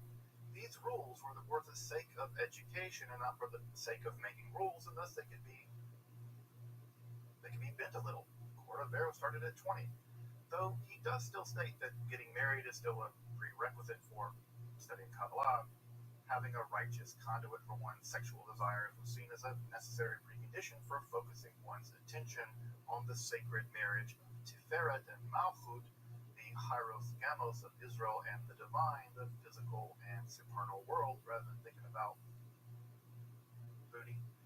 Also, that studying from midnight until dawn, or even multi-day, all-night study sessions, the most famous of which became the custom of studying all night on Shavuot, became a staple of Sabbatean spirituality, mostly underwritten by the novel rise in the consumption of coffee. Coffee became all the rage at this time and really helped them stay up all night.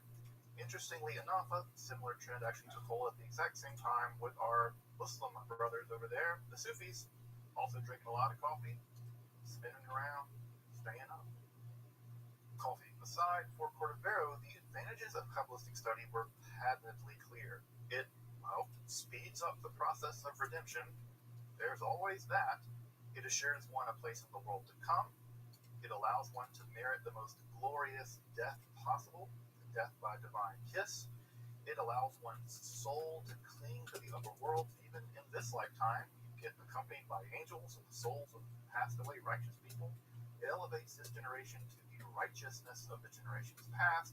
It removes false and idolatrous anthropomorphic conceptions of the divine. Note there, it's a bit like Maimonides. It facilitates proper understanding of the Torah and its laws, and even allows one's prayers to rise up through the registers of reality, unimpeded by the evil Klipot, whose sinister gravitation seeks to bind the world in eternal darkness. You get to bypass the Klipot. Thus, the study of Kabbalah links one with the divine realm. It removes the dross of Klipotic impurity, and it accelerates the process of metaphysical redemption more generally. For Cordovero, it's nothing less than the final key to redemption. Studying Kabbalah will ultimately usher in the perfection of reality. So, To get you started on this, the final sections of the Or Ne'erav form a summary of Kabbalistic metaphysics as they occurred, specifically the procession and development of the Sefirot as further detailed in his Pardes Marumim. In fact, it's really just a kind of summary of Pardes Marumim. Now, given this whole section is a summary, I'm not going to re-summarize it like 7-zip or something. I'm not summarizing a summary. But suffice to say, it's one of the most lucid depictions of the inner dialectic of the Sefirot as they proceed from the inner sacred void of Ein Sof, and we interact with them here. The text comes to an end with a final study aid.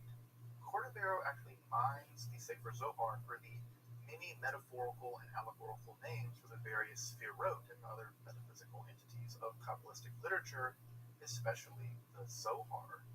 As I'm sure you know, the Zohar is a highly allegorical analysis or midrash of the inner life of the divine, especially in terms of the 10 Sefirot. Of course, the Zohar weaves these allegories using an extremely polyvalent system of terms, which are positively confusing even for experienced readers of the text. This might be the most difficult aspect of studying the Sefer Zohar. Here, Cordovero does you a solid, and he provides the beginner with something of a mystical dictionary such that one can kind of decode even such a difficult text as a Zohar on one's own. Again, this reveals Cordovero's deep commitment as an educator. Rather than gatekeeping at every turn, he seeks to empower the student with access to the ideas and the text central to Kabbalah with inviting clarity rather than pompous obscurity or self-aggrandizement. He really wants you to take up the study of Kabbalah on your own or with a righteous teacher. While not the most famous text in the history of Kabbalah, the Or Ne'erav is truly a remarkable text, not for its tortured hidden mysteries, but for its welcoming attitude and its transparent invitation to take up the study of Kabbalah for anyone willing to do the work. For this reason, and for all the other ones I've mentioned, I really advise folks interested in starting or restarting their interest in Kabbalah to start their journey with the Or Ne'erav. Further, it's freely accessible in both Hebrew and English online via Sefaria, so you can literally read it right now for free in the very reliable edition by Ira Robinson. You can find those links to the text in the description below, and it's even published by Brill or nothing. As I mentioned, I'll be coming back to Cordovero's Tomer Devora, the ethical companion to the Or Ne'erav, at some point in the future. Of course, Cordovero would pass into the world to come in 1570 at the young age of only 48. Legend has it that Isaac Luria would arrive in Safed that very day. As he followed the funeral train of Cordovero, Luria is said to have looked to the front of it and seen nothing short than the divine pillar of fire leading the procession to Cordovero's resting place among the saints of Safed. May their merit shield us. It remains a site of sacred pilgrimage to this day. The Kabbalah of Luria would go on, as you know, to eclipse that of Cordovero, but that's a story for another day. Again, I hope you subscribe, check out my other content on topics in esotericism, including a whole 14-part introductory course on the history and development of Kabbalah. And again, I hope you consider supporting my work of making scholarly and free content on topics in a pretty vast array of esotericism here on YouTube for free. So if you consider supporting my work on Patreon or perhaps with a one-time donation. Again, you can find those links below if you're interested. Until next time, I'm Dr. Justin Sledge, and thank you for watching Esoterica, where we explore the arcane in history, philosophy, and religion.